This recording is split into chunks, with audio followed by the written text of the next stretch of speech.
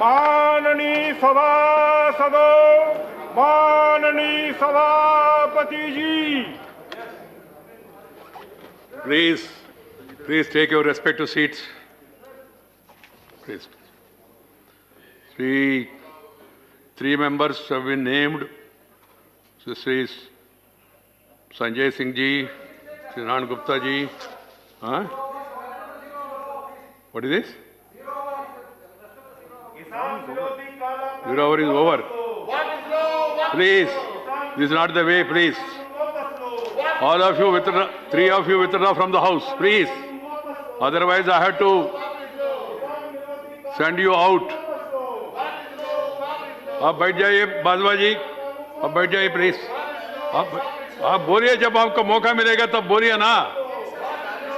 Nothing shall go on record. Nothing shall go on record. I appeal to all the three members who have been named. Please leave the house. Don't create a situation where I have to call the marshals and send you out. That is the most unpleasant thing. Please, आप बैठ जाइए please. आप बैठ जाइए. आपका नेता ने बोला आप बैठ जाइए प्लीज. आप बैठ जाइए. राष्ट्रपति अभिभाषण में आप बोलिए. मैंने कहा ना, राष्ट्रपति अभिभाषण किसानों का समस्या का चर्चा जारी, और जिनको बोलना है वो बोले अनुमति लेके, और समय भी पर्याप्त दिया है. इसके बाद भी आप लोग ऐसा हंगामा करें तो कोई मतलब नहीं है. लोग इससे संतुष्ट नहीं होंगे.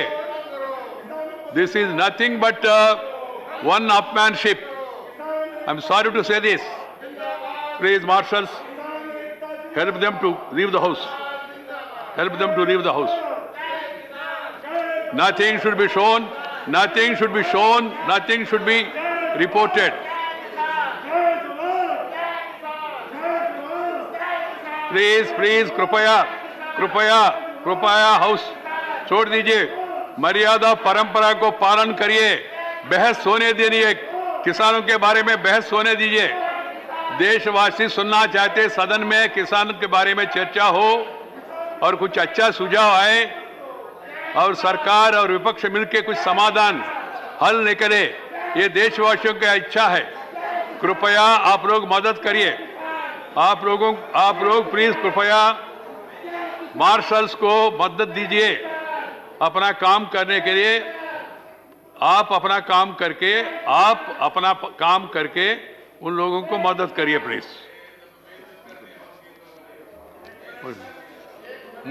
Motion on thanks on the President's address. Please.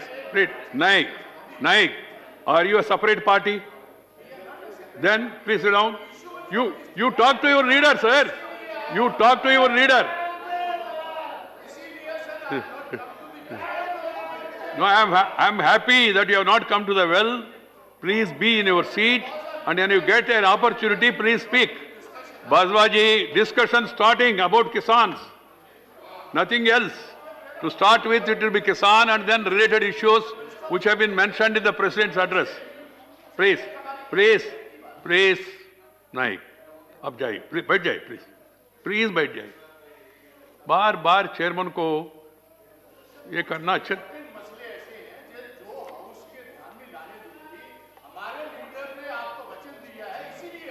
हो गया.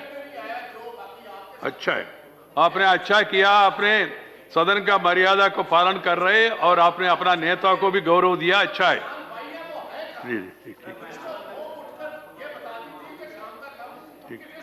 ठीक. अब बैठ जाए. नहीं जाएगा ये रिकॉर्ड में नहीं जाएगा. No, Siva, please. No amendment. Amendments will come. I have to take up now. Give me some time to breathe. If members follow the rules and regulations, we will have congenial atmosphere to discuss. Once the President's address discussion starts, we will also have the amendment moved by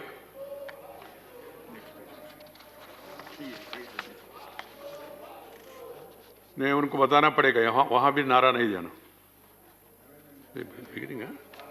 शुरू इसी से दूसरा amendment शुरू से अभी अभी नहीं करना सर, अभी तो गूगल से पुलिस जी मूव करेंगे। अब उनका नाम लेके बोलिए, और वो भाषण होना है ना उनका भाषण होगा, फिर सेकेंडर का भाषण होगा, फिर इसके बाद the Paddhati, this is the system, Mr. Siva. The mover of the motion, he will move and speak. Then the person who seconds this, he will speak. Then the House will take up amendments given by different members one by one, and then we will go to discussion. So, the Sri Bhuvanesh Karita to move that an address to be presented to the President in the following times. Huh? I think that is a seat allotted to him. ठीक है. From the chamber, sir. तो ये comments सबके लिए लागू होता है. Honorable Chairman, sir, I rise to move the following motion. The members of the Rajya Sabha assembled in this session are deeply grateful to the President for the address which he has been pleased to deliver to both the Houses of Parliament assembled together on January 2021. Sir, the address which our President delivered on 29th of January 2021 is an important document and has historical significance. It is a speech full of achievements in different fields under dynamic leadership of our Honorable Prime Minister, Sri Narendra Modi ji. The President, in his address, has... Lobbies also to be cleared by persuasion, please, because it will be disturbing the members' attention. Please. Thank you, sir. The President, in his address, has outlined major policy achievements and objectives of the government. During the course of my speech, I shall briefly refer very highlights of the address, sir. Our Prime Minister believes in the principle of Sabka Saath, Sabka Vikas, and Sabka Vishwas. And I stand for the principle minimum government and maximum governance. It believes in empowerment, transparency, and is a firm believer of Team India concept. With the principle of Sabka Saath, Sabka Vikas, more than 116 backward districts are identified for all-round development to come at par with the forward districts of the country. These districts are not selected in the BJP-ruled states. These districts are selected which are backward and all over the country, even in the non-BJP-ruled states.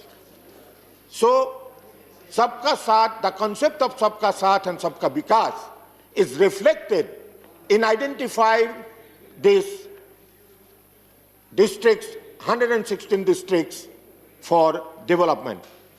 The government has taken care of all sections of the society. Poor, downtrodden and underprivileged and the people living in the rural areas. Priority of this government is Gaon, Garib and Kisan. The government is dedicated to strengthen the underprivileged sections of the society and build a strong nation. So the life and livelihood is the priority of the government. Our Prime Minister, Sri Narendra Modi ji, always believes in 100% and not less than that, unlike the previous governments. If it is toilets, it has to be 100%. Shiva, if it is houses, it has to be Lord Shiva 100%. cannot leave Himalaya unless there is something. If it is electricity, it has to be 100%. If it is electrification of villages, it has to be 100%. So, unlike other governments, this government under the leadership of Sri Narendra Modi ji aims at 100% and achieve 100%. So I can mention here one thing in my state where projects were left undone or half done. I can remind you, sir, about the Bogeyville Bridge. Decades passed and it was half done or undone. The Bhupen Hazarika Setu was left undone or half done. So this government believes in 100% implementation of its promises and completed and made it operative both Dr. Bhupen Hazarika Setu and the Bogeyville Bridge. Sir, this is the goal, this is the policy of this government. I'm proud that my state, Assam, has achieved 100% electrification in the villages. These projects were earlier left undone or half done or just started, but this government has completed it into 100%, sir. The President has highlighted how our country had to come together over the last year to overcome several adversities, including COVID-19 pandemic, floods, earthquakes, cyclones, locust attacks, and bird flu. The country witnessed an unparalleled, indomitable courage, endurance, and discipline of our countrymen. The most of the countries in the world appreciated us. The challenge was life, livelihood, safe life of the people of the country. Even the United Nations is appreciative of the actions taken by the government under Sri Narendra Modi ji and the steps taken to tackle the COVID-19 pandemic in this country and also help the neighboring countries. Sir, the country witnessed an unparalleled and indomitable courage to support the government and to support the steps taken by the government and come to a success, near success of tackling this pandemic. The most of the countries in the world which has been appreciative of this government under the leadership of Narendra Modi ji. Also, the organizations like World Health Organization, countries like Brazil are always and has been appreciative during this period. And our government, due to corrective measures taken from time to time in this period of corona pandemic, the economy has started recovering from the damage suffered by our economy and slowly emerging as an attractive place for the FDI as well as domestic investments. Sir, I rise to support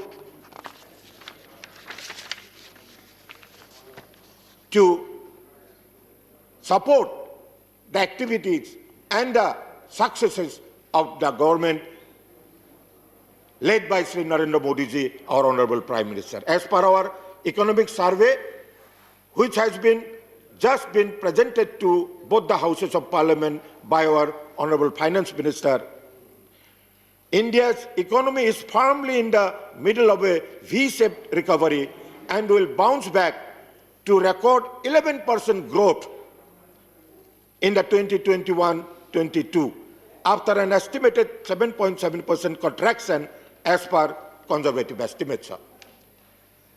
It is because of our government right decision under the leadership of our Prime Minister Sri Narendra Modi ji that because of the 3 months lockdown since March 2020, it helped to break the chain and reduce the number of COVID cases in the country.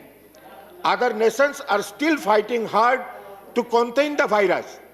Today, the number of COVID-19 cases is going down rapidly and the number of recoveries are also high.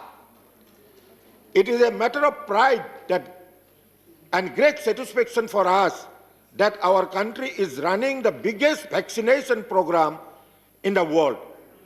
Both the vaccines of this program, the Covaxin of Bharat Biotech and Covishield of Serum Institute,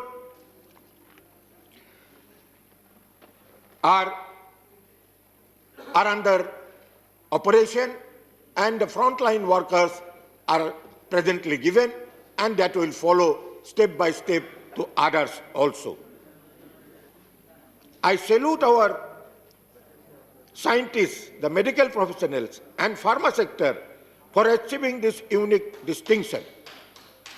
Lakhs of doses of vaccines are being provided to our other nations also, sir, including the neighboring countries, Nepal, Bangladesh, Sri Lanka, Afghanistan, the Seychelles and Mauritius by this spring. India has already sent 3.2 million free doses of vaccine to Bangladesh, Nepal, Bhutan and Maldives. So, if we compare this with our vaccine with other countries, as you know, sir, and the whole world knows, that even countries like Brazil rejected the Chinese vaccine because of its efficacy. And even Brazil has opted for Indian vaccine, Covaxin. So, over a year of abrogation of Article 370 in Jammu and Kashmir, the people have supported government's policy of development. Only a few weeks ago, for the first time, Jila Parishad elections were held in Jammu and Kashmir and concluded successfully, sir. This is a significant achievement. The path of development in Jammu and Kashmir and Ladakh are open, and welfare schemes among the people are being implemented. So, the Jammu and Kashmir and Ladakh has come to the mainstream of development where they were deprived earlier. So, after independence, for the first time, for more than 300 block development council elections were held. RERA law is implemented. Jammu and Kashmir got reservation for poorer section of general caste, reservation for Pahari-speaking people, property rights for women, startup policy, trade and export policy, logistics policies are enforced. Terror funding has been stopped to the secessionists. Anti-corruption bureau is set up. More than 24,000 houses under Prime Minister's Awas Yojana has been built after the governor's rule. 1.5 lakh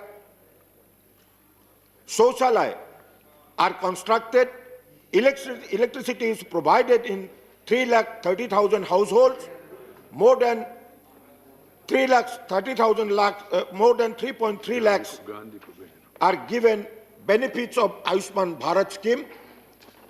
More than 1.5 lakh old age persons, women, Divyangajan are covered under pension schemes. Elections for more than 4,400 sarpanch, 35,000 panch were held peacefully. Our party, Bharatiya Janata Party, believe in unity, integrity and of the nation and committed to Sarva Dharma Samabhava. Integration of the people of Jammu and Kashmir had been the wishes of the Indian people. Under Pradhan Mantri Garib Kalyan Yojana, 80 crore people were provided with 5 kg food grains per month for 8 months. Government took care of the hardship faced by our migrant laborers, workers, and those who were away from homes. One nation, one ration card was provided, made food grains available, and also organized Shramik special trains for the migrant laborers. These affirmative steps saved lives from starvation during the lockdown and pandemic period. When we travel, sir, when we travel in the country, in my state, we find people were without jobs for some time. They were without food for some time. But because of this Pradhan Mantri Garib Kalyan Yojana, they could survive and they could live, and they are prospering now. An amount of rupees 31,000 crore was directly transferred to Jan Dhan accounts of poor women. More than 14 crore gas connections, gas cylinders were given free of cost throughout the country to poor women beneficiaries under the Ujjwala scheme. Under the dynamic leadership of our Prime Minister Shri Narendra Modi ji, the country demonstrated its scientific capabilities, technical expertise, and strength of the startup ecosystem by developing a network of about 2,200 laboratories in a short span of time, manufacturing ventilators, PPE kits, test kits. Programs like Rashtriya Poshan Abhiyan, Fit India Movement, and Khelo India Abhiyan have helped in creating awareness amongst our countrymen, especially youth and children, and the importance of health was, with this Abhiyan and Yojana, the importance of health is given most important priority. Under Pradhan Mantri Swasthya Suraksha Yojana, government has sanctioned 22 new AIIMS. The decades-old Medical Council of India has been replaced with National Medical Commission. Sir, I may mention here that for 50 years in my state, in Assam, there were 4 medical colleges. But in 4 months of BJP rule in Assam, there are 12 medical colleges now. The members of Congress and some opposition parties are trying to block the proceeding last 2 days of this August House. Let me remind them that the 3 farm laws have been passed by both the houses of parliament, and with much deliberations, the benefits of these 3 important farm reforms have started reaching to more than 10 crore people, small farmers. And in fact, there had been no reduction of rights and facilities of the farmers. So, rather, through these agricultural reforms, the government has given new rights to the farmers, sir. Even after opposition members are raising the issue to disrupt the House today, we have utmost respect for our farmers. Sir, the Agriculture Minister, Sri Tomarji, and Honorable Minister, Sri Piyush Goyalji, is having discussions with the farmer leaders. Many rounds of discussions are already taken place, and door is always open for further discussion, so that this issue of farm laws can be resolved amicably. Government is ready to discuss all issues concerning it. But my appeal to our friends, please do not make it another Shahin Bagh. What happened to Citizenship Amendment Bill? In the Lok Sabha, the bill was brought in. The opposition had objections. The government listened to it, and the government did not pursue it to be passed in the previous parliament. Sir, instead, it was given in the BJP manifesto of 2019 parliament elections. People of India supported BJP and returned to power with decisive majority, and CAA was passed. Now you have objections and you are objecting to it, and you want to organize another Shaheen Bagh. The anti-CAA leaders in Assam are now forming regional parties. 1, 2, 3 more parties are growing. And let me remind you what Congress got in 2019 Lok Sabha elections. By supporting the CAA, the anti-CAA parties will lose in 2021 elections in Assam. BJP-led alliance will win and return to power with the blessings of the people of Assam. Under Pradhan Mantri Kisan Yojana, government is encouraging production of ethanol from sugarcane, maize and paddy. The annual ethanol production has increased from 38 crore to 190 crore litre. The production is expected to reach 320 crore litres this year, sir. Our government believes in Atmanirbhar Bharat. Rapid execution of major infrastructure projects and their completion even during COVID-19 pandemic situation speaks of volumes of government's resolve. Take the case of submarine optical fiber cable from Chennai to Port Blair, the Atal Tunnel or the Char Dham Road projects. These are only some examples. There are many examples which I can give, because the Atmanirbhar Bharat, the principle of this country to make it self-reliant, if somebody has taken practical steps, real success has been shown by the government led by Sri Narendra Modi ji.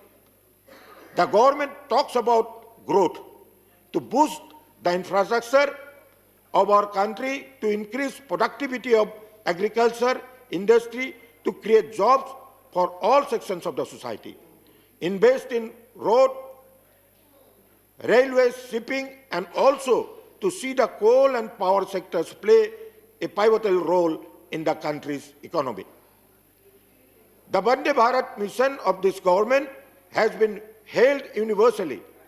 Our country has registered a record improvement in the ease of doing business, ranking India has moved from 65 to 34 in World Tourism Ranking. Sir, it is a matter of pride for all of us that India has joined the Security Council as a non-permanent member in the United Nations for the 8th time by getting support from countries of nations who are close to India. This reflects our growing relations with other countries.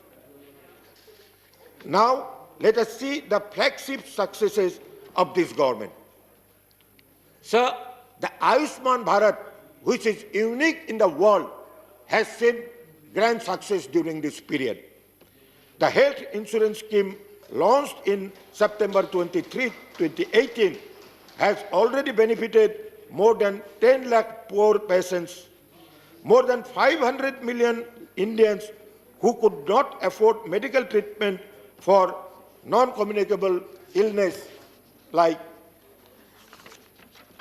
the cancer, the heart disease, now have access to free health care. So the Insolvency and Bankruptcy Code, which has made ease of doing business and more easier, was pending for about 40 years. And the previous governments did not take any step to bring the Insolvency and Bankruptcy Code. The legislation enacted in the Silver Ballot to tackle Indian chronic problem of non-performing assets banks have begun to recover debts that had seemingly turned irretrievably bad. So rural electrification is one of the flagship program of this government, which has seen utmost success in the recent past. The government's push to provide last-mile connectivity to access rural clusters has been appreciated by this country, and I can say that in my state, every village has got electrification.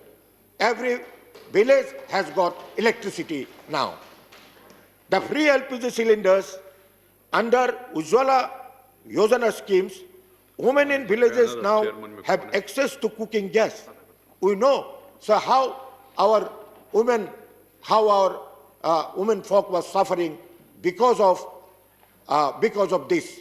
Now, this has both health and economic benefits. Health benefits for the women and economic benefits for the others. Over 60 million free LPG connections have been given, with nearly 50% going to the SC and ST households. Sir, the implementation of the goods and services tax was a bold step on the part of this government. This was pending for 20 years. GST collection are picking up as the economy is on the path of recovery after the COVID-19 pandemic, sir.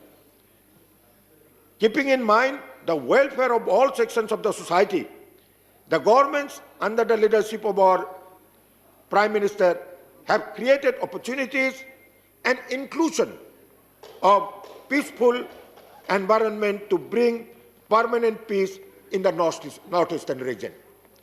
Sir, the Assam government during last 4.5 years achieved notable successes in realizing the above goals of making the state free from illegal migration, insurgency, corruption, and pollution.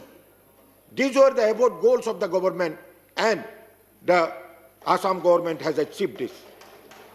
So the government public relationships and transparency is the hallmark of the Assam government today. The Jati, Mati, and Bheti secured for the indigenous people. Our Honorable Prime Minister visited Assam recently. He himself distributed Myadi Patta for 1,06,000 people by his own hand. Sir, this will secure the land rights of the landless people in Assam, and particularly the indigenous people of Assam. Under the guidance and efforts of dynamic leadership of Sri Narendra Modi ji, BTR Accord was signed in January 2020, bringing an end to the Bodoland movement. Honorable Prime Minister Sri Narendra Modi ji addressed the biggest ever rally in Bodoland, bringing the Boros and non-Boros together. Honorable Home Minister Amit Shah ji addressed the completion of 1 year of the accord recently. Sir, the Bodoland was divided between Boros and non-Boros. Recently, the elections were held to the Bodoland Territorial Council, and all Boros and non-Boros participated in the election, came to one platform and elected a territorial council recently in Assam. Nearly 30 years long movement of the Boros took toll of 4,000 persons in violence. Bodoland Territorial Council elections has shown the path to the other parts of the northeastern region to strengthen the democracy in that part of the region. Another record for resettlement of Bru tribes has brought solution in states of Mizoram and Tripura, where we we have seen disputes and clashes because of this problem. Recently, it has been settled, and resettlement of Bru tribes has been completed. Besides bringing peace and tranquility in that region, the insurgency has gone down, terrorism has gone down, violence has gone down, sir. But besides bringing peace, the second most focus of this government is development and connectivity. The government had supported ushering in progress under Act East policy. The work of connecting Myanmar and other neighboring countries with northeastern region, the road and rail connectivity is under progress. Air connectivity is being expanded to the neighboring countries under URAN connectivity of this government. In Assam, national highway work of around 19,000 crore are currently under progress. I am happy that another rupees 34,000 crore covering more than 1,300 kilometers will be undertaken with the allocation in the budget of 2021. I thank this government. Tea industry is the dominant industry in Assam. We have to give more and more attention to these industries because this is the only industry surviving successfully in the northeastern region besides other industries. The budget of 2021-22 allocation of rupees 1,000 crore for the welfare of tea workers will benefit the tea workers of Assam. And I appreciate the feelings that this government has shown to the northeastern region, which has been backward till recently. But let me tell you, sir, our Prime Minister, Sri Narendra Modi ji, after coming to power in the center, has visited Assam 40 times. I think no Prime Minister in previous governments visited so many times to look after the people of northeastern region, sir. Sir, his recent visit to distribute pattas to the indigenous people it was a successful program, and he was welcomed by more than 5 lakhs people in a rally, sir. So, I want to raise some of the issues of the tea industry in Assam. The tea industry, which is one of the premier industry in the country, and Assam produce major tea. Assam is a major tea production state, and we have to give attention to this industry. And I am really glad that the tea workers are given importance. Tea workers today are, by the state government, by the central government, are given priority, and they are getting their due, they are getting their houses, they are getting their schools, they are getting their health care, and the community as well as other communities are prospering during the rule of Sri Narendra Modi ji. With this, I support the President's address and do hope that the whole House would support the President's address and would adopt the motion unanimously. Thank you, sir. Thank you. Thank you, Bhuvanesh ji. Sri Vijay Pal Singh Tomar, seconding the motion. धन्यवाद माननीय सभापति महोदय। मैं महामहिम राष्ट्रपति जी के भाषण को जो धन्यवाद के लिए जो प्रस्ताव माननीय भुवनेश काली जी ने प्रस्तुत किया है उसके पक्ष में बोलने के लिए खड़ा हुआ, उसका समर्थन मैं करता हूं। मान्यवर, कोरोना महामारी से निपटने के लिए, क्योंकि ये वर्ष ऐसा रहा पूरे विश्व में महामारी का दौर रहा, उससे निपटने के लिए जिस तरह राज्यों का सहयोग लेकर और देश की जनता को विश्वास में लेकर हमारे देश के यशस्वी प्रधानमंत्री जी ने जो कार्य किए, विश्व भर में उसकी सराहना हो रही है। विश्व के न्यूनतम मृत्यु दर पर भारत में यहाँ 136 करोड़ लोगों की जान की चिंता की, वहीं विश्व के अन्य देशों को भी यहाँ से दवाएं भेजने का काम किया। यहाँ की मृत्यु दर प्रति लाख पर 112 रही। 48 घंटे के अंदर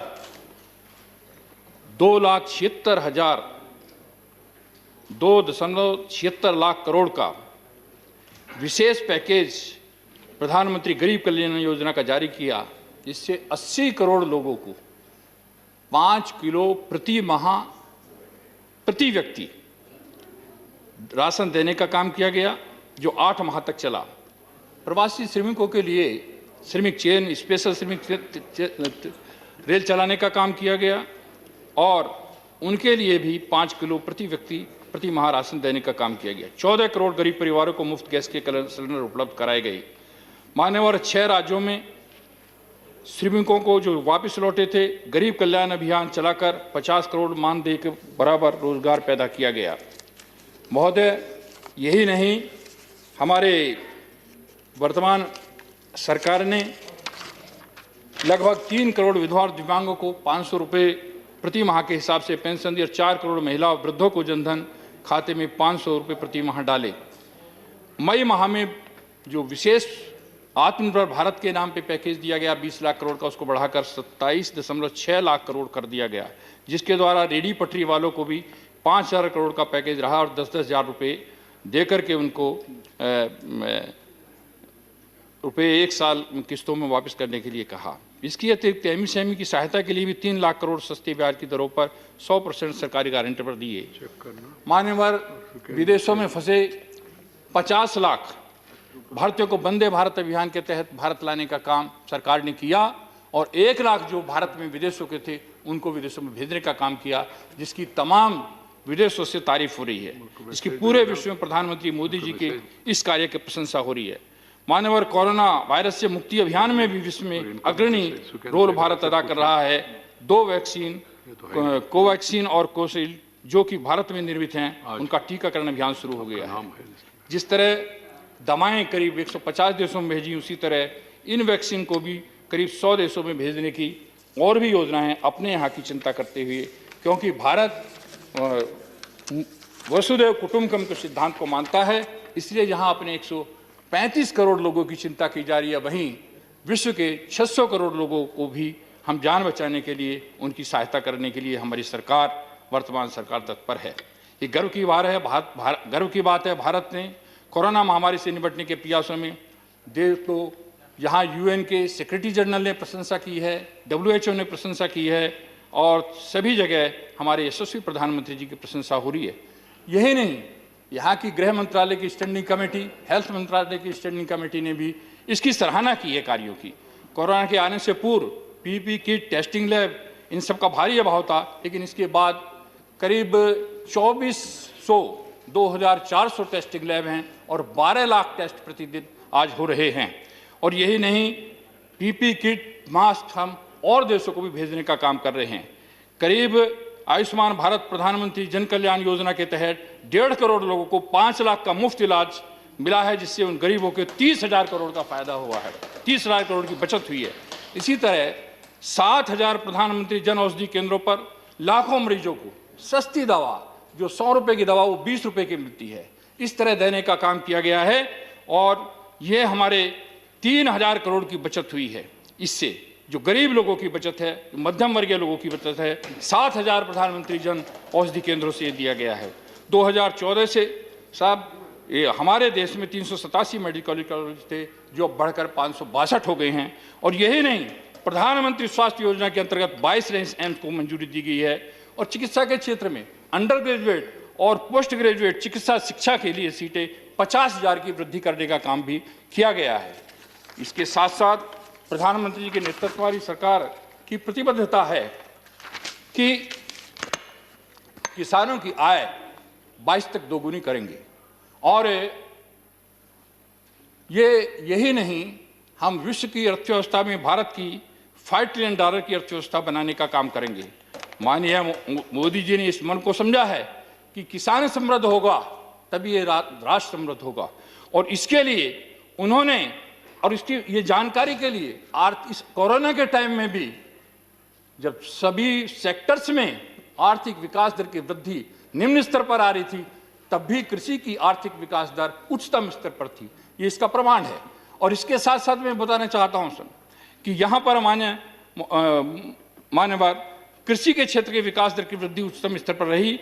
किसान जो इस जब पुराना भी यदि हम इतिहास देखते हैं कि विश्व की अर्थव्यवस्था में सबसे बड़ा भारत ही सबसे समृद्धशाली राष्ट्र था जब यहाँ के 80% लोग खेती करते थे।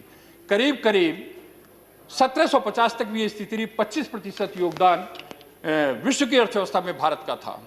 लेकिन जब मोदी जी ने सत्ता संभाली तब तो ये कभी भी घट करके विश्व की, उस समय जब देश आजाद हुआ था तब करीब 75% लोग खेती में थे और देश की अर्थव्यवस्था में कृषि का योगदान 51.8% था, कभी 52% था। लेकिन जब सरकार माननीय मोदी जी के नेतृत्व में बनी तो 14% के करीब था और कभी भी 18% से ऊपर नहीं गया था आज़ादी के बाद।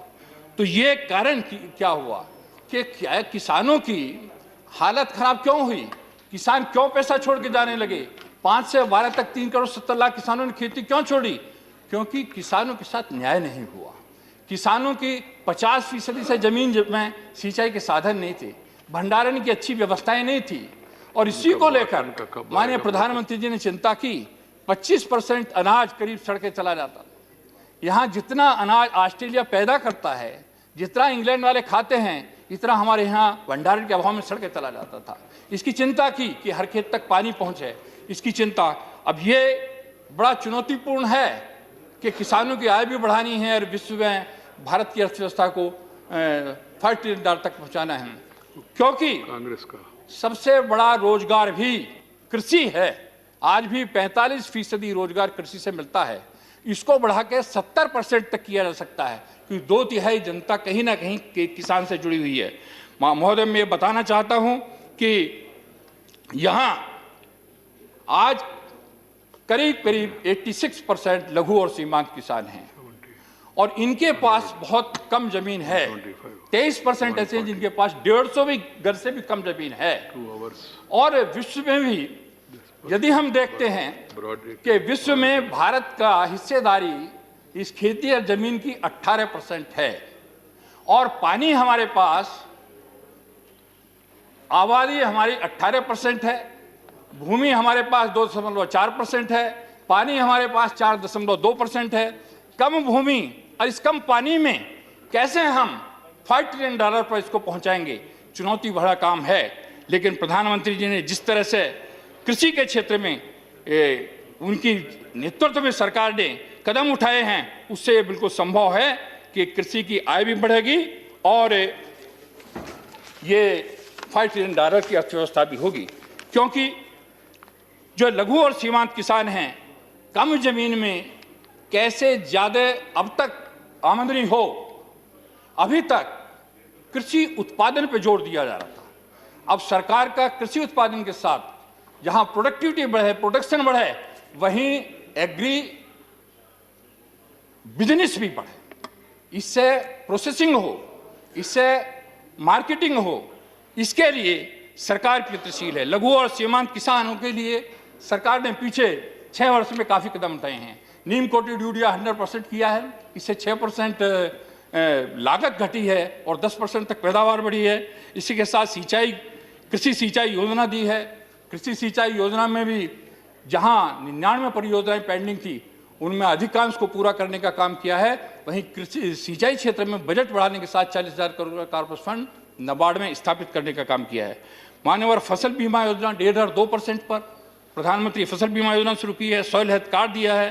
किसान सम्मान निधि में 1,13,000 करोड़ अब तक किसानों के खाते में जा चुका है। 6,000 सालाना ये दिया जा रहा है। मान्यवर इनाम से 1,000 मंडियों को जोड़ने का काम किया है। आगे भी 1,000 और मंडियों को जोड़ने की योजना है। पोस्ट हार्वेस्टिंग लॉसेस जो मैंने अभी कहा 15 से 22% तक होते हैं। एक सर्वे के अनुसार 92,000 करोड़ रुपए सालाना इसमें किसानों का खराब हो रहा है। जो यदि इसको बचाया जा सकता, मीट आउट किया जा सकता, 92,000 करोड़ का फायदा किसानों को होगा। तो इसकी चिंता करने का काम, ताकि भंडारण की चिंता हो। मान्यवर, ये कृषि अनुसंधान सर्वे के अनुसार यहाँ कृषि उत्पाद यदि कंज्यूमर को 100 रुपए में मिलता है तो किसान की हिस्सेदारी उसमें 23 रुपए है। 100 में से 77 रुपए बिचौलियों के हाथ में जाता है। और मान्यवर, मैं कोरोना के टाइम में व्यक्तिगत अपना एक्सपीरियंस शेयर कर रहा हूं। मैं देहात से चला, एक खेत के पास गाड़ी में लौकी भरी थी, 10 रुपए की 3 किलो दी। गाजियाबाद एक्सटेंशन पे आकर पूछा 25 रुपए किलो। दिल्ली गोल मार्केट से मंगाई तो 30 रुपए किलो। तो वहां 3 रुपए किलो किसान दे रहा है और कंज्यूमर को 30 रुपए में मिल रही है, 27 रुपए बिचौलिए खा रहे हैं। इसका प्रैक्टिकल उदाहरण है कि इस तरह यदि इन बिचौलियों को समाप्त करने के लिए इन कानूनों के द्वारा बिचौलियों को समाप्त करने का जो प्रयास किया गया है, जो नए कानून आए हैं, मैं मान्यवर इसके साथ ही वैल्यू एडिशन करना। वैल्यू एडिशन हमारे देश में करीब 7% है, जबकि ब्राजील है, यूएस है, फिलीपींस है, बहुत देश है जहां 70% से अधिक वैल्यू एडिशन है। वैल्यू एडिशन के द्वारा किसानों की खेती बढ़ाना, डाइवर्सिफिकेशन करना इन नए कानूनों के द्वारा संभव है। क्यों? क्योंकि मैंने बताया 23% किसान ऐसे हैं जिनके पास तो 150 गज से भी कम जमीन है। 86% लघु सीमांत किसान हैं। ये किस तरह से एक किसान कम जमीन में ज्यादा इनकम करे, उसके लिए जरूरी है कि उसमें वैल्यू एडिशन हो। और वैल्यू एडिशन के लिए ये कानून बहुत सहायक हैं। क्यों? एक उदाहरण मैं देना चाहता हूं सर। बुलंदशहर का एक किसान हल्दी पैदा करता है, उसको 8 रुपए 10 रुपए किलो कच्ची हल्दी जाती थी। जाके देख सकते हैं, मैं देखा है। उसने उस कच्ची हल्दी को सुखाकर पाउडर बनाया। 5 किलो कच्ची हल्दी का 1 किलो पाउडर बना और 1 किलो पाउडर को उन्होंने पैकिंग किया, ब्रांडिंग किया और ब्रांडिंग करने के बाद वो बाजार में 300 रुपए किलो गई। 6 गुना वृद्धि। अब वो और किसानों से कह रहा है हल्दी पैदा करो, उनकी जमीन ले रहा है और जो 10 नहीं 15 रुपए किलो मैं लूंगा। 15 रुपए किलो लेके भी 75 रुपए में 1 किलो हल्दी बनती है कच्ची और उसके 300 रुपए बन जाते हैं। तो ये वैल्यू एडिशन के बिना, क्योंकि अब तक जो प्रोडक्शन पर जोर था, प्रोडक्शन के साथ साथ प्रोडक्शन बढ़ाने के साथ साथ प्रॉफिटेबिलिटी भी बढ़ानी है। प्रॉफिट कैसे बढ़े, लाभकारी कैसे हो, तो ये आवश्यक है। दूसरा सर मैं एक और बताना चाहता हूं कि ये हमारे कोविड के समय फूलों की खेती वालों का बड़ा नुकसान हो रहा था। माननीय कृषि मंत्री जी बैठे हैं, मैंने उनको भी पत्र लिखा था और मिलकर भी कहा, आग्रह किया था। एक किसान मुझसे मिला, मैं जिस क्षेत्र से एमएलए रहा था वहां फूलों की अच्छी खेती होती है, गेंदे के फूलों की। उसने मुझसे कहा मुझे कोई खास नुकसान नहीं हुआ। मैं कहा क्यों? क्योंकि मैंने गेंदे के फूल से इत्र भी निकाला है और तेल भी निकाला है, क्योंकि प्रोसेसिंग किया है, तो उसको कोई नुकसान नहीं हुआ। मान्यवर, तो जो डाइवर्सिफिकेशन है, वैल्यू एडिशन है, डाइवर्सिफिकेशन भी, जैसे बीज है, कम जमीन में नर्सरी तैयार की जा सकती है, बीज तैयार किया जा सकता है।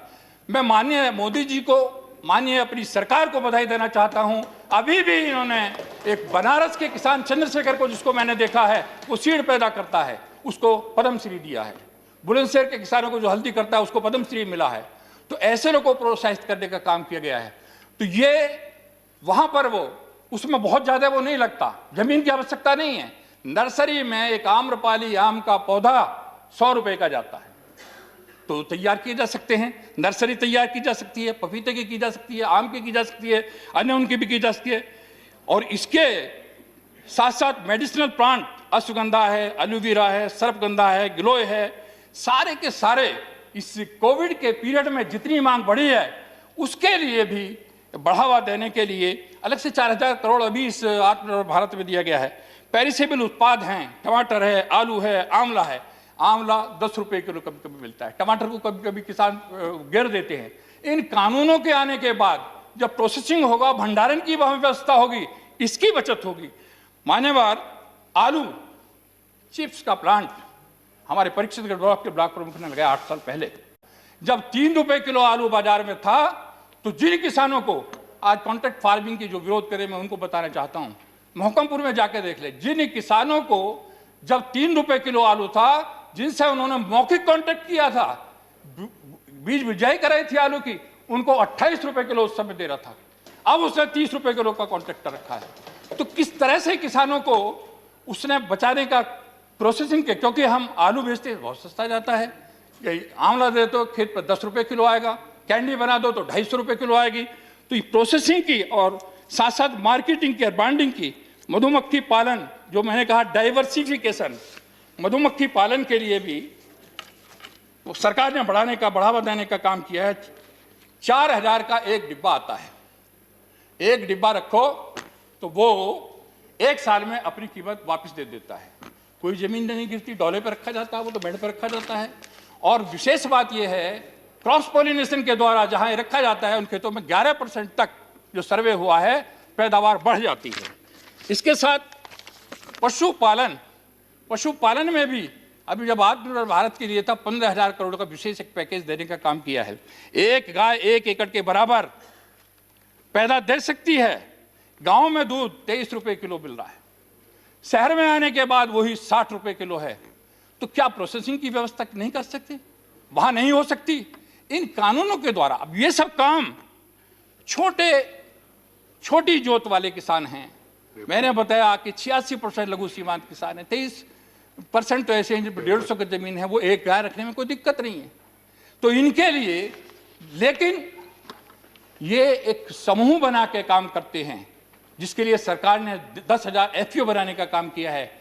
और ये उससे, क्योंकि वहां सारा नाबार्ड उनको ट्रेनिंग देगा, उनको अनुदान दिया जाएगा, उनकी ब्रांडिंग की जाएगी, पैकिंग की जाएगी, भंडारण की वही व्यवस्था होगी, प्रोसेसिंग की व्यवस्था होगी, और एपीडा के द्वारा उनकी मदद करके एक्सपोर्ट करने तक की व्यवस्था होगी। तो इस कीमत किसान को मिल सकती है इन कानूनों के आने के बाद। मान्यवर, मैं मत्स्य पालन की बात करना। मत्स्य पालन में 20,000 करोड़ का एक विशेष पैकेज दिया है माननीय सरकार ने, और मैं माननीय प्रधानमंत्री जी को बधाई देना चाहता हूं कि वहां एक करनाल के किसान को पद्मश्री अवार्ड दिया गया है। 1 एकड़ में 5 लाख रुपए सालाना वो कमाता है। मालूम किया उससे तो 3 लाख तो मछली पालन से और 2 लाख रुपए उसका सीड नर्सरी तैयार करके वो लेता है। तो ये इससे बड़ी और क्या बात हो सकती है? सरकार इसको बढ़ाने का काम कर रही है। मान्यवर, कुछ लोग उठाना चाहते हैं, लोगों को भ्रमित कर रहे हैं, भाई ये राज्यों का विषय है, इसमें कानून कैसे बना दिए? मान्यवर, इसमें स्पष्ट है, जो संविधान का आर्टिकल 246 का 7वें शेड्यूल के 14वें आइटम पर ये सारी व्यवस्था केंद्र सरकार, चाहे प्राइस कंट्रोल हो, व्यवसाय हो, कृषि ऋण हो, भुगतान हो, ऋण की माफी हो, और बाजार का बेचना हो, संरक्षण हो, ये सारे समवर्ती सूची में है। केंद्र को पूरा अधिकार है, इसलिए कानून बनाने में कोई दिक्कत नहीं थी। लेकिन मैं मान्यवर एक बात कहना चाहता हूं कि यहां कानून को बनाने से पहले कुछ लोगों ने कहा कि लोगों में चर्चा नहीं हुई। इस 15-20 साल में, 2 दशक में 12 एक्सपर्ट्स की कमेटी बनी है, और 12 एक्सपर्ट्स की कमेटी बनने के बाद एक कमेटी 2010 में माननीय भूपेंद्र सिंह हुड्डा की अध्यक्षता में बनी, हरियाणा के मुख्यमंत्री थे, उसकी भी रिपोर्ट है। उसके अलावा जो और कमेटी हैं उनको मैं डिटेल नहीं लेकिन नाम बताना चाहता हूं। 2001 में शंकरलाल गुरु की अध्यक्षता में कमेटी बनी, उसकी रिपोर्ट है। फिर दूसरी कमेटी मोन्टेक सिंह अहलवालिया की अध्यक्षता में बनी, वो रिपोर्ट है। तीसरी RCA जैन की अध्यक्षता में बनी, वो रिपोर्ट है। और चौथी हमारे ये डॉक्टर स्वामीनाथन जी हैं, इनकी जो अध्यक्षता में बनी है, डॉक्टर MS स्वामीनाथन जी, इनकी रिपोर्ट है। और बात कहते हैं स्वामीनाथन रिपोर्ट लागू करो, 2006 तक 6 में आ गई थी, 14 तक तो लागू नहीं हुई। माननीय प्रधानमंत्री जी ने, इस सरकार ने आने के बाद किसानों को लागत का 1.5 गुना दिया है, वो भी मैं बता दूंगा MSP कैसे बढ़ी है और कितनी खरीद हो रही है, उनके टाइप कितनी थी। तो मैं कहना चाहता हूं स्वामीनाथन की सारी रिपोर्ट नहीं पढ़ता, मैं एक रिपोर्ट जरा सी पढ़ के सुनाता हूं जो उन्होंने रिपोर्ट 2006 में प्रस्तुत की है। सरकार की प्राथमिक कृषि वस्तुओं पर बाजार शुल्क की पूरी तरह से समाप्त करना, विभिन्न सेवाओं जैसे वसूल करने की जरूरत है कि निजी मंडियों की स्थापना के लिए सहकारी समितियों सहित निजी कंपनियों को अनुमति देना किसानों को एक विकल्प उपलब्ध कराने के और उच्चतम रिटर्न देने के लिए एक बड़ा कदम होगा। आवश्यक वस्तु अधिनियम को निलंबित रखा जा सकता है और आपातकाल की स्थिति में केवल सरकारी अधिसूचना द्वारा पुनः स्थापित किया जा सकता है। ये रिपोर्ट उनकी है, ये भी उनकी रिपोर्ट है। तो सारा और तमाम स्टेक होल्डर्स के साथ डिस्कशन हुए हैं, उनको विश्वास में लिया गया है, तब ये कानून बनाए गए हैं मान्यवर।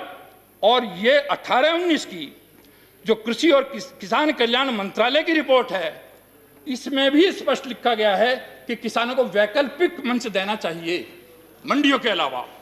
तो ये सारी सबकी जानकारी के बाद, सबसे बात करने के बाद ये कानून पास किए गए हैं। और साथ ही मैं 2-3 बात और रखना चाहूँगा इसी कानूनों के बारे में।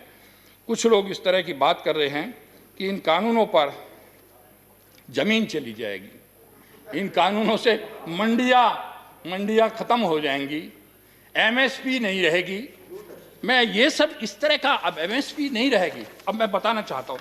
यूपीए के टाइम में 13-14 में गेहूं की खरीद हुई थी 3,384 करोड़ की, जो किसानों को मिला था। एनडीए ने 19-20 में दिया 6,280 करोड़ और 20-21 में 7,560 करोड़। ये कह रहे हैं एमएसपी खत्म हो जाएगी, हम ज़्यादा दे रहे हैं। धान पर भी उनके टाइम में 13-14 में 63,928 करोड़ रुपए की धान खरीद हुई थी और वर्तमान टाइम में 19-20 में 1,41,930 करोड़ की धान खरीद हुई है और 20-21 जो अब चल रहा है 1,72,752 की खरीद हो चुकी है इतने करोड़ की। ये है। दलहन में उनके टाइम में 236 करोड़ की खरीद हुई थी। एनडीए के टाइम में 19-20 में 8,285 करोड़ की खरीद हुई है और अब तक 10,385 करोड़ की इस वर्ष में हो चुकी है। तो ये कैसे कह रहे हैं एमएसपी खत्म हो जाएगी? ये सब गुमराह करने का जो प्रयास चल रहा है, क्योंकि कुछ हताशा में हैं। जहां भी चुनाव होते हैं मोदी जी के नेतृत्व में भारतीय जनता पार्टी हो बड़े उससे जीत रही है, तो इसलिए हताशा में भरे लोग किसानों के कंधे पर बंदूक रख के चलाना चाहते हैं। मान्यवर, अब 30,000 करोड़ की मैं कहा कि यहाँ 12 लाख हमारे लघु सीमांत किसानों की आय बढ़ाने के लिए प्रधानमंत्री ने जो कदम उठाया उसका मैंने बताया। अभी मान्यवर,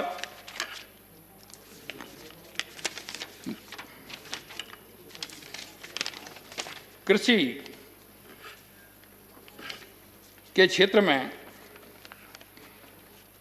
जो मेडिसिनल प्लांट्स के लिए दिया है, उसके अलावा जो डेयरिंग के लिए भी 15,000 करोड़ दिया है, मत्स्य के लिए 20,000 करोड़ दिया है। 1 लाख करोड़ का जो इंफ्रास्ट्रक्चर के लिए, गोडाउन्स के लिए, पोस्ट हार्वेस्टिंग लॉसेज जो करीब 192,000 करोड़ का है, यानी 25% तक है, 15 से 22% तक उसको मीट आउट करने के लिए किया जा सकता है। तो ये दिया है 1 लाख करोड़ का एक विशेष किसानों के लिए। मान्यवर, जब ये इन कानूनों के द्वारा आप जो एफपीओ बने हैं, किसान अपने, छोटा किसान है, मंडी ले जाता है, एक दिन खराब होता है, किराया लगता है, वहाँ टैक्स लगता है और उसको पता नहीं वहाँ बिकेगा नहीं बिकेगा। मैं तो खुद बेचा है, मैं गुड़ ले जाता था, अगले दिन को भेज देते कल बिकेगा ये कह देते, तो उसकी नुकसान होता है। तो उसको यदि उसके द्वार पे विकल्प मिल रहा है तो दिक्कत क्या है?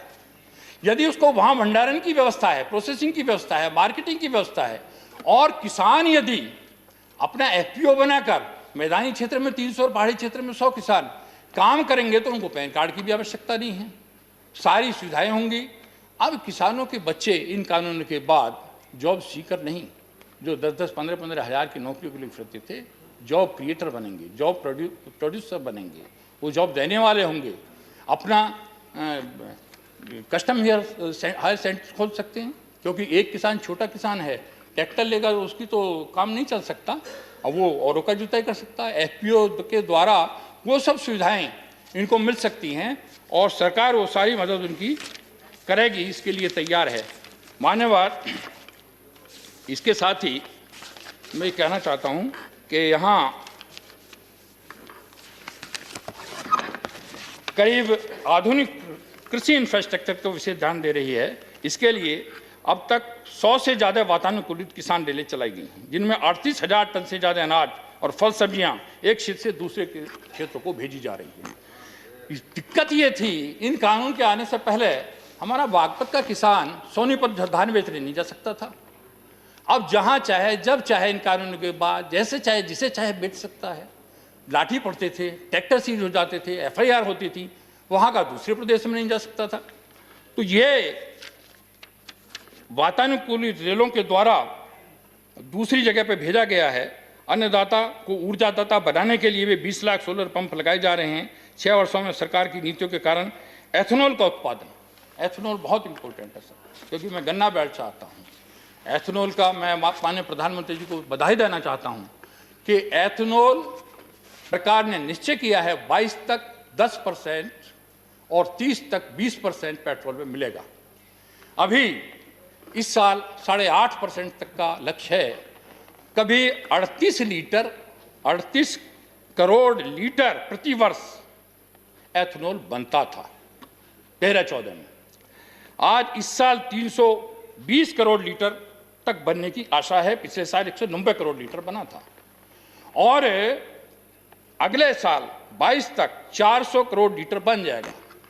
ये इस एथेनॉल से सरकार, अभी सरकार ने मक्का है या FCI है जहाँ अनाज करता है, उसके लिए भी ये पराली जलाई जाती है, इससे एथेनॉल निकाला जा सकता है, जड़ों से निकाला जा सकता है, गन्ने के रस से निकाला जा सकता है, जिस कारण से जो चीनी विश्व के स्तर पर बहुत नीचे भाव है, उसको प्रधानमंत्री जी ने निश्चित करके कि इससे नीचे घरेलू बाजार में भी नहीं बिकेगी। पहले 3100 रुपये किया था, अब 3300 किया। किसानों को बचाने का काम किया है, किसानों को सीधा लाभ पहुंचाने का काम किया है। एथेनॉल का मतलब किसान की इनकम बढ़ना और पर्यावरण की सुरक्षा होना और देश की जो मुद्दा बाहर जाती है, क्योंकि बाहर से पेट्रोल तेल कम मंगाया जाएगा, उसकी बचत होना, ये सारा काम बहुत तेजी से हो रहा है। एथेनॉल जो 38 से बढ़ के और 2022 तक 400 करोड़ लीटर प्रति वर्ष हो जाएगा। आदर्श गांव के निर्माण एक उत्तम उदाहरण है। 2014 से गरीब परिवारों के लिए प्रधानमंत्री जी का सपना है कि इस देश का कोई गरीब बिना घर के ना हो। उस घर में क्या हो, पक्का घर हो, उसमें शौचालय हो, उसमें गैस का कनेक्शन हो, उसमें बिजली का कनेक्शन हो और कोई भी गरीब देश का बीमारी से पैसे के अभाव में ना मर जाए, इसलिए सारी योजनाएं चलाई जा रही हैं। आयुष्मान भारत योजना इसलिए चल रही है। इसी को ध्यान में रखकर सा पिछले 14 से करीब 2000 ग्रामीण परिवारों के लिए बनाए गए 2 करोड़ घर हैं। 22 तक हर गरीब की छत होगी और 10 करोड़ शौचालय का निर्माण अब तक हो चुका है। और पानी की जल जीवन मिशन के लिए 3 करोड़ परिवारों को पाइप वाटर सप्लाई से जोड़ा जा चुका है। ग्राम सड़क योजना के अंतर्गत ग्रामीण क्षेत्रों में ये कनेक्टिविटी भी बहुत जरूरी है। किसानों के लिए 6,42,000 किलोमीटर सड़क का निर्माण पूरा हो चुका है और 25,000 किलोमीटर राज्यों को सड़कों को भी अपग्रेड करने की योजना है। ऑप्टिकल फाइबर से जोड़ने का अभियान चल रहा है। मानव कुटीर उद्योग जो खत्म हो गए थे, कभी गांव में सब उद्योग होते थे, वैसे 50-60 साल की क्या नीतियां रहीं कि कुटीर उद्योग खत्म हुए। उसके लिए भूमिका को बढ़ाने के लिए, MSME की भूमिका को बढ़ाने के लिए बहुत कदम उठाए गए हैं। 3 लाख करोड़ रुपए की इमरजेंसी क्रेडिट गारंटी के अलावा 20,000 करोड़ का विशेष योजना फंड टू फंड जैसे प्रयासों से इनको बचाने का काम किया जा रहा है। जो जैम पोर्टल से दूर दराज वाले क्षेत्रों के MSME के सरकारी खरीद में पारदर्शिता के साथ साथ अधिक भागीदारी मिल जाएगी। महिला उद्यमियों की विशेष भूमिका, मुद्रा योजना के तहत 25 करोड़ से ज़्यादा ऋण महिलाओं को दिया जा चुका है, जिनमें 70% महिलाएं हैं। दीनदयाल अंत्योदय योजना में ग्रामीण आजीविका मिशन के अंतर्गत देश में अब तक 7 करोड़ से अधिक महिला उद्यमी करीब 66 लाख स्वयं सहायता बनाकर बैंकों के माध्यम से इनको 6 वर्षों में 3,40,000 करोड़ रुपया दिया जा चुका है। मान्यवर, महिलाओं के स्वास्थ्य की ओर भी विशेष ध्यान दिया जा रहा है। 1 रुपये का सुविधा सैनिटरी नैपकिन, 1 रुपये का सुविधा नैपकिन चलाया गया है। मातृ मृत्यु दर 14 में 130 से अब घटकर 113 पे, बच्चों की मृत्यु दर भी पहली बार घटकर 36 से घटकर 9 तक आ गई है, जो वैश्विक स्तर पर 39 है। सरकार 3 करोड़ 20 लाख से ज्यादा विद्यार्थियों को छात्रवृत्ति और इसी प्रकार जनजातीय युवाओं के लिए एकलव्य आवासीय मॉडल स्कूल के विस्तार को किया जा रहा है। 500 से ज़्यादा स्कूल इसके लिए स्वीकृत हो चुके हैं। मान्यवर, यही नहीं, वर्तमान सरकार ने ग्रुप सी और डी के इंटरव्यू समाप्त करके ग्रामीण क्षेत्र में रहने वाले गरीब लोगों के लिए सीधा उनको जो लाभ पहुंचाया है। हम मालूम है, हम उन क्षेत्रों से आते हैं कि किस तरह से इंटरव्यू में गड़बड़ होती थी। अच्छा लड़का को निकाल दिया जाता था और पक्षपात होता था। अब सरकार ने नेशनल रिक्रूटमेंट एजेंसी का गठन करने का निर्णय किया है। इसके लिए भी वो बधाई के पात्र हैं। मानव विकास की दौड़ में पीछे रहे 112 आकांक्षी जिलों में वर्तमान सरकार ने प्राथमिकता के आधार पर विकास कार्य को लागू कर रहा है। आदिवासी आजीविका प्रमुख साधन यानी वन उपज में मार्केटिंग, वन उपज आधारित छोटे उद्योगों की स्थापना और ऐसी कोशिशों से 6,000 करोड़ की अतिरिक्त राशि जनजातीय परिवारों तक पहुंची है। सरकार द्वारा 46 वन उपजों पर एमएसपी 90% तक बढ़ाई है। मान्यवर, जनधन खातों के और आधार मोबाइल की त्रिशक्ति ने लोगों को जो फायदा पहुंचाया है, इससे 1,80,000 करोड़ रुपए गलत हाथों में जाने से बचा है। 1,80,000 करोड़ रुपए गलत हाथों में जाने। सरकार ने देश में उद्यमशीलता को प्रोत्साहित करने के लिए कंपनी अधिनियम के अनेक प्रावधानों को गैर आपराधिक बना दिया है। 29 केंद्रीय श्रम कानूनों को समाप्त करके 4 लेबर कोड कल फॉर लोकल में जन आंदोलन का रूप ले लिया है। भारत वन में सामान के प्रति भावनात्मक लगाव के साथ ही गुणवत्ता में भी श्रेष्ठ है। इस दिशा में काम तेजी से हो रहा है। कोरोना की इस काल के मुश्किल में भारत दुनिया में निवेशकों के लिए आकर्षण का केंद्र बनकर उभरा है। आकर्षण का केंद्र बनकर उभरा है और अप्रैल से अगस्त 20 के बीच 36 और प्रत्यक्ष विदेशी निवेश भारत में हुआ है। 36 अरब डॉलर का देश के इंफ्रास्ट्रक्चर को आधुनिक रूप देने के लिए सरकार ने 110 लाख करोड़ रुपए से अधिक की निधि दिया है। भारतमाला परियोजना, इस पर 3.5 लाख करोड़ की लागत से 13,000 किलोमीटर से अधिक सड़क का निर्माण हो रहा है। 38,000 करोड़ का हो चुका है, शेष पर काम जारी है। 18 नई जो कॉरिडोर्स का निर्माण चल रहा है। मान्यवर, ऐतिहासिक फैसले भी कुछ हुए हैं, जैसे बोडो समझौता हुआ है। बोडो टेरिटोरियल काउंसिल के चुनाव में इसके बाद भारी सफलता भी मिली है। इनकी माननीय मोदी जी के नेतृत्व में सरकार की नीतियों के कारण जम्मू कश्मीर के लोगों ने भी भरपूर समर्थन दिया है उसका। पहली बार आज़ादी के बाद पहली बार जम्मू कश्मीर जिला परिषद के चुनाव सफलता के साथ संपन्न हुए हैं। बड़ी संख्या में मतदाताओं ने भागीदारी करके ये दिखा दिया है कि कश्मीर के लोग नए लोकतांत्रिक भविष्य की तरफ तेजी से आगे बढ़ रहे हैं। हर परिवार को वहाँ के आप जो आयुष्मान भारत योजना का लाभ नहीं मिलता था, कई प्रदेश और भी हैं जहाँ नहीं मिलता। किसान सम्मान निधि का 13,000 करोड़ किसानों को गई है। कई प्रदेशों में मैंने देखा है, वहाँ 5 लाख रुपए तक के मुफ्त इलाज का लाभ हर परिवार को जम्मू कश्मीर में मिलेगा। रक्षा के क्षेत्र में भी स्वदेशी को बढ़ावा देने के लिए अभी 48,000 करोड़ रुपए के तेजस 83 तेजस विमान के निर्यात के क्षेत्र में भी तेजी से सरकार आगे बढ़ रही है। पर्यावरण के मामले में भी माननीय प्रधानमंत्री जी पेरिस समझौते को लागू करने में भारत को दुनिया में अग्रणी देशों में शामिल कर लिया है। 150 अधिक देशों की जरूरी दवाओं की पूर्ति की है। इस 8वीं बार अस्थायी सदस्य के रूप में सुरक्षा परिषद में प्रवेश किया है भारत ने, और ब्रिक्स के अध्यक्ष पद का भी भारत को सम्मान मिला है। नेताजी सुभाष चंद्र बोस की जन्म दिवस के पराक्रम के दिवस के रूप में मनाया गया है। 125वीं जयंती इस वर्ष मनाने बड़े पैमाने पर जा रहे हैं। एक बात कहकर अपनी बात को मान्यवर में ख़त्म करना चाहूँगा कि हमारे साथी हैं, ज़रा सा मैं बता दूं, जो कृषि के बारे में कहते हैं 9 से 14 तक कृषि क्षेत्र में यूपीए के टाइम में 1,21,082 करोड़ कृषि पर रखा गया था बजट, और 9-10 में तो केवल 12,000 करोड़ था। लेकिन एनडीए के टाइम में 19-20 में 1,51,000 518 करोड़ रखा, जिसमें से 1,34,000 से अधिक खर्च। एक वर्ष में उनके 5 वर्ष से अधिक का बजट कृषि पर दिया गया है। एक वर्ष में 5 वर्ष से अधिक किया गया है। मुद्रा परीक्षण के लिए उनके टाइम में 43 लैब थी और अब 9,243 लैब काम कर रही हैं। NDRF के लिए उनके जितने टाइम में 12,516 करोड़ दिया, उतने टाइम में इस सरकार ने 32,208 करोड़ दिया है। यही नहीं, कृषि यंत्रीकरण के लिए भी उनके जितने टाइम में 151 करोड़ दिया था, वर्तमान सरकार ने 1,553 करोड़ दिया। रेल लाइन के निर्माण में 3 वर्षों में यूपीए के टाइम में जो 11,000 लाइन सड़कों का 11,000 रेलवे लाइन का निर्माण हुआ था, उतने ही टाइम में वर्तमान सरकार ने 2,100 किलोमीटर का निर्माण किया। और दोहरीकरण भी उनके टाइम में 1,300 किलोमीटर का हुआ था, उतने ही टाइम में 3,400 किलोमीटर का दोहरीकरण कर दिया गया।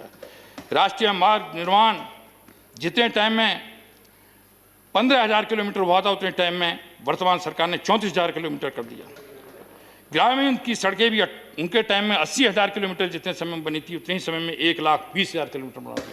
हर क्षेत्र में वर्तमान सरकार ने अभूतपूर्व कार्य किया है। उसके बाद भी किसानों को जितना बड़ा लाभ इन कानूनों से होने जा रहा है, जो वर्तमान में 3 कानून आए हैं, वो अब तक 50-60 वर्ष में किसान की जो स्थिति मजदूर से नीचे चली गई, वो पैसा छोड़कर भाग रहा था, आज वो इन कानूनों के आने के बाद नौकरी लेने वाला नहीं, नौकरी देने वाला बन जाएगा। उनके बच्चे पैसा छोड़ के नहीं जाएंगे, वो वहीं FPO बना करके काम करेंगे। सारी सुविधाएं सरकार उनको देगी। बहुत बहुत धन्यवाद। मैं इसका समर्थन करता हूं। The motion has been moved and seconded is that an address be presented to the President in the following terms: that the members of the Rajya Sabha assembled in this session are deeply grateful to the President of India for the address which he has been pleased to deliver to both the House of Parliament assembled together on January 29th, 2021. There are 118 amendments to the motion which may be moved at this stage. Amendment number 1 to 10, Sri K.K. Ragesh. Sri K.K. Ragesh is absent. Amendment to 11 to 18. Amendment 1 to 10 not moved. Amendment 11 to 18 by Sri Tiruchi Siva. Are you moving the amendment? Right. Amendment moved. 11 to 18. Amendment number 19 to 27, Sri M. Shanmugam. Are you moving? Amendment moved. 19 to 27. Amendment number 28 to 32, Sri Digvijay Singh. Thank you. Amendment 28 to 32 moved. Amendment number 33 to 41, Sri M.V. Shreyams Kumar. Where are you? Okay. Okay. I could see you. Amendment number 33 to 41 by Sri M.V. Shreyams Kumar moved. Amendment number 42 to 51, Sri K.C. Venugopal. Amendment number 42 to 51 moved by Sri Venugopal. Amendment number 52 to 61, Sri Vijay Sai Reddy. Sri Vijay Sai Reddy. Not present, not moved. Amendment number 62 to 66, Sri Muhammad Nadimul Haq. Not moving. Right. Not moved. Amendment number 67 to 74, Sri Narayan Das Gupta. Not present, not moved. Amendment number 75 to 77, Sri Deependra Singh Huda. Right. Amendment number 78 to 79. Amendment number 75 to 77 moved. Amendment number 78 to 79, Sri Viswambhara Prasad Nishad, Sri Chaudhary Sukram Singh Yadav, Srimati Chaya Verma. Moving. Okay, moved. Amendment 78, 79 moved. Amendment number 80 and 81, Chaudhary Sukram Singh Yadav, Srimati Chaya Verma. Moved. Amendment number 80 and 81 moved. Amendment number 82 to 89, Sri Viswambar Prasad Nishad. Amendment number 82 to 89 moved. Amendment number 90 to 93, Chaudhry Sukram Singh Yadav. Moved. Amendment number 90 to 93 moved. Amendment number 94 to 97, Srimati Chaya Verma.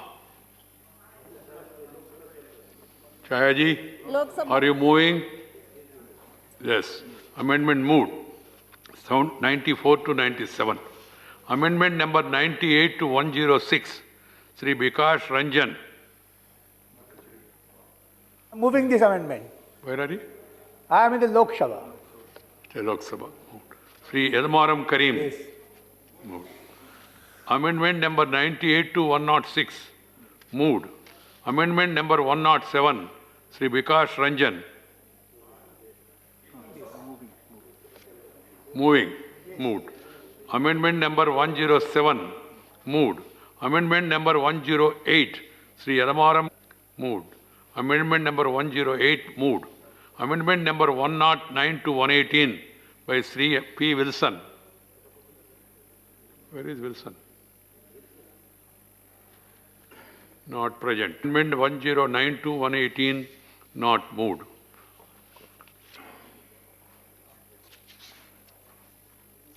The motion and the amendments moved are now open for discussion. Any member desiring to speak may do. After this, the discussion is over. Honorable Prime Minister, reply. Now, Sri Ghulam Nabi Azad, Leader of the Opposition.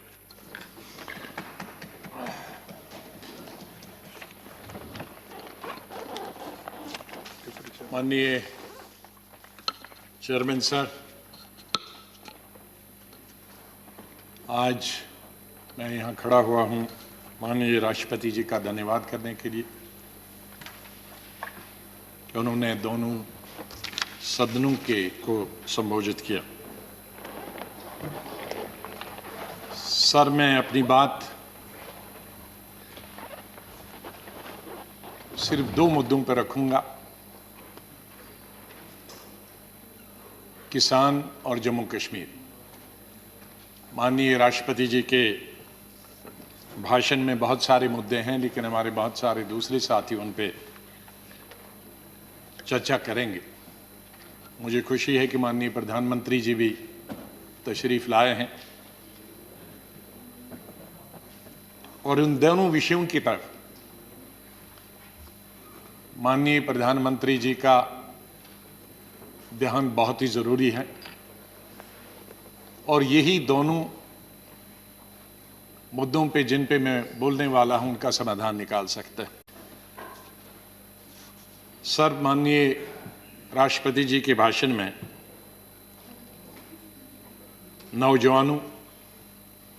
नौजवानों से मेरा मतलब है हमारे जो फौजी है और किसानों के बारे में चर्चा। जय जवान जय किसान हमारी पार्टी का और भूतपूर्व प्रधानमंत्री स्वर्गीय लाल बहादुर शास्त्री का नारा रहा और वो नारा जितना तब जरूरी था उतना ही आज भी जरूरी। ये दो सेक्शन हमारे समाज के ऐसे हैं जिनके बगैर हम शून्य हैं। हमारे जवान जो सरहदों पे लड़ते हैं वो किस तरह की जिंदगी गुजारते हैं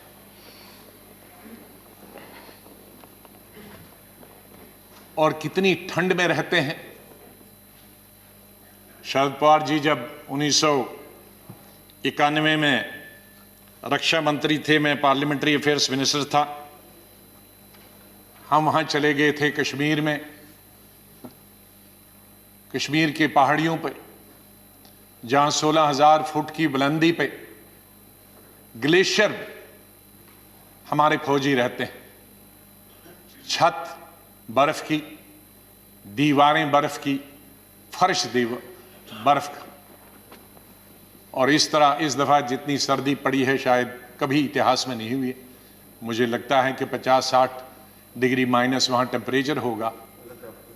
और उस ठंड में, उन ग्लेशियर्स में हमारे फौजी हमारे सीमाओं की रक्षा करते हैं।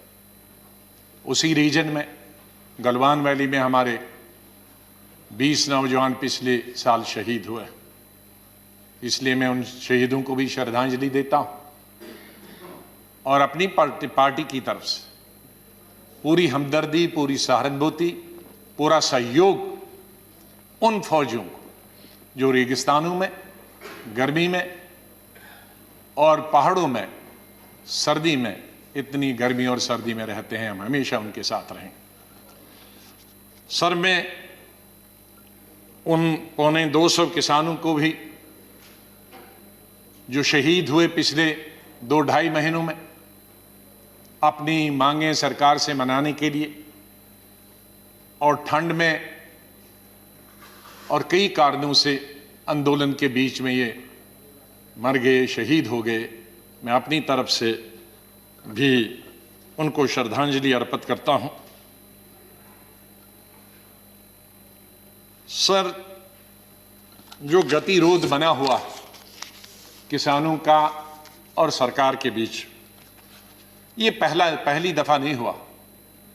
सैकड़ों सालों से किसान संघर्ष करता रहा है, अपने हक के लिए लड़ाई लड़ता रहा है। कभी फ्यूडलिज्म के खिलाफ ये लड़ रहे, जमींदारी के खिलाफ लड़ रहे और कभी सरकार के। मैं उल्लेख देना चाहता हूं कुछ महत्वपूर्ण उन एजिटेशंस जो आखिर में सरकार को अंग्रेजों के जमाने में झुकना पड़ा था। मैं कई दिन से पढ़ रहा था किसानों के आंदोलन के बारे और विशेष रूप से अंग्रेजों के शासन। तो नतीजा आंदोलन का यह हुआ कि सरकार को झुकना पड़ा, विड्रॉ करना।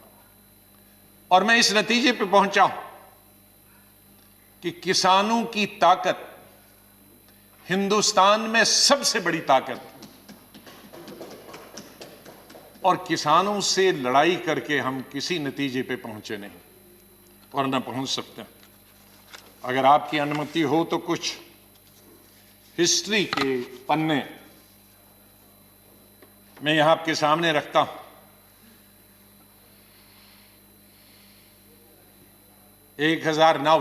1900 से और 1906 के बीच में 3 कानून यूनाइटेड इंडिया में और ब्रिटिश इंडिया की हुकूमत में हुए। वो है पंजाब लैंड कॉलोनियल एक्ट 1900, दूसरा दुआबबारी एक्ट 1906, द कॉलोनियल एक्ट 1906। ये 3 कानून के खिलाफ, ये 3 कानूनों में क्या था? इसकी जमीन की मालिक ब्रिटिश सरकार होगी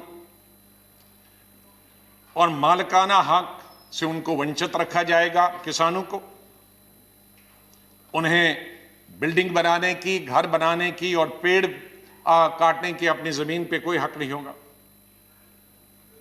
और जो बड़ा बेटा होगा परिवार का, अगर वो एडल्ट नहीं होगा, अगर वो बालिग नहीं होगा और मर गया, तो ये जमीन छोटे भाई को जो बालिग नहीं है उसको नहीं ट्रांसफर होगी, जमीन गवर्नमेंट की होगी। समझ गया। और इस पर एजिटेशन 1907 में हुई और इस एजिटेशन का संचालन कौन कर रहे थे? अजीत सिंह, सरदार अजीत सिंह, बड़े भाई भगत सिंह जी के, किशन सिंह जी भगत जी के पिताजी, घसीटा राम जी, सूफी अंबा प्रसाद जी। पूरे पंजाब में हुए और उस वक्त बांकेलाल जो जंग के, उन्होंने पगड़ी संभाल जट्टा पगड़ी संभाल वे का एक गीत बनाया जो उस वक्त का सबसे बड़ा मशहूर और क्रांतिकारी गीत बना। मैं उसमें से कुछ क्षण यहां आपको बताना चाहता हूं।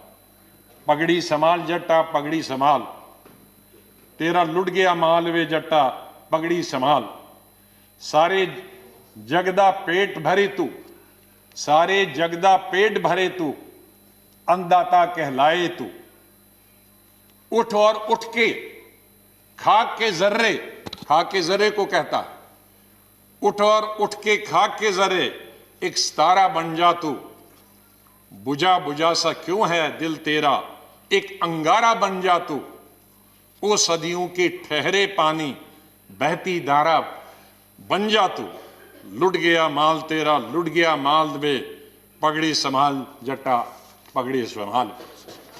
तो ये इस तरह से उस गीत ने एक नया जोश, एक नया वलवला, एक जगह नई जागृति उन किसानों में पैदा की। लाला लाजपत राय जी बीच में आए और उन्होंने भी अपना समर्थन दिया। गवर्नमेंट ने उस बिल में अमेंडमेंट का प्रस्ताव रखा, अमेंडमेंट की,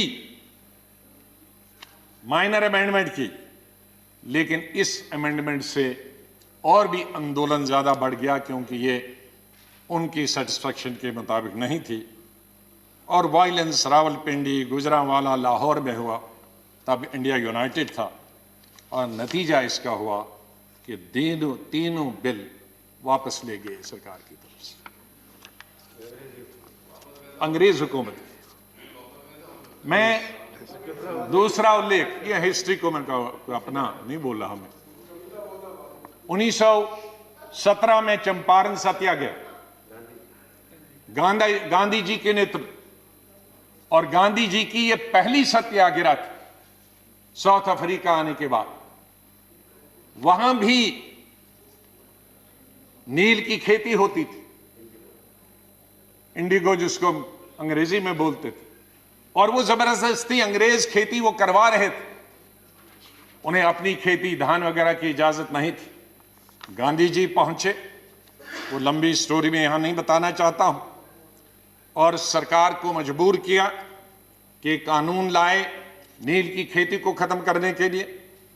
बिहार और उड़ीसा लेजिस्लेटिव एक ही स्टेट था, उसमें बिल लाया गया, लेकिन मेंबर्स ने यह मांग की कि इस बिल को सिलेक्ट कमेटी को भेजा गया है, और ब्रिटिश सरकार ने वो मेंबर्स की मांग मानी और इसको सिलेक्ट कमेटी में भेजा गया।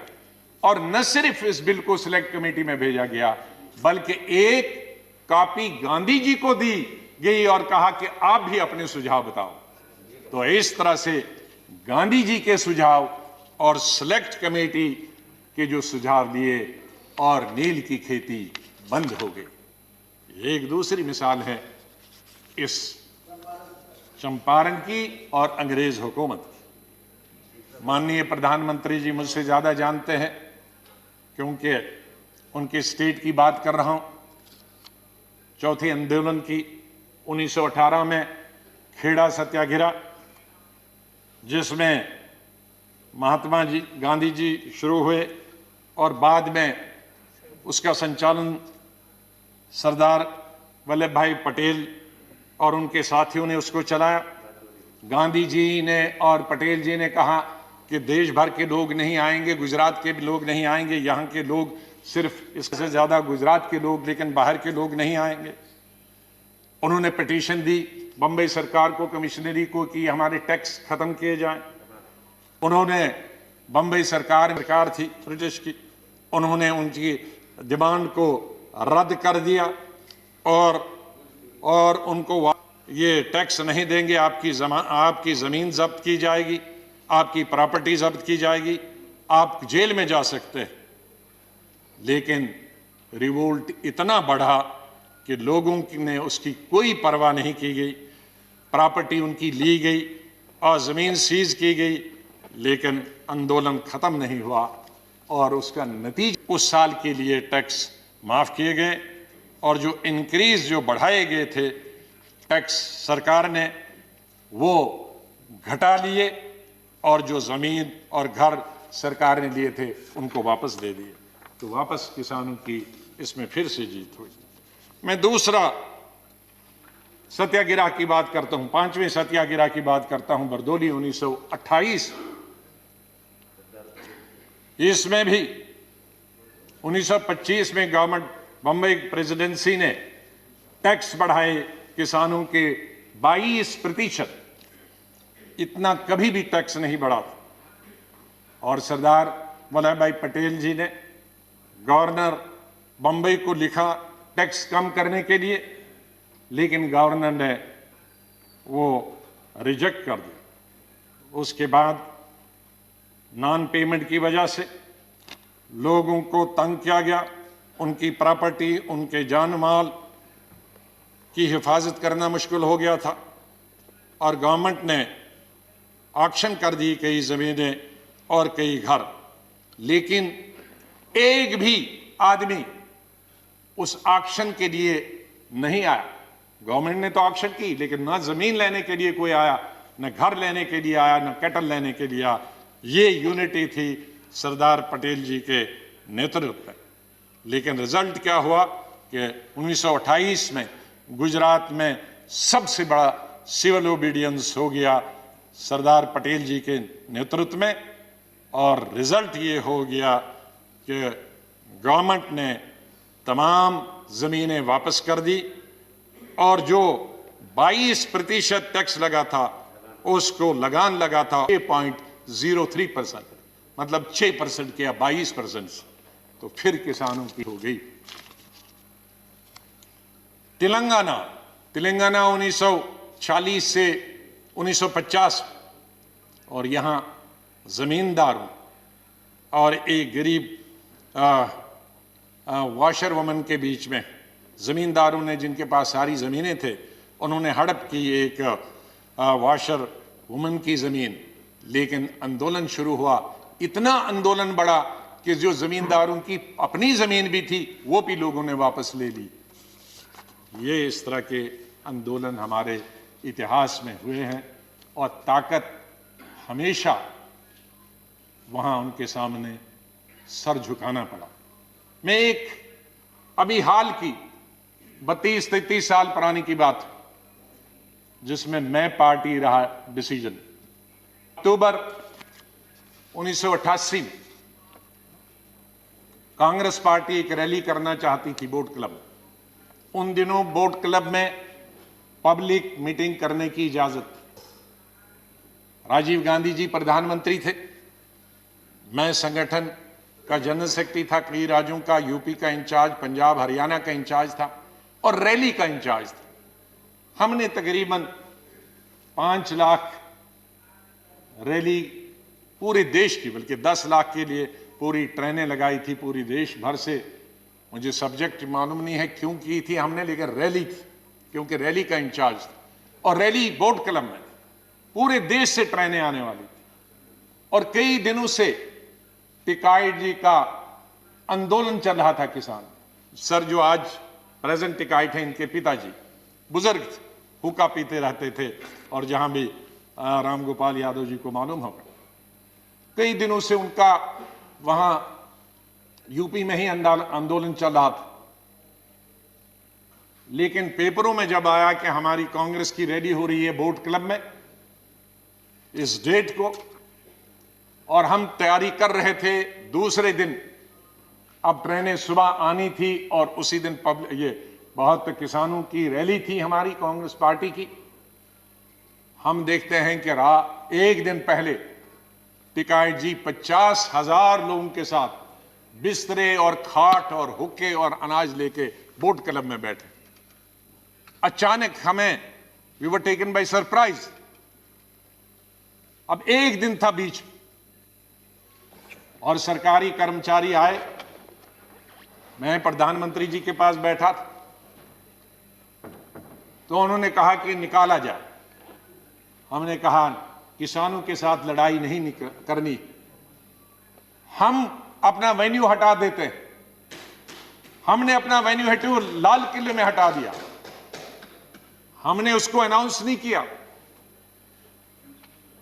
हमने सुबह जहां ट्रेनें आनी थी, ट्रक आनी थी, वहां लोगों को, सैकड़ों लोगों को रखा और वहां कहा बोट क्लब में नहीं जाना है, लाल किले में जाना। इसलिए उनको पता नहीं लगा कि वो लाल किले में आ सकते हैं। तो हमने विड्रॉ किया, हमने लड़ाई नहीं लड़ी हमने उनको, वरना इविक्ट अगर करते तो कितने लोग जख्मी होते। नतीजा उसका हुआ कि 2 दिन के बाद टिकाइट जी ने, 3 दिन के बाद टिकाइट जी ने खुद विड्रॉ करके वो चले गए। ये मैं हाल की मिसाल बताना चाहता हूं। माननीय प्रधानमंत्री जी, ये किसान, हमारे किसान, हमारे, जब मैं कहता हूं कांग्रेस के नहीं, आपके, हमारे, सब हिंदुस्तान के 130 करोड़ लोगों के अन्नदाता, हमारे, इनके बगैर हम कुछ भी नहीं। जो कुछ भी आज हम हैं, इंसान को जिंदा रहने के लिए 3 वक्त की रोटी और 2 वक्त की रोटी तो कम से कम होनी चाहिए। ये रोटी आज न सिर्फ हमें 130 करोड़ लोगों को देते हैं, बल्कि दुनिया के देशों में जहां हम अनाज बेचते हैं सरकार के द्वारा और प्राइवेट तौर पे भी, ये उनके भी अन्नदाता। इनसे क्या लड़ाई लड़नी? हमें लड़ाई लड़ने के लिए और बहुत फ्रंट है।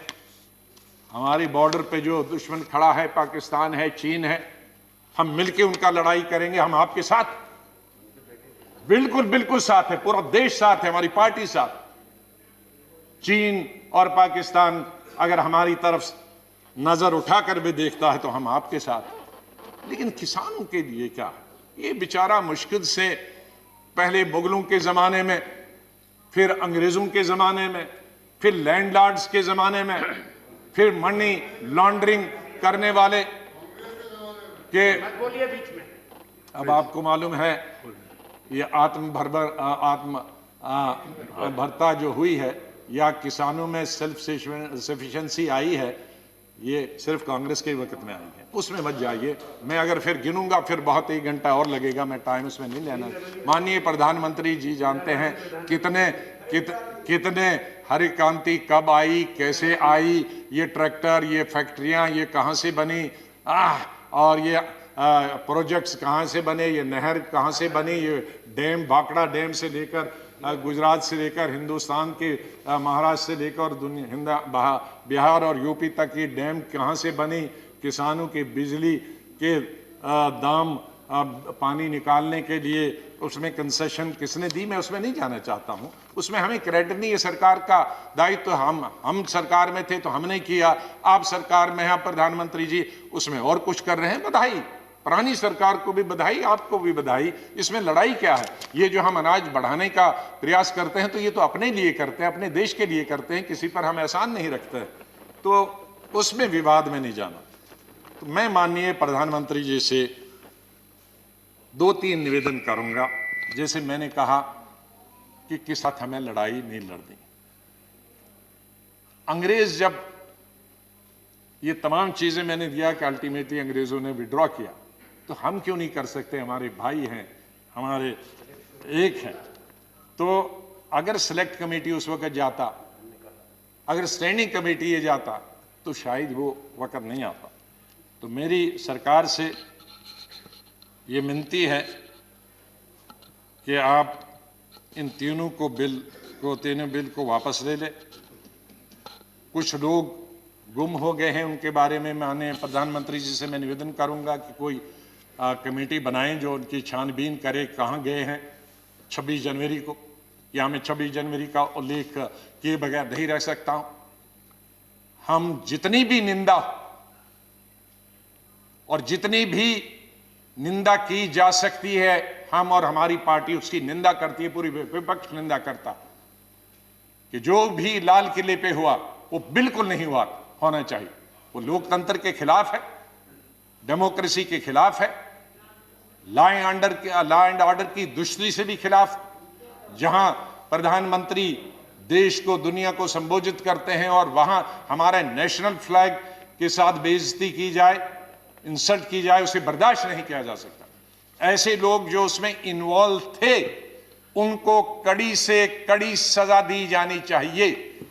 लेकिन मैं साथ में यह भी कहना चाहता हूं कि जो निर्दोष जो किसान लीडर्स निर्दोष, उनके खिलाफ उनको इम्प्लीकेट करने के, उनको फंसाने की बिल्कुल ना कोशिश किया जाए, फिर उस पर दूसरा आंदोलन होगा।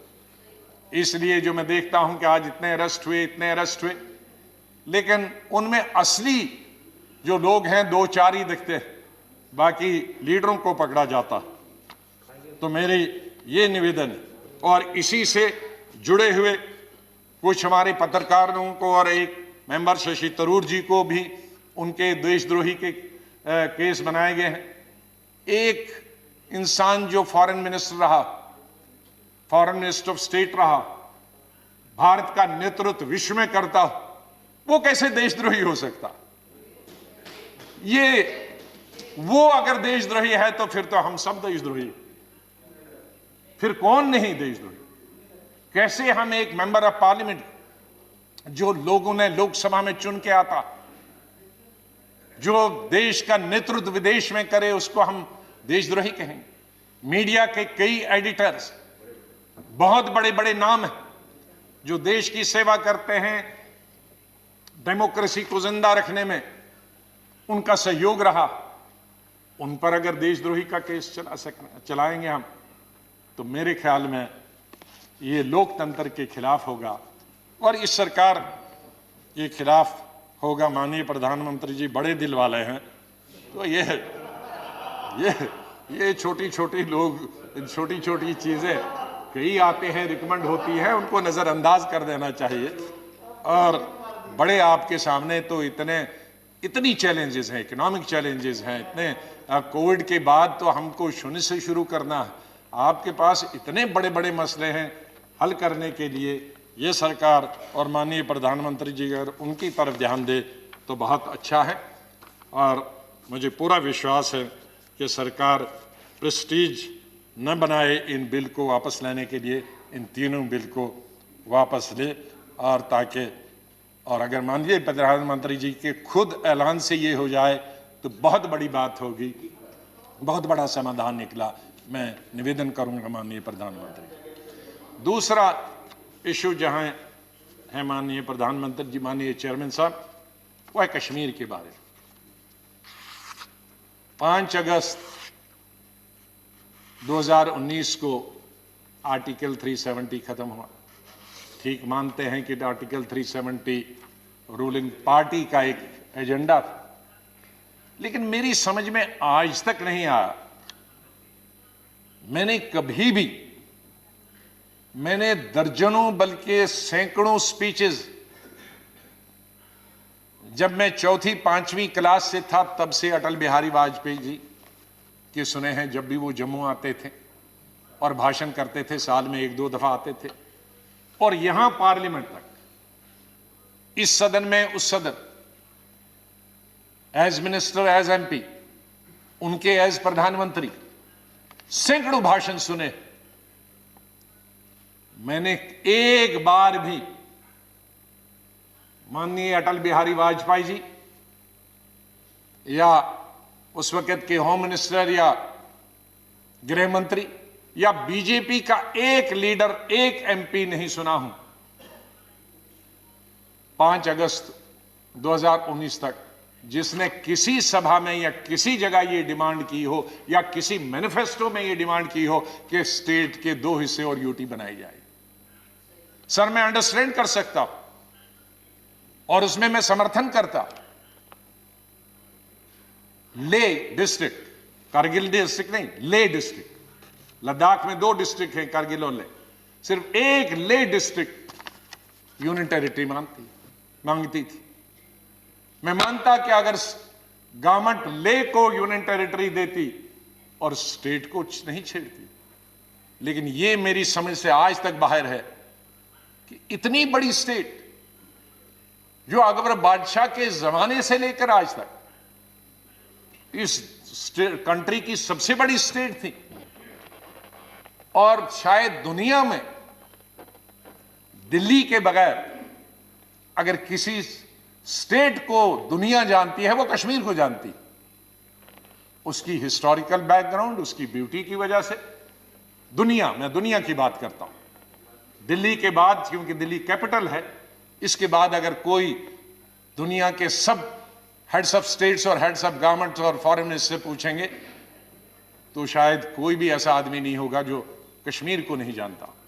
तो उस स्टेट को हमने एक यूनियन टेरिटरी बना के रखा। मेरी आज तक समझ नहीं, वो कोई आके मुझे तो समझाए कि ये क्यों। सर, जो बताए गए थे, मैं ये कहना चाहता था कि आज जितना लॉ एंड ऑर्डर से है, इससे 100 गुना लॉ एंड ऑर्डर जब स्टेट थी अच्छी थी। मिलिटेंसी जब गवर्नमेंट थी, स्टेट थी, मिलिटेंसी सबसे कम थी और आज सबसे हाईएस्ट। डेवलपमेंटल वर्क सबसे अच्छे थे जब स्टेट गवर्नमेंट थी, चाहे कोई भी हो, चाहे बीजेपी और टीडीपी की गवर्नमेंट ही क्यों ना हो। मैं स्टेट रन गवर्नमेंट कहता हूं, कोई चीफ मिनिस्टर के अंदर डेवलपमेंटल वर्क सबसे ज्यादा चल रहे थे। आज कोई डेवलपमेंटल वर्क नहीं चल रहा। कई जो पैरामीटर्स हैं, एजुकेशन से, हेल्थ से लेकर बाकी जितने पैरामीटर्स, मैं उनको दोबारा नहीं बताना चाहता हूं। मैं पिछली दफा इस सदन में बोल चुका हूं। तकरीबन 30-40 ऐसे पैरामीटर्स हैं जो नेशनल एवरेज से भी अच्छे हैं। और क्या प्रमाण चाहिए? कोई कास्ट, कोई कम्युनलिज्म, कोई जम्मू और कोई कश्मीर के बीच में, कोई हिंदू, कोई मुसलमान, कोई सिख के बीच में लड़ाई नहीं थी। सर, आज टूरिज्म खत्म हो गया। ये अभी कुछ टूरिस्ट गुलमर्ग में हमने देखे, लेकिन गुलमर्ग में कुछ टूरिस्ट जो जाएंगे सीधे एयरपोर्ट से उतरकर गुलमर्ग, वो एक 5 स्टार होटल का भला होगा, उससे कश्मीर के टैक्सी वाले का, टांगे वाले का, दुकानदार वाले का, हैंडीक्राफ्ट वाले का फायदा नहीं होगा सर। उससे जो हजारों छोटे होटल्स हैं, 5 स्टार 2-3 तो हैं, लेकिन हजारों छोटे होटल हैं गेस्ट हाउस में, जिन पर लाखों लोग निर्भर हैं, क्योंकि उन होटल में जो स्टाफ है वो सब 2 साल से घरों में बैठे हैं, क्योंकि एक किसी टूरिस्ट का, रेस्टोरेंट का, यह जो होटल है उसका दरवाजा नहीं खुलता। तो टूरिज्म खत्म हो गया सर। एजुकेशन खत्म होगी। पहले 4-5 महीने तो सब स्कूल, कॉलेज, यूनिवर्सिटी 6 महीने बंद रहे, फिर कोविड आया, उसकी वजह से बंद रहे, अभी तक बंद है। सर, उस स्टेट में डेवलपमेंट कैसे हो सकती है जहां 2-2 साल कॉलेज, स्कूल और यूनिवर्सिटीज बंद रहे? सर, अब कुछ अरसे से स्टेट गवर्नमेंट ने शुरू किया है ऑनलाइन, लेकिन ऑनलाइन कहा, 8 महीने तो टेलीफोन ही नहीं था। अब टेलीफोन है तो 2G है। सर, 2G कहां चलता है आज? 4G की मांग है, तो वो नहीं हो रहा, इसलिए एजुकेशन भी जीरो हो गई। प्राइवेट स्कूल बंद हो गए, क्योंकि प्राइवेट स्कूलों ने गवर्नमेंट बताया है नो अटेंडेंस, नो पे। उनके प्राइवेट स्कूल्स में जो टीचर्स थे उनको छुट्टी पे भेज दिया गया। प्राइस कंट्रोल कोई नहीं है। रोड्स की हालत बहुत खराब है। बटोद से हमने सड़क हमारे वक्त से शुरू हुई थी, जम्मू से श्रीनगर, उसमें 250 किलोमीटर तो तभी हमारे वक्त में हुआ था, लेकिन बीच का एक पैक बटोद से लेकर बानहाल तक 30 है, 6.5 साल से वो अभी तक नहीं बन रहा है। जिसकी वजह से फ्रूट पिछले साल तो तबाह हो गया था, 2 साल पहले। पिछले साल वो एक महीना सड़क पर रहा, क्योंकि बानहाल और बटोद के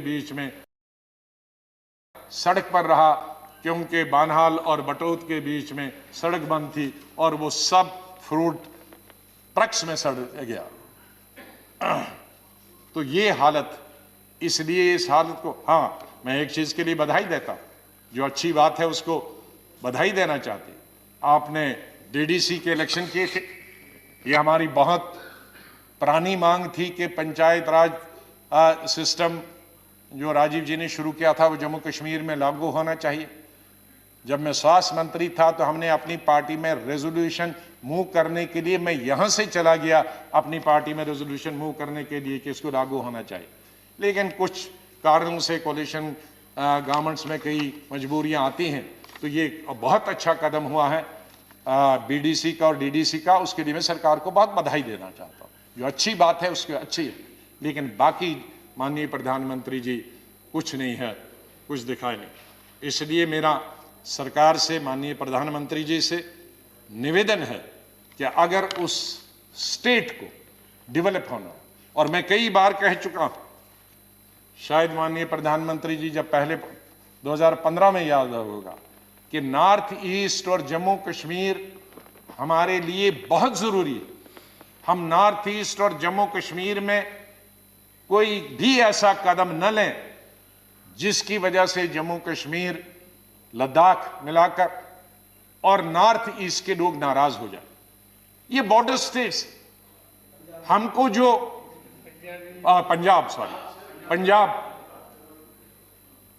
हमको इंदिरा गांधी ने यही सिखाया। मैं बहुत छोटी उम्र में उनके साथ मंत्री बना था। उन्होंने यही सिखाया कि हम कई फ्रंट्स पे नहीं लड़ सकते। हम पाकिस्तान पे भी लड़े, हम चीन से भी लड़े, और फिर जो बॉर्डर पे फौज का काम करते हैं, नहीं उसकी बात में, अभी किसान वाली बात खत्म हो गई, मैं जम्मू कश्मीर की बात करता हूं कि वहां हम लद्दाख के लोग भी नाराज हो जाएं। आप कहेंगे उनको यूटी मिली, खुश हो गई। नहीं, लद्दाख के लोग खुश नहीं हैं, क्योंकि 35A में उनकी जमीन कोई भी खरीद सकता है। नौकरी पहले जब था ये आर्टिकल 370, कोई बाहर वाला नौकरी नहीं कर सकता है। आज कोई भी बाहर वाला वहां क्लर्क भी जा सकता है, पियोन भी जा सकता है, तो इसलिए वो भी नाराज हैं। जब आप कहेंगे जम्मू वाले खुश हैं, जम्मू वाले भी खुश नहीं हैं, क्योंकि लैंड सबसे अगर कोई खरीदेगा बाहर वाला तो जम्मू में खरीदेगा, क्योंकि पंजाब और जम्मू पास में है। कश्मीर में शायद खरीदेगा या नहीं खरीदेगा। इसी तरह से जम्मू में क्यों 2 दफा, एक दफा तो कोर्ट की 100 पोस्ट के लिए, क्लर्कल पोस्ट के लिए जगह निकली थी, ऑल इंडिया निकला एडवर्टीजमेंट, लेकिन 15 दिन में हाई कोर्ट को भी विड्रॉ करना पड़ा, क्योंकि आंदोलन हुआ जम्मू में। क्या अगर क्लर्क के लिए भी पूरा यूपी और बिहार से या तमिलनाडु कहीं से भी आएगा तो हमारा क्लर्क कहां से आएगा? विड्रॉ करना पड़ा। एक डिग्री कॉलेज के लिए फिर इसी तरह के छोटे लेवल के इंटरव्यूज निकले थे, नेशनल लेवल के, फिर विड्रॉ करना पड़ा। तो कहां है जम्मू भी नाराज? जम्मू का ट्रांसपोर्टर कहां नाराज खुश है? जम्मू का ट्रांसपोर्टर खुश नहीं है, जम्मू का दुकानदार खुश नहीं है, जम्मू का अनएम्प्लॉयड खुश नहीं है। तो कश्मीर, जम्मू और लद्दाख, माननीय प्रधानमंत्री जी, कोई भी खुश नहीं है, क्योंकि आर्टिकल 37 में 2-3 प्रोविजंस थे जिसकी वजह से जमीन कोई बाहर नहीं खरीद सकता। और ये पहली जगह नहीं है, हिमाचल में कोई नहीं खरीद सकता है, उत्तराखंड कोई नहीं खरीद सकता, नॉर्थ ईस्ट में नहीं कोई खरीद सकता, हमारे SC ST की जमीन कोई पूरे देश भर नहीं खरीद सकता। तो ये कोई अनुभूत चीज नहीं थी कि जम्मू कश्मीर ने ही खा लिया सब कुछ, ऐसा तो पूरे हिंदुस्तान में है। तो मेरी आपसे निवेदन करना है कि अगर जम्मू कश्मीर को प्रोग्रेस करना है और अगर बॉर्डर्स पे हमने अपने दुश्मनों से लड़ाई लड़नी है, तो हमने अपने लोगों को कॉन्फिडेंस में रहना है और उनको प्यार देना है, प्रेम देना है, मोहब्बत से इकट्ठे रखना है। तो आपसे मेरा निवेदन होगा कि बिल इस सदन में लाएं और स्टेटहुड को आप वापस रेस्टोर करें और स्टेटहुड देकर जम्मू कश्मीर में विधानसभा के इलेक्शन हो जाएं। इन्हीं शब्दों के साथ मैं राष्ट्रपति जी का धन्यवाद करता हूं अपनी पार्टी की तरफ से कि उन्होंने दोनों हाउसेस को संबोधित किया। बहुत बहुत धन्यवाद। धन्यवाद जी। Shri Derek O'Brien, tomorrow you should inform me ना एटलीस्ट। अच्छा, इन्फॉर्म किया, ठीक है। Shri Navneet Krishnan, please.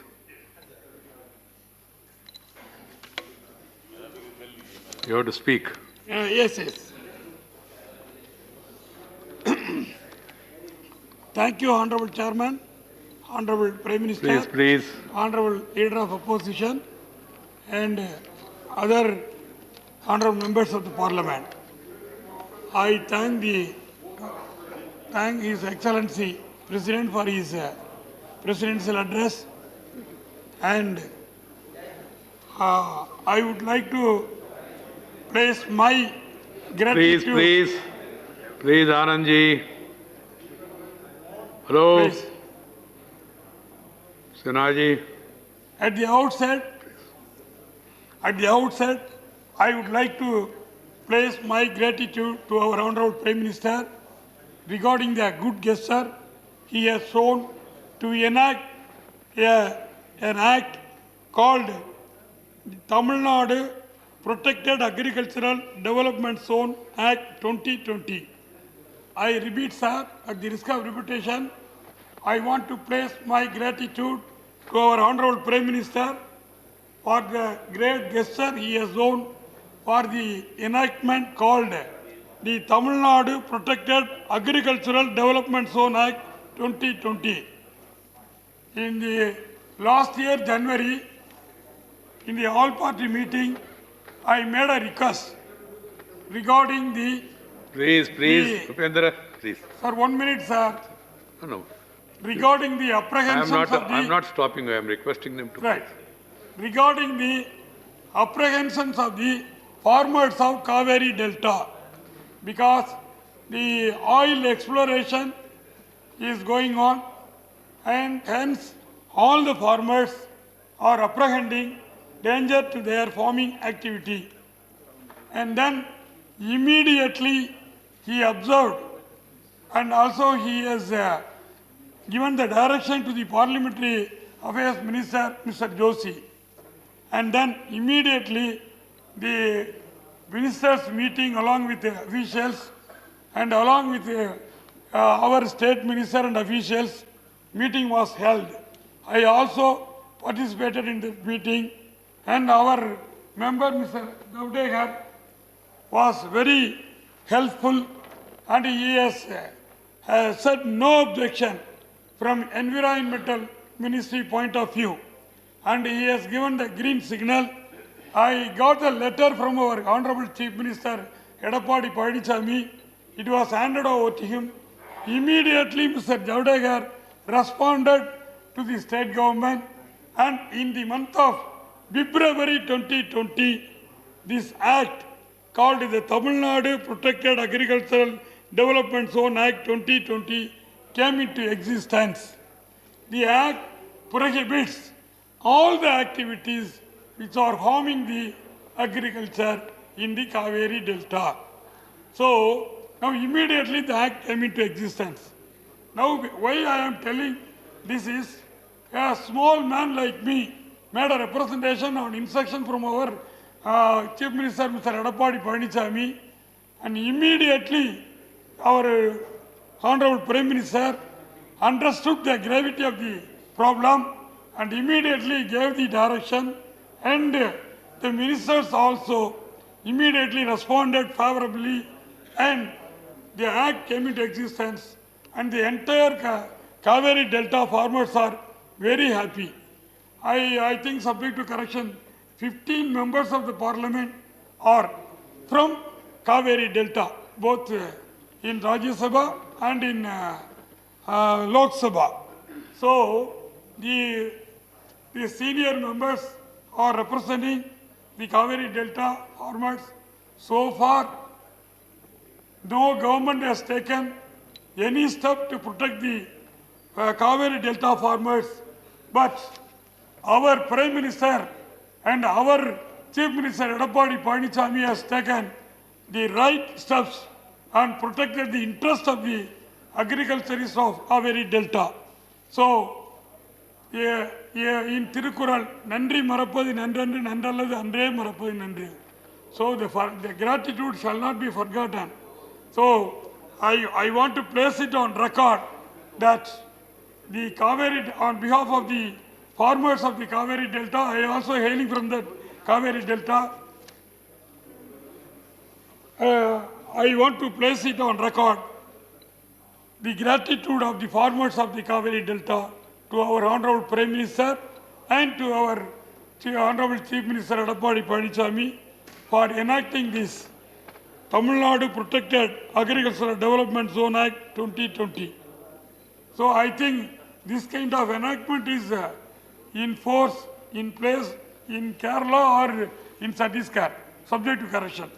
But so this is the first kind of legislation came into existence thanks to the Honorable Prime Minister and thanks to our Honorable Chief Minister. Now, regarding this COVID-19 pandemic, really our Honorable Prime Minister waged all-out war to eradicate, to contain the coronavirus. The steps taken by the central government proved to be right and it ended in success because each and every nook and corner of the India is being watched by central government and appropriate directions have been given to the state governments to follow the restrictions very strictly. So only because of the efforts taken by the central government, the state government is able to control effectively. In Tamil Nadu, it has been successfully controlled. So thanks to our Tamil Nadu administration, Amma's government, and also the central government. Now, because there is a very low number of cases are being now reported and almost a nil because now the pandemic, the COVID-19 pandemic brought certain good things for India. Now in India, the best administration is in place. It has been proved. And also the invention in scientific field. In the entire world is suffering from still because of coronavirus, but India is now saved. I humbly submit that India is very, very safe in the hands of our Honorable Prime Minister, Mr. Narendra Modi. He has taken all steps. That is why I said waged all-out war to eradicate and to contain the coronavirus, and he is successful in all his endeavors. And also, technology, though invented by the human beings, but technology has taken over the human race. So without the technology, nothing will take place. So each and every individual is controlled by technology. Of course, legally speaking, controlled by law, regulations, rules. But even in any individual, even an illiterate person, even a person living in remote corner of India, he is now taken over by technology. Now, thanks to coronavirus, in Tamil Nadu, I know personally, each and every student studying in the primary school is having the smartphone with internet connection. He is learning lessons. So, sir, please. Effectively, only because of coronavirus, the technology is being put into use effectively. Please understand my point of view, sir. So, because though Kalvi, we are having a television called Kalvi Television. It is being run by the state government, providing good lessons. But now, the cell phones are playing vital role. So, now the barrier between rural and the urban has been broken. Now, the internet, Google search is very familiar in rural part of Tamil Nadu, in everywhere in India, and also in judiciary. In judiciary also, now because of the coronavirus and the efforts taken by the state government and the central government and the judiciary on its own part. Now, any lawyer from any part of India can file the affidavit, plaint, written statement, or anything through e-filing process. And also, he can appear by making use of this software before Supreme Court, before High Court, even before lower courts. So now because of the best administration in place, this is possible. So merely because we are suffering, our government definitely, and also our people are cooperating and also fighting against the coronavirus. So now the barrier between the Mofusal lawyer and the urban lawyer has been broken. Now these are all the good side of coronavirus. So we must appreciate it. And then now the digital India now coming to place. It is in place. So every student is want to own not only laptop, the iPad and other advanced technology equipments. So now the problem, though it is very problem, and also regarding the vaccine, 2 vaccines have been invented by our scientists. Of course, the central government has provided full support. And because of the central government, especially our Honorable Prime Minister visited the laboratories and encouraged the scientists. So our India is standing first in all walks of life. Okay, sir. So now the truth cannot be suppressed, sir. So because our Amma's government is performing very well, 3 times consecutively it is standing first in the whole of India. So these truths cannot be digested by my brothers. It is up to them how to manage and how to face the election. That is a different issue. Please. No, each one's digestive system is different. Yes. That is body. And in the COVID-19 pandemic, coronavirus, our government really fought against China and won the fight. And also the twin problems, saving the life and saving the economy. I am of the humble opinion that really in both aspects, both state government and central government won the fight. And all the activities, services, manufacturing, all failed, not able to be successful because of coronavirus. But agriculture succeeded in this fight. And our farmers produced more wheat, more paddy and other yields. So now agriculture is being supported by the central government. Even more support has been provided by our Honorable Finance Minister in his budget proposals. So I welcome, I support the Presidential address. Thank you, sir. Thank you, Namaste Krishnan ji. Sri Prasanna Acharya ji. Thank you, sir. Sir, how much time my party has got? You are having 33 minutes. 30. 33. There are 2 speakers. Yes, sir. Thank you, sir. Sir, it is a constitutional requirement that the Honorable President of India will address the joint session of both the House on the eve of the budget session. Sir, you know it better than me. The system immediately after the independence was that the President was to address in all the session of the House. But when Mr. Mavlankar was the Speaker, the first Speaker, I think, he was at the Lok Sabha, the first Constitution Amendment was made. And it was made, the provision was made that the President would be addressing the joint session on the eve of the budget session once in a year. And so therefore, sir, it is a constitutional requirement and it is customary also. With their all wisdom, the 18 opposition parties decided to boycott the address of the President. Many people asked my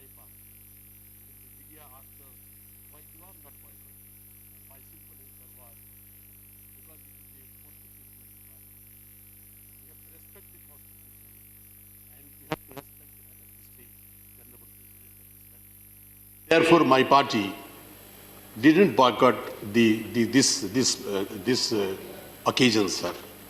Sir, I won with this House to express my thanks to the President for his address, sir. Though I have to admit, it was not a very inspirational speech.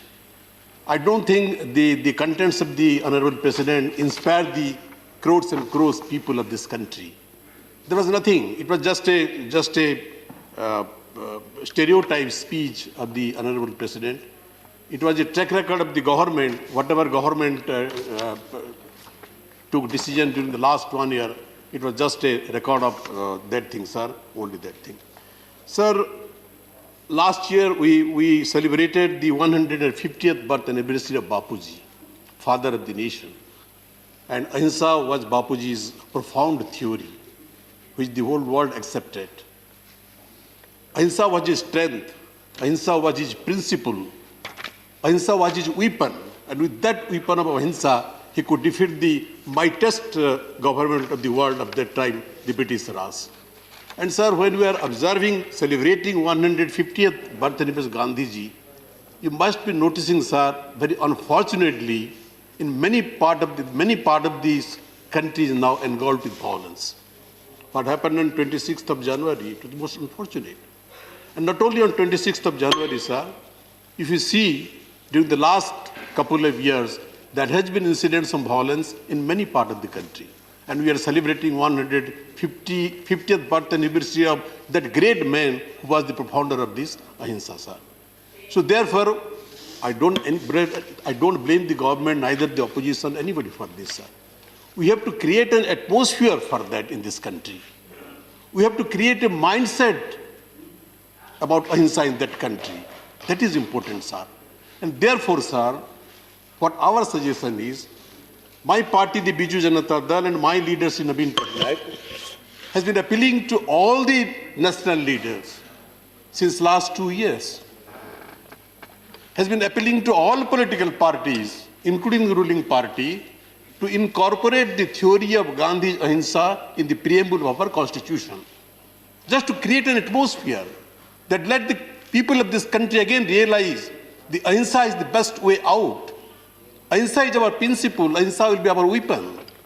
And with that atmosphere, if we are able to create, I think we can be able to contain the Himsa, the violence that is going on in different parts of the country, unfortunately, sir. So therefore, sir, I appeal this government to ponder over this proposal given by Sri Naveen Patnaik ji. Sir, Odisha is as a whole, India is a land of peace. And if you remember, sir, Odisha, we are the place of Lord Jagannatha. Lord Jagannath, great temple is there, which attracts lakhs of bhaktas, devotees from all over the world. And sir, if you go back to the history of 2000 years back, Ashoka invaded Odisha. There was a war that was called Kalinga War on the bank of river Prachi. That river Prachi still exists. And during that time, lakhs and lakhs people were killed.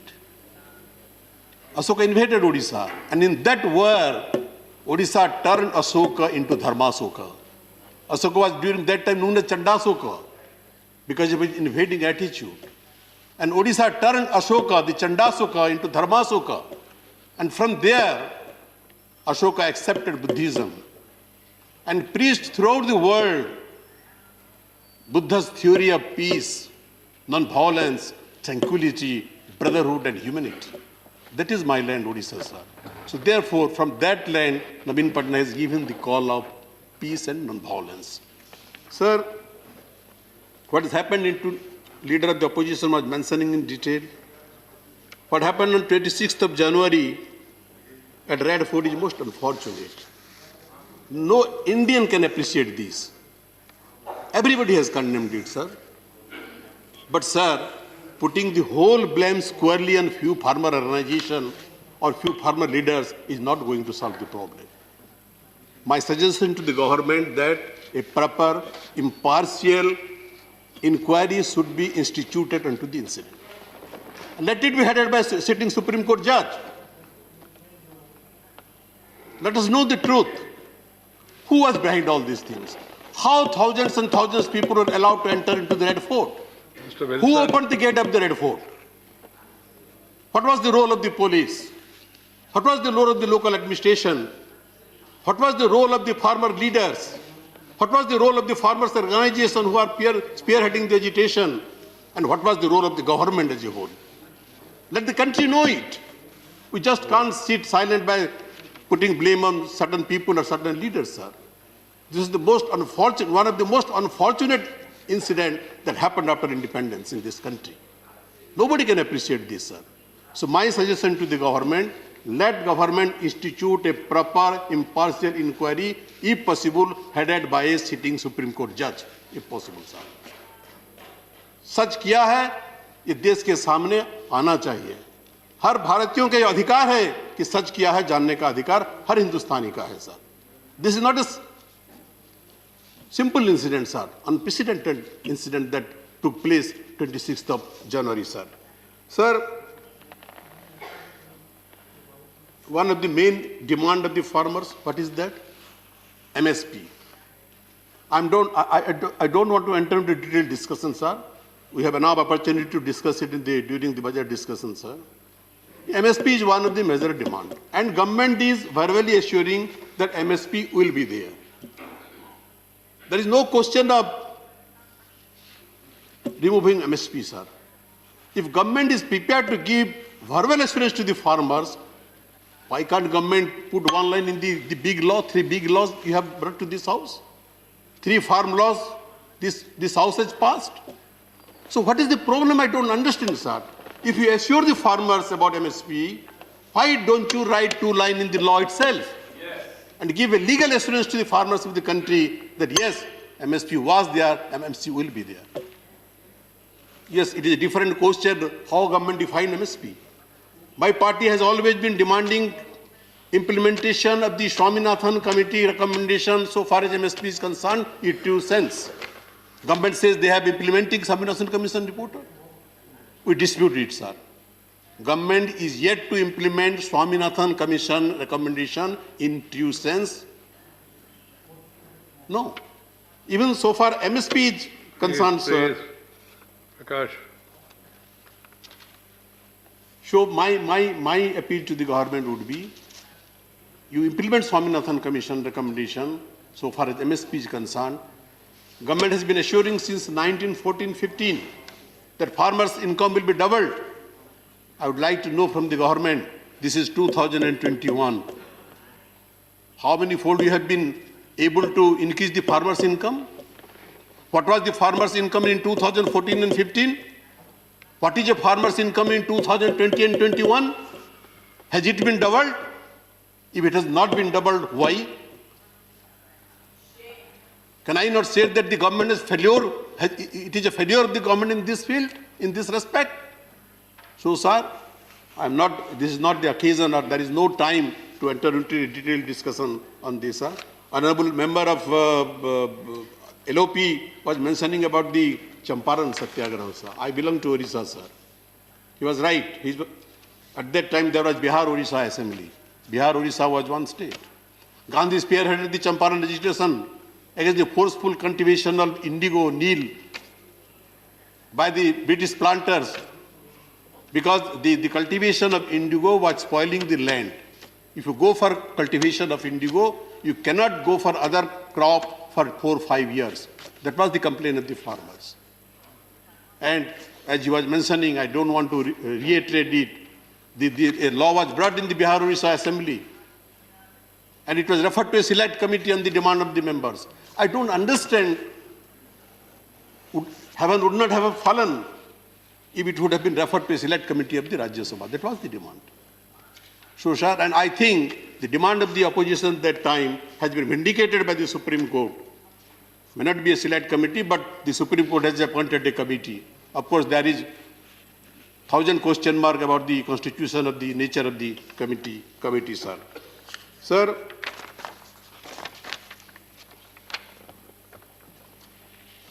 you know Odisha better also, sir. You have several times visited Odisha. we are suffering from, we are reeling under natural calamities. Sir, you will be astonished to know, during the last century, Odisha was hit by natural calamity for 129 times. Can you imagine? Cyclone, super cyclone, flood, drought. We are hit by natural calamity for 129 times. And we have bravely faced it. That has severely affected our economy. So therefore, sir, and the last is the super cyclone of 1999. It devastated Odisha. So, sir, therefore, Odisha has been demanding from a special status, a special category state. And this has been our demand since last decades. We have been appealing to the central government to accord a special status, if not, at least accord a special package for Odisha, so that we will be able to deal with the situation, confront whatever the obstacles coming on the way of development of Odisha, sir. But that has not been done, sir. Sir, Sardar Vallabhbhai Patel, greatest contribution to the nation was the amalgamation of the all princely state in the Union of India, and thereby brought political integration of the country, sir. And Patelji brought political integration after independence, sir. We got independence. And Patel, due to the effort of Sardar Vallabhbhai Patel, all the princely states amalgamated in India, sir. Sir, that political integration was done. But I think the task of economic integration seems to be halfway as yet, sir. Because economic disparity between states and regions still remain in this country. Yes, we have to admit there is economic disparity from region to region and state to state in this country, sir. Sir, scheduled caste and scheduled tribe are the most poorly served by the Indian state, and they are vulnerable to chronic poverty, sir. Uttar Pradesh, for example, and the eastern coastal states like Odisha have high concentration of SC/ST population, and these states are economically less developed than states like Gujarat and Maharashtra, sir. It is the reality, sir. It is the fact. It is no lying fact. Sir, but what is your special package for such states?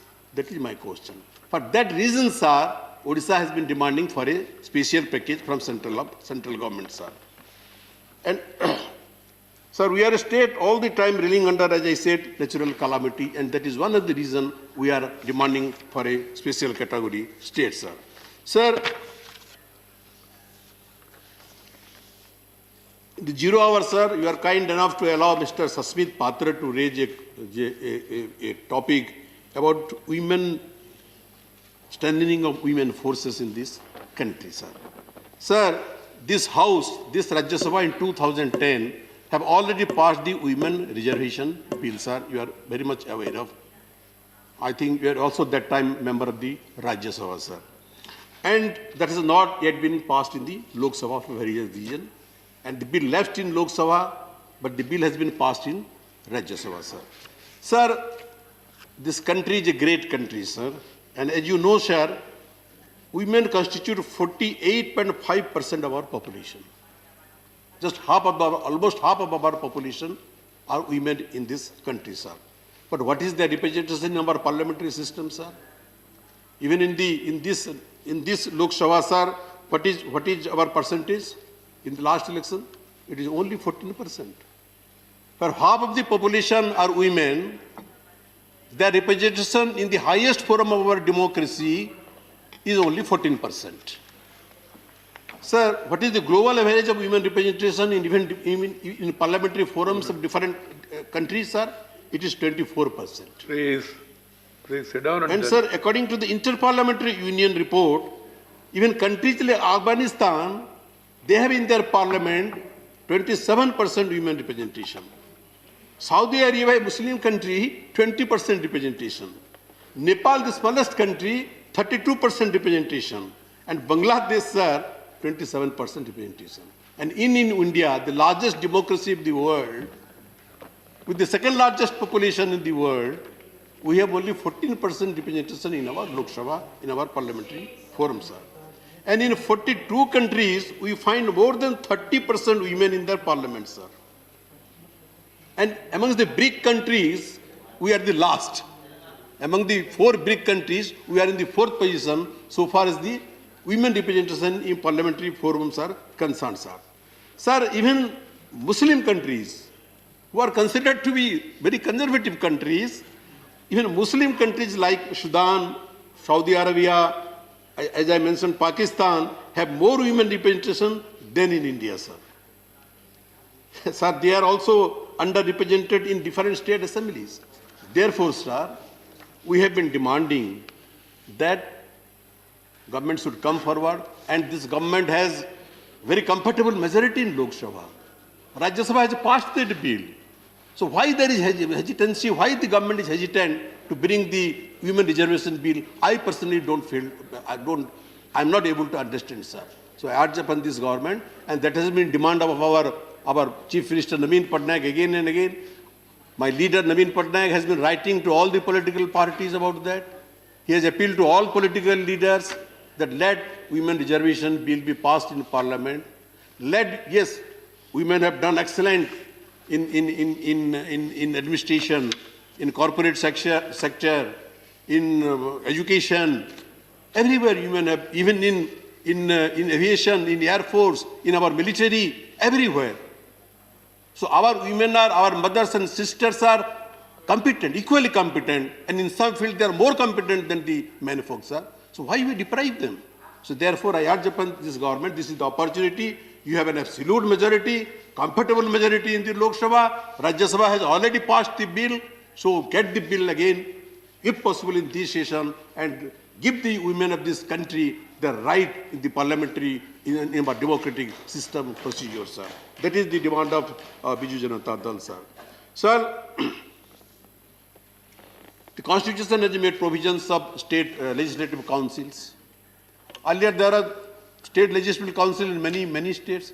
Now also in many states there is state legislative council. And there is a bill pending in Rajya Sabha introduced in 2013 to have a legislative council for Assam also. Sir, my state, Odisha Assembly, has unanimously passed resolution and sent it to the central government for a state legislative council in Odisha, sir. There is no response as yet. And again we have been passing unanimous resolution. And that resolution has been supported by all parties. The Biju Janata Dal, the Bharatiya Janata Party, the Communist Party, every parties who are present in the state assembly, they have supported it. So I urge upon the central government, sir, why making a delay? You allow Odisha Assembly to have a, legislative assembly, sir. Sir, you know very well that we are a multilingual country, sir. And in many parts of the country, many languages spoken. We speak in our mother. And sir, thanks to you, compliment to you, sir, we are all encouraged. You are all the time encouraging us to speak in our mother tongue, sir. And it is unprecedented, sir. It never happened. And therefore, I feel, sir, many of the members, we are encouraged to speak in our mother tongue. And what is the mother tongue, sir? The first word we listen from our mother is our mother tongue. First word, in the language our mother teaches us to eat, how to eat. The language our mother teaches us how to walk. The language our mother teaches us how to do any other thing. That is the mother language. That is the mother tongue, sir. So there are many, it is multilingual country, sir. Sir, in my state, Odisha, we speak Kosali Sambalpuri language in western part of Odisha. About 11 districts of Odisha, out of 30 districts, we speak Sambalpuri Kosali language. That is our mother tongue. In Adivasi, Odisha is an Adivasi dominated state, sir. People speak Santhali.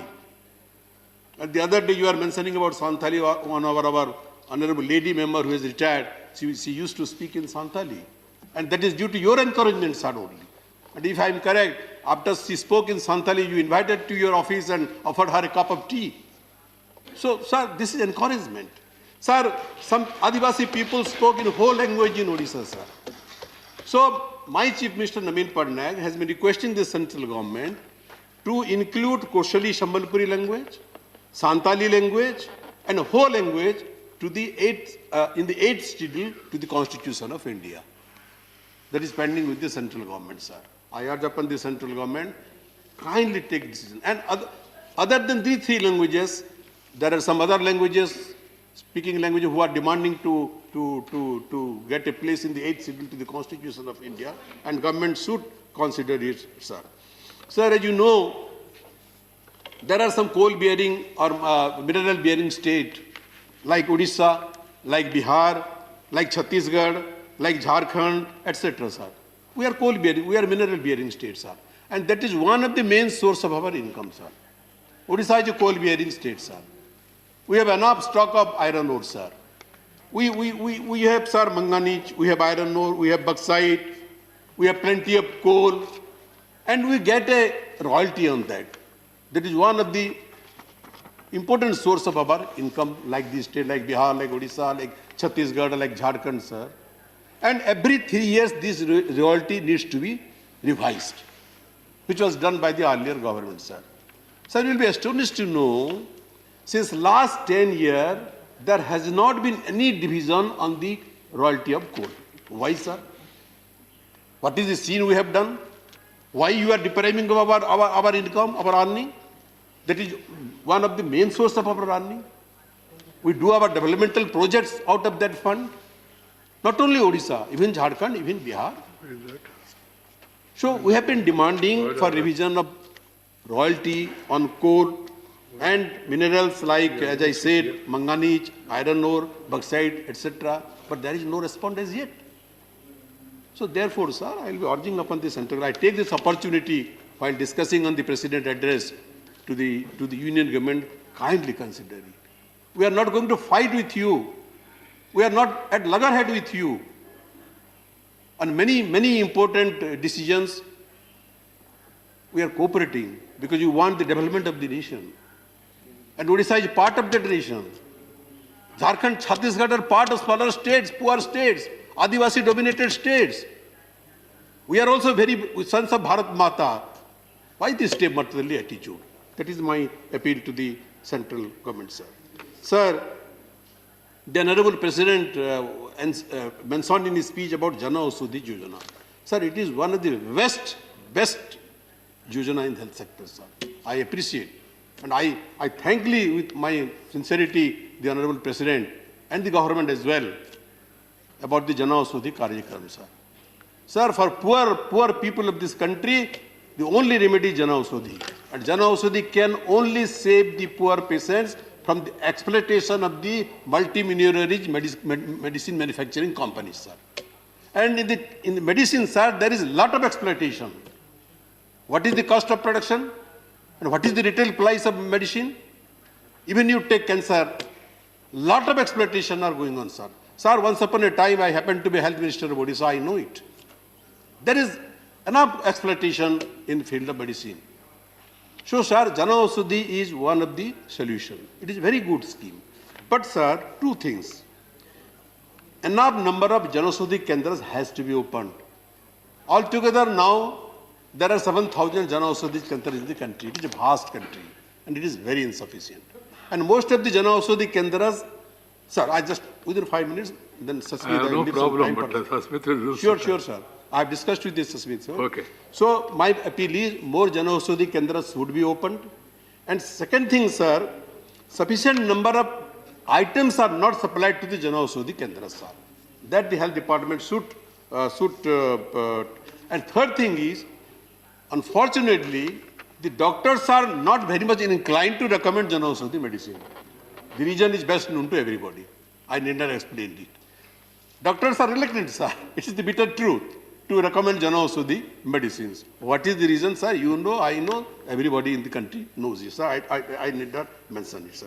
Sir, another important thing the Honorable President mentioned about production of ethanol from paddy, from sugarcane, and from some other thing, which is going to help the farmers in a big way, sir. So my government, my party appreciate this, support this. But, sir, Mr. Dharmendra Pradhan is perhaps not present here. I would like to compliment him also. He has decided to open one ethanol factory in my own place, Bargarh, at the investment of more than 1,000 crore rupees. The work started 1 year back. Now it has suddenly stopped. I don't know why. I want an assurance from the government that that should continue. Second thing, there is a moribund sugar factory. There are many moribund sugar factories in Odisha which are defunct. And ethanol can also be produced from sugar cane also. So I will request the government to kindly take up the sugar factory and convert it into a ethanol production factory, sir. Sir, another one point I will say, my chief minister has been requesting for an airport at Puri, the Dham of Sri Jagannath. Sir, you know, this is one of the 4 Dham set up by Shankaracharya. Puri is one of the more Dham. And every year, lakhs of tourists from all over the world used to come to Puri. And the Konark, which is the Konark temple, which is a UNESCO World Heritage Site, is located nearby also, sir. And the Chilika Lake, as you know, the India's first Ramsar site is also nearby Puri. So Naveen Patnaik has been requesting to set up an international airport at Puri. The government must consider it. And another point, sir, about the clean energy cess. Sir, the entire cess from the clean energy is diverted for compensation, GST compensation. That is not justice, sir. So then what the coal-bearing state will be deprived of that thing? Therefore, we have been requesting that we must 60% share of that cess for the development of our students. And last but not least, sir, my submission. Sir, 43 years back, this country witnessed a people's movement. That was JP movement, sir. And sir, you are one of the victims of JP movement, participant of JP. You are a youth leader, student leader, sir. And many of the honorable members present here, beginning from Honorable Prime Minister, sir, many of the members, they were victims of emergency, sir. I think this government has very conveniently forgotten those days. Now you are in power, but you have forgotten JP movement. You have forgotten all those fighters who fought against the dictatorial rule of that time, who fought against emergency, and many of them are still suffering, sir. I know personally. Right. My suggestion, central government should give them some sort of recognition. Some of the state governments, they have done it. And I'm thankful that many of those governments are BJP-led governments. So why the central government is hesitant? I request the Honorable Prime Minister kindly consider it and take some decision, give some recognition to the freedom fighters of the JP movement. With these words, sir, I support and I thank the Honorable President for delivering his speech to the joint session of the Parliament. Thank you, sir. Thank you, Prasannaji. Parties has to take care how many speakers they have, how much time. That's why I was suggesting that every party should allocate time themselves to their party colleagues and give it to us so that we'll be able to. Now I also been receiving some slips at my office saying that they want to speak tomorrow and all. And some people want to speak on 8th. 8th they can speak, but on a different subject, because by the time reply will be over on 8th. They have to understand that. Secondly, the request for tomorrow, there should not be any problem. But if everybody wants to speak tomorrow, then it will be difficult again. So parties who have got 2 speakers, one should speak today and one should speak tomorrow. They can distribute it, which day, who, etc. So, Tiruchi Siva. Tiruchi Siva, you have 25 minutes and you have Elangovan with you. His speech will be a maiden speech, sir. Whatever. There is no exception for maiden speeches unless it is general speech. Here, time is allotted. Keep that in mind and give the opportunity to him. You will be giving some lenience to maiden speeches, sir. No. Not on this. These are fixed timings. And you have been speaking regularly, you know the system also. Okay, please. Thank you, Mr. Chairman, sir. I, on behalf of my party... Afterwards is Keshav Rao or Banda Prakash. They have to decide. Okay, next. Please. So I, on behalf of my party, DMK, as a mark of respect and duty, thank His Excellency, the President of India, for his address at the joint sessions of the Parliament. Sir, during the course of my speech, if I have to criticize the contents of his address, it may not be construed it is against the President, for it is a policy note of the government. Sir, this government came to power with a slogan, minimum government and maximum governance. But what we have experienced is minimum governance and maximum mishaps. Sir, this is not an evasive allegation. The points which I am going to make here, if the ruling BJP party disagrees or if they find it to be untrue, I stand corrected, sir. Sir, the intolerable miseries and woes the people have come across in all these 6 years have to be narrated, and everything can be discussed in a different topic. Sir, let me in bullet points cite some of them. Number one, unprecedented hike in petrol and diesel prices. No one can dispute in this. How the people, the middle class people and the commuters are being suffering, and the prices, how they have been increased in the 6 years, anyone will understand, sir. Second, the subsidy for the LPG has been very much cut, and the increase in the LPG prices, which affects the domestic ladies and any ordinary family. Hike in the prices of drugs. Hike in railway fares. New taxes. And waiving of 1,76,000 crore rupees of NPA of corporates. Depreciation in rupee value. The demonetization, which took the lives of many and which has given a blow to the MSME and the export sector in this country, whom are not even able to come up after all these years, after the demonetization was declared.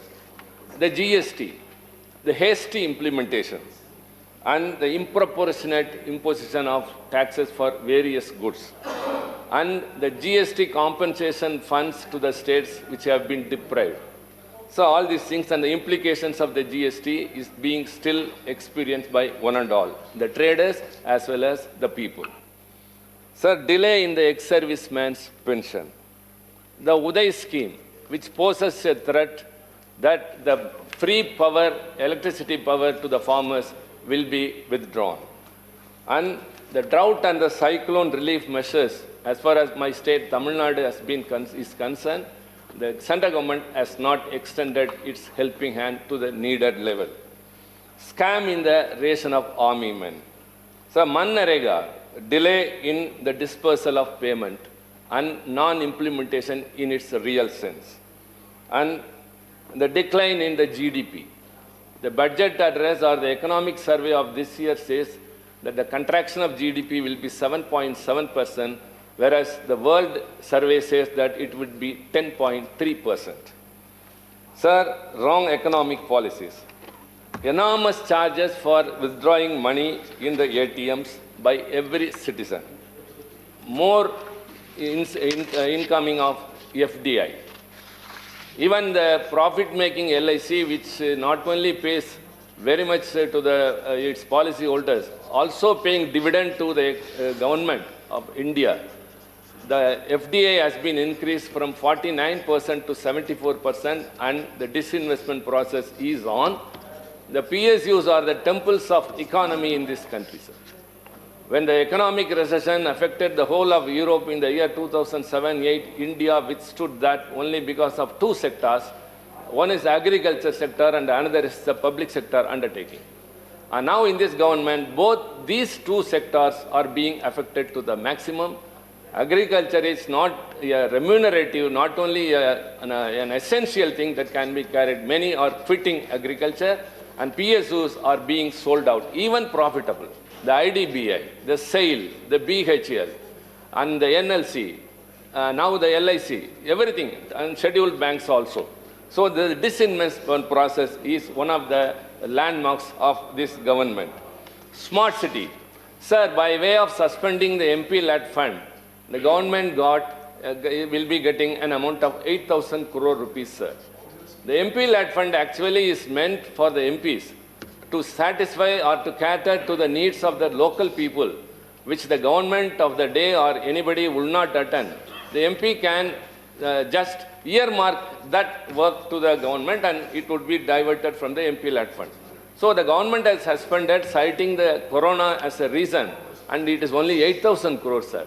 But for the smart city, every city will be getting, sir, Honorable Chairman, when you were minister and earlier also you have appreciated that scheme very much. Every smart city gets 1,000 crore. And across the country, there are 100 smart cities amounting to 1 lakh crores, sir. Sir, I urge, making use of this opportunity, the government should appoint a monitoring committee how these smart cities schemes are being implemented. In my city, Tiruchi, I have seen many things. All these expenses that have been done are insignificant schemes. Nothing reflects the concept of smart city. This is prevailing across the country.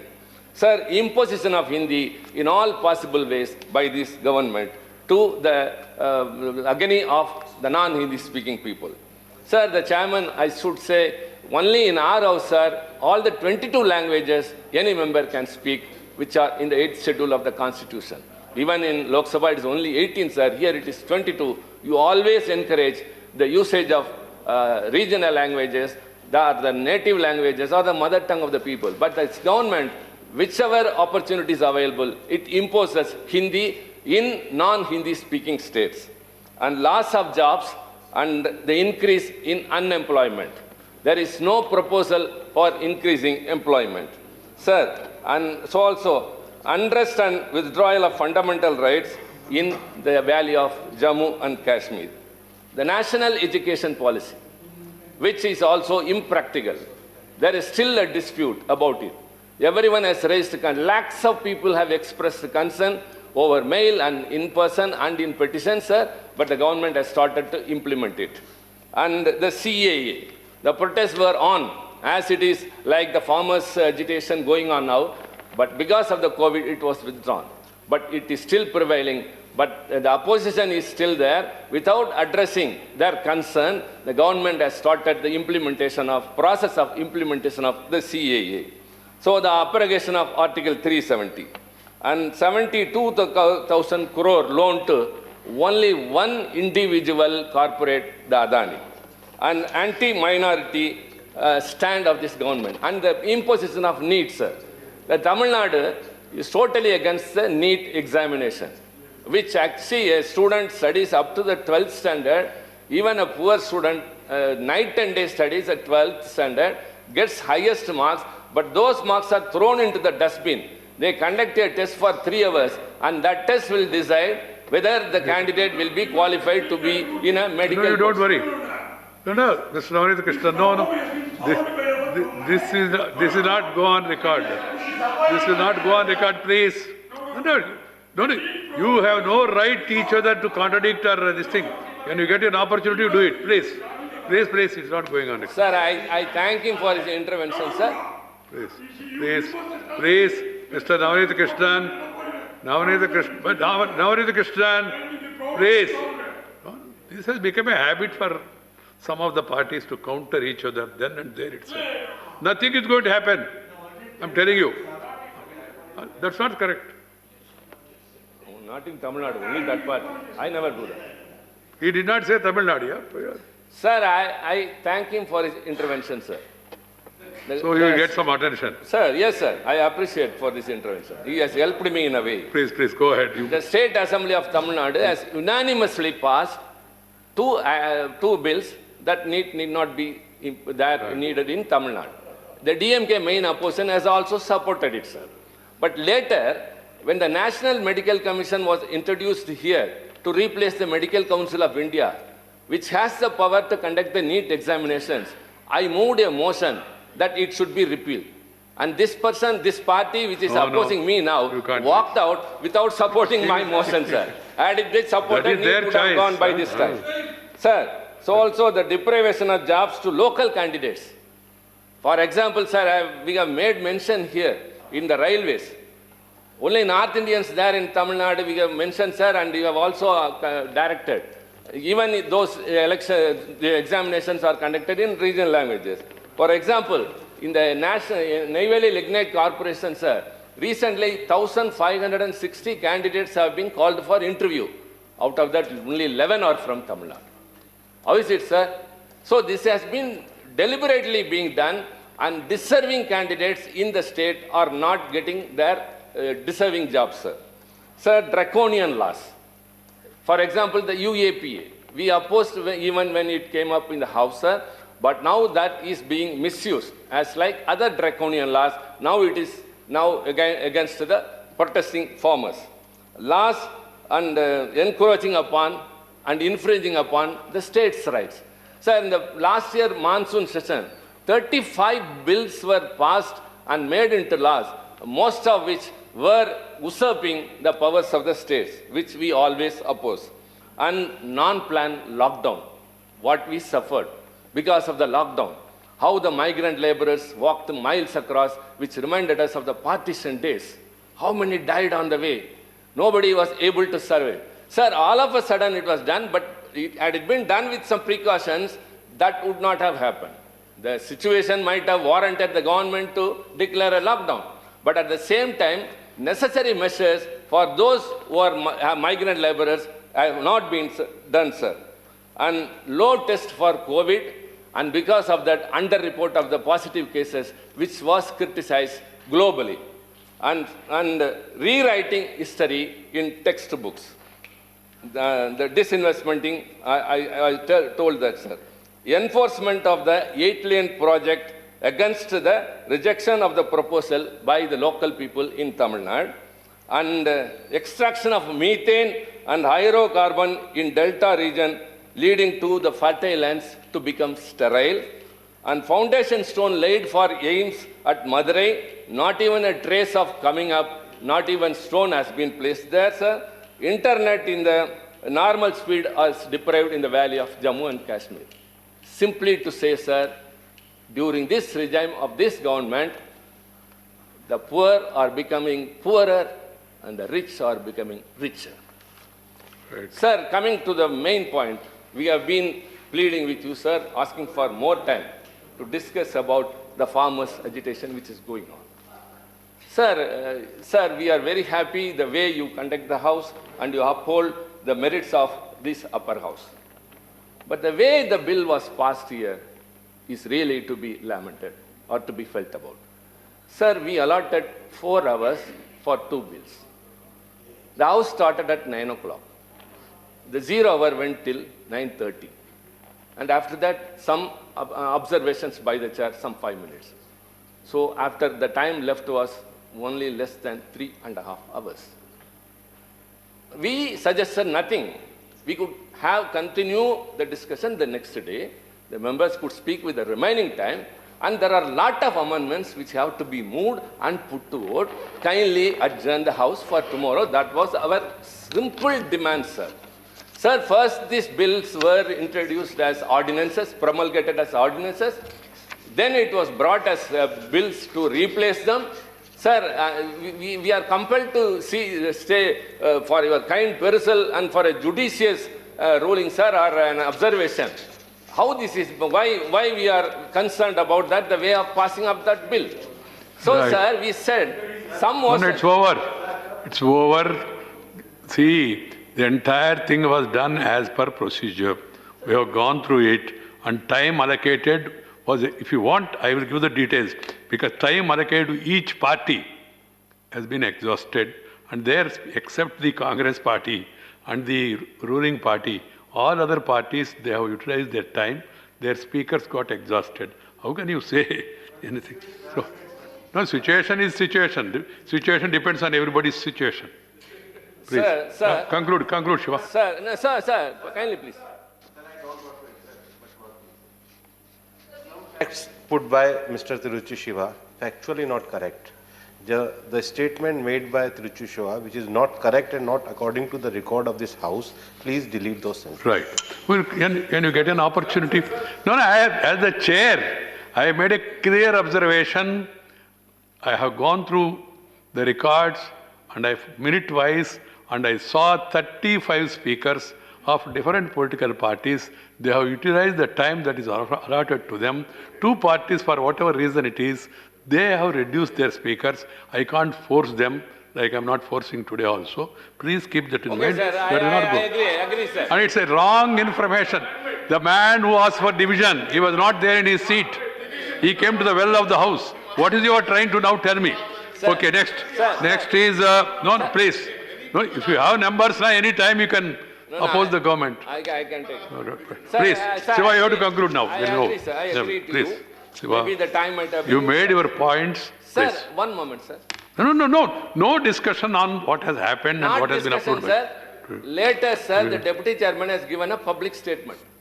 In that statement, he has said, No comment on deputy comment, chairman or sir. any presiding officer. Please. all members, as you said, many were not in their respective seat, except Tiruchi Siva, who was in his seat. Yes. But the house was not in order. That was his content. Right.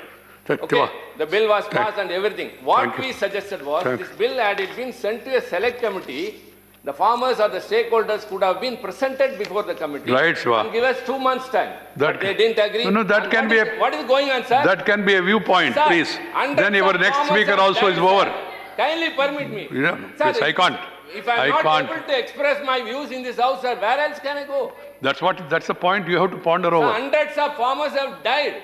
We lost a Still 0 they are in hour. bitter cold, We lost sir. question hour Sir, yesterday. the government should have a human. Why are the members to go and complain? Citizens. Right. That's our humble suggestion. Right, doctor. Government should have humanitarian approach. Dr. Keshav Rao. Sir, one moment. I'll complete. Please. Only with one Shiva, word. please don't force Sir, me. one word, sir. Just with one word, I will. As per the demand of our party president, Mr. M.K. Stalin, I would urge the government, the Prime Minister during his reply, we expect that he would assure the repealing of these 3 formulas. Okay, you have got every right to ask for it.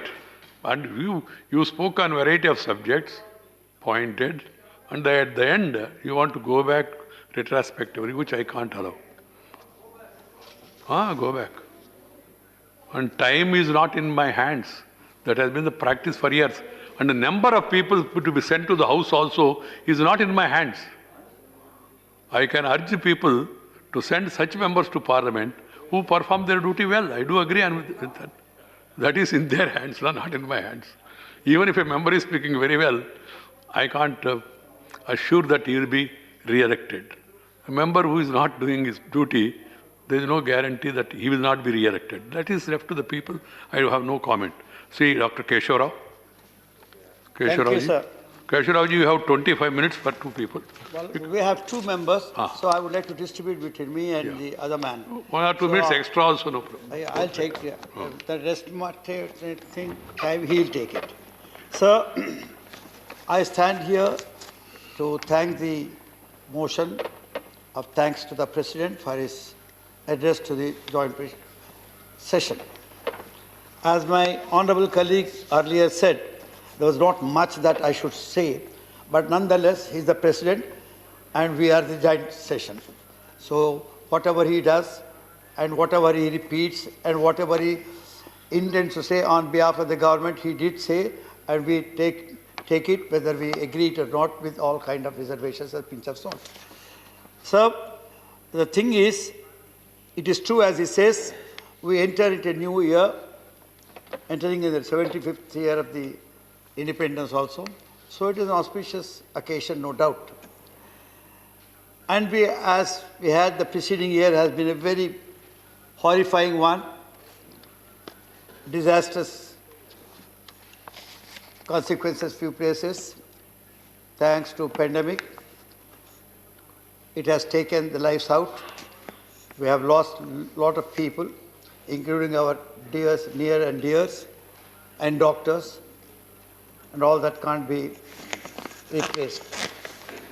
So, starting his speech, the President preferred to quote Assamese poet Ram Chaudhary ji, stressing the point of unity that was made in the context of the communal oneness and the consciousness of the nation, the soul of this country, that we are all one, and so the unity. I wish that really pervades over entire this country. We do not indulge in what is known as no communal divide. We don't indulge in linguistic groupings.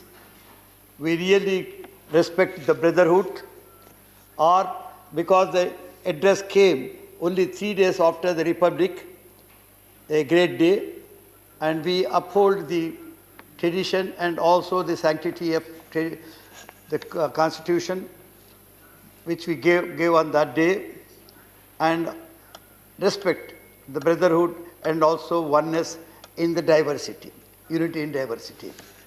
That I am saying it not casting aspersions on anybody else at all, but it is a general comment, taking the clue from the presidential address. Sir, as I said, we have passed through the worst year last, and the pandemic has taken a big toll. Today we are engaged in world's massive and largest operation of vaccination. And we really thank the government for doing it, and also the states, particularly our state, where we have all the doses. Vaccination is coming from biotech. That is giving us, and we salute the scientists and also these companies, Serum Institute in Pune and also in Telangana, for the great job that they have done in giving us the dose. This is true that we promised to give some kind of a 10 million people now in the first phase to the frontline workers and doctors and nurses, and 27 again to elderly in the next phase. Like that, we would like to take out, and then we go to next, all the doses coming to something like 130 million. So, but the question today is, what next? This is the first phase that we are given. The real challenge, the real difficulty arises in the second phase. There is a second dose. We must be prepared, have more centers, more sessions. So we must be prepared for that kind of a operations, and will not be satisfied with the first phase operating. My objection, not objection, my observation with you, sir, particularly when you take care of every member here, that we have started this parliament without thinking of vaccinating the members who really interact and work with people day in, day out, particularly the Lok Sabha members. It's all right, the Rajya Sabha, if you want to give the second phase, I don't mind, but the Lok Sabha are the MLAs, are the councillors or corporators or sarpanchas, whoever it is, a public worker who is in touch with people, needed to be taken, was brought into cognizance, and they should have also gone into this kind of a vaccination program in the very first phase.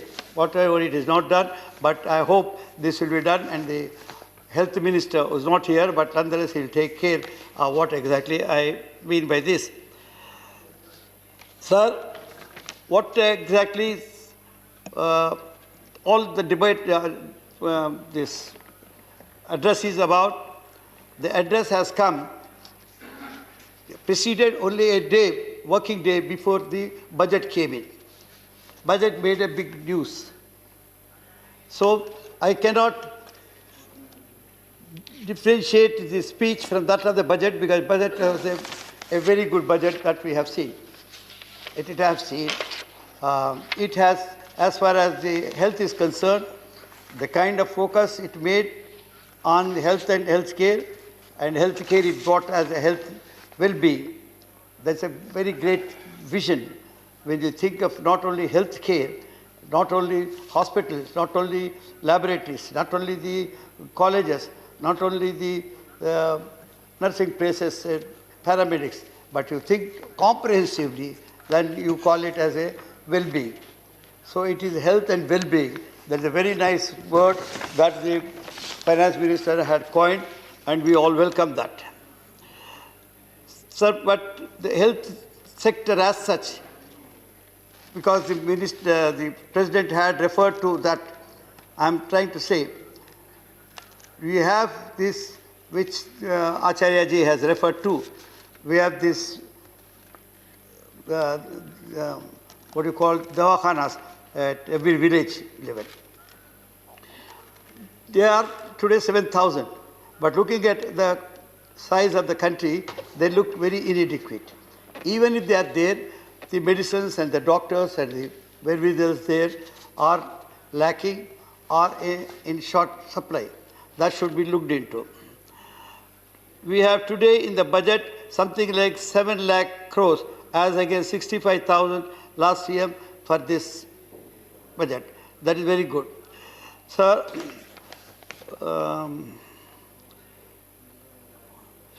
what exactly is again welcome is that this about money that we are talking about, the finance minister says more can come in if we need. Sir, having said this, I think I am also conscious of the concerns of all members about the real burning issue today in this country. That is this farmers' agitation.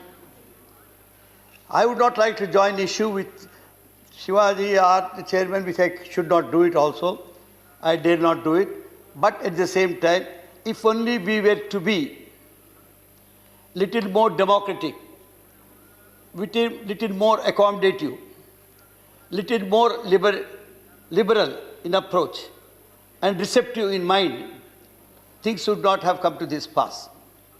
The way we have muzzled through the bill here in this house of Rajya Sabha, when we were there, it is not that the members did not get the time. People did get the time, but when they were asked to raise their amendments, I brought it to your notice also, sir. You agreed. Next day when I explained this. Our seating arrangement is such, as you have seen, that we are in the galleries and we are in other rooms. When they came here, which they should not come, when they came here and were protesting in the well, which they should not have done, but when they have done it, when they were asked to go back to their seated, the time they went out, you have decided on their adjournment as not responded to. Now this is how what is exactly in English muzzling through is said. So we are not saying that we did not get time. The man who got the time did get the time and he did speak at what exactly he wanted to speak.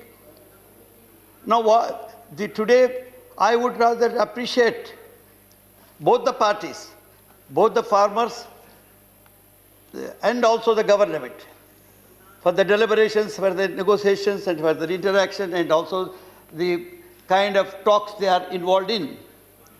The LOP has brought in the history of the agitations, right from the British days now to only to show the muzzle of the farmer. We are not trying to challenge the muzzle of the farmer because it is a nation's muzzle. After all, this nation is an agricultural nation and the entire muzzle is the nation's muzzle. They should have their say. And as he says, after all, we are all there today because of them. We owe to them unto the Jawan. Jai Jawan and Jai Kisan, the slogan of Lal Bahadur Shastri is therefore very sacrosanct. Now the question today is, what exactly we do? There are talks, the ministers come and say, I don't know, there are only 2-3 ministers here. They must tell us what is happening to talks we don't know. Laws are there. We have passed the laws. The kind of laws, the method that we have adopted is known to us and we have commented on that. I need not again go back to that and tell you, sir. But today we must find a way out instead of saying all that. Government has responded well, saying that they are prepared for talks. They say they will agree to many things which they have said. If the government says they are agreeing to MSP, I don't see any reason why it should not go into the book of law, why it should not be legislated and brought into the law pages. Instead of saying yes, if still they are agreeing, then it should be done. And many things the government is saying yes, but still we find from the discussions or from the statements of the former leaders that many things are not done. So what exactly is remaining is not known. So my suggestion therefore is, can we think of some method where this entire issue is brought back to the elected representative, the parliament, and we discuss it here. Though it's not, because we have already passed, we have a right to amend. I think the government is agreeing to a lot of amendments and the farmers wanted to repeal. which I don't think the second point, the farmers stand, that rigid stand, I am not agreeing to. But whatever amendments we want, whatever farmers want, if they are reasonable and rational, and which this House thinks is really right, because they have thought what is right, they wanted to say, they could not say it, but still the bill was passed. So if the Parliament thinks that something needs to be done, and what the farmers are saying are true, it can be brought in. So some mechanism has to be devised wherein the ball should be brought back to this court so that this Parliament can look into. If we had to send it to select committee at that time, things were solved. But can we think now of some method where it goes back to it and where the Parliament members are got involved into this, instead of Supreme Court coming and dictating to us? This is what I feel. Otherwise, my objection would be, because I should go on record, instead of just saying that the farmers should be heard. First of all, this law, to my mind, is unconstitutional because it's a state subject. When I could pass an MSc of my own, I have a right to bypass MSc of my own. It is my concern.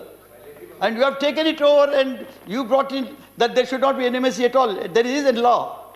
Unless you bring a law saying there is no MSc, the MScs continue. And we in Telangana, sir, only other day, a week back, in the district collectors conference, we said the market committees will continue. The MSP will continue. Though again there we have not brought it into the law. If necessary, we can bring it to law, but you know, bringing MSP into the law, if center does it, it becomes some kind of a guideline to us rather than the states doing. That is why I agree with one of the suggestions made here from our Congress member, Mr. Chidambaram ji. You see, issues like this should be left best to the states concerned. They know their soil, they know their climatic conditions, they know the geoclimatic conditions, they know how to do and what to do. So is education. I come to education now. The President spoke on education, NEP. NEP is good, but we have not, it is inconclusive. We have not discussed fully. When we are discussing the NEP, the minister said that we will discuss later. So we did not complete discussion on NEP, but NEP is being implemented. They will like, you do it because you have a right to do it because there are good points in that. It's a mixed bag as far as NEP is concerned. Now the budget spoke about some standards for the teaching staff.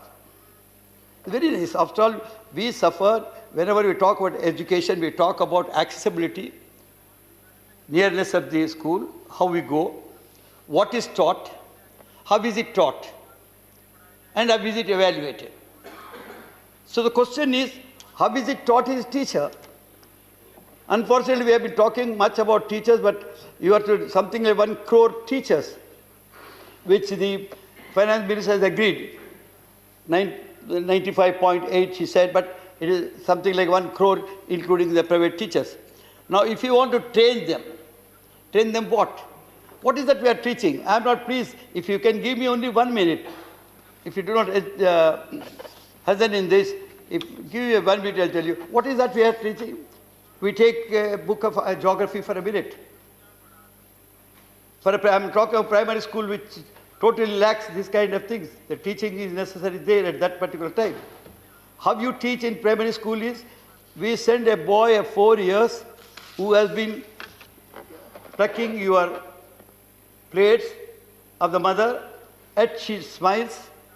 The child throws things here and thither and still will smile because our child, and we send immediately to the school, and at that threshold, one small cane is there in the hand of the teacher and says silence, and you know what kind of thing.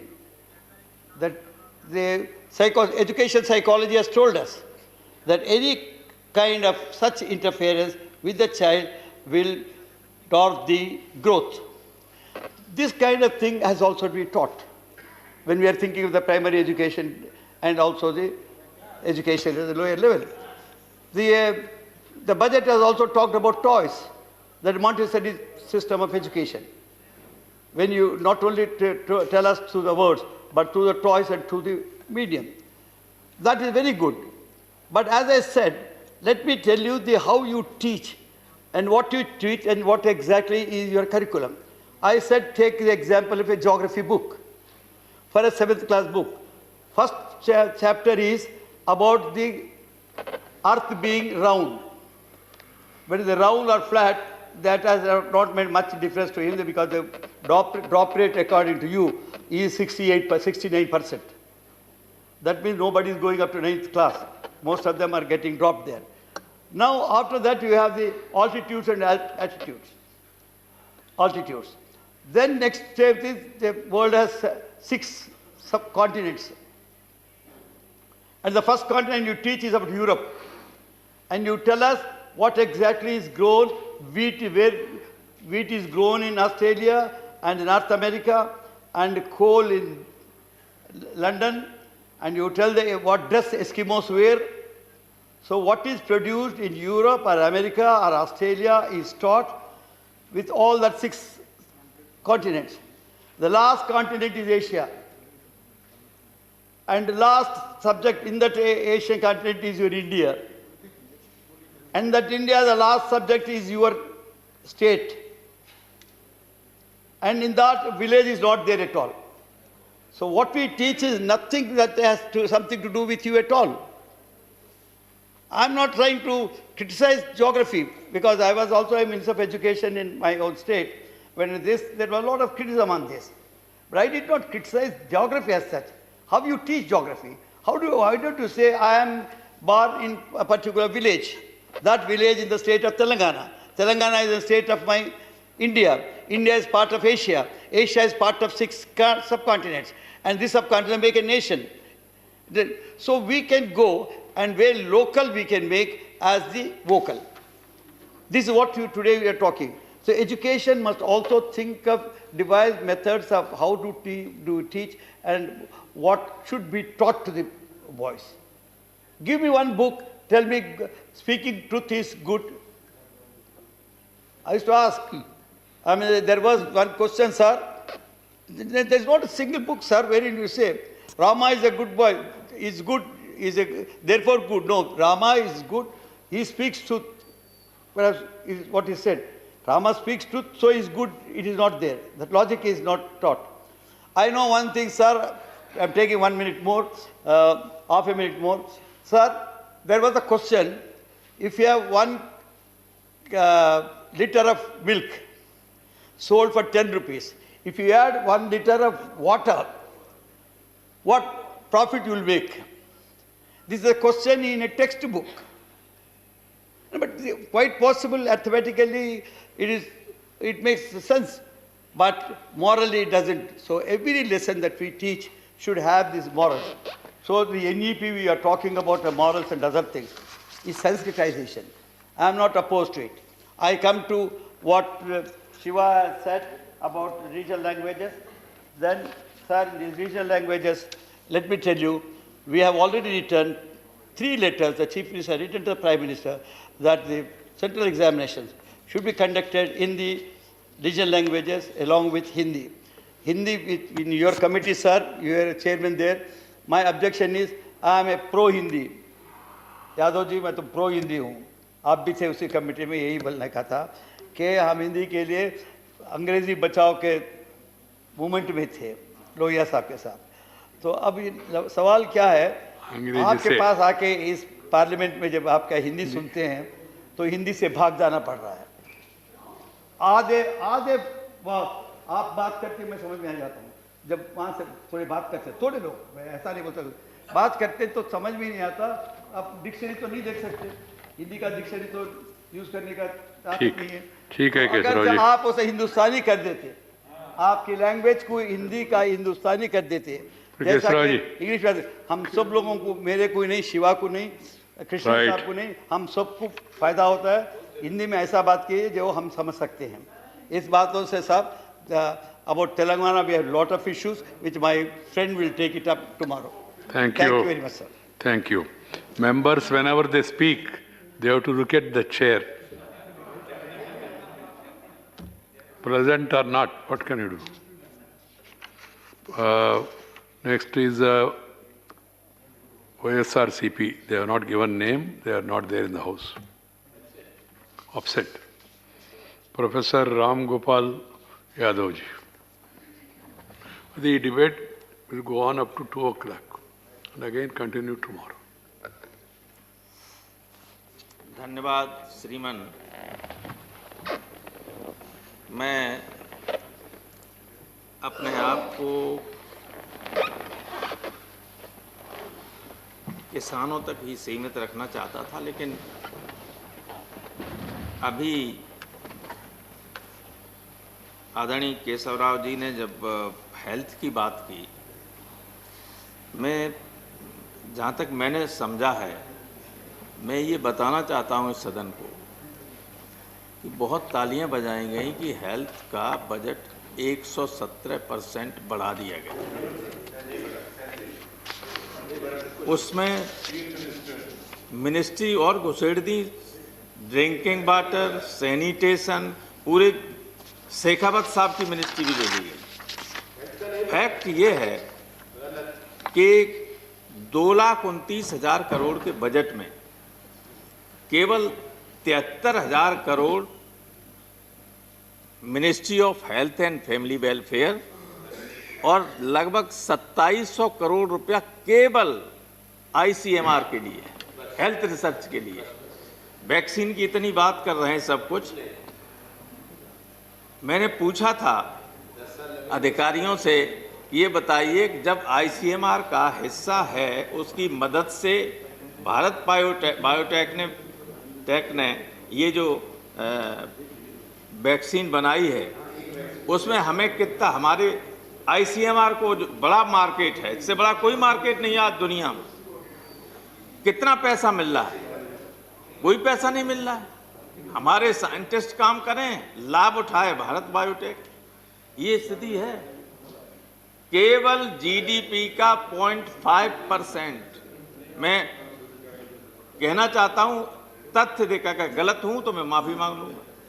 केवल GDP का 0.5% health और family welfare पर budget खर्च करेगा आएगा जब 11% growth rate होगी आपकी, तब 21-22 में।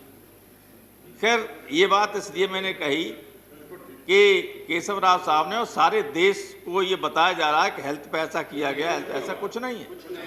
ये सारी मैंने इसीलिए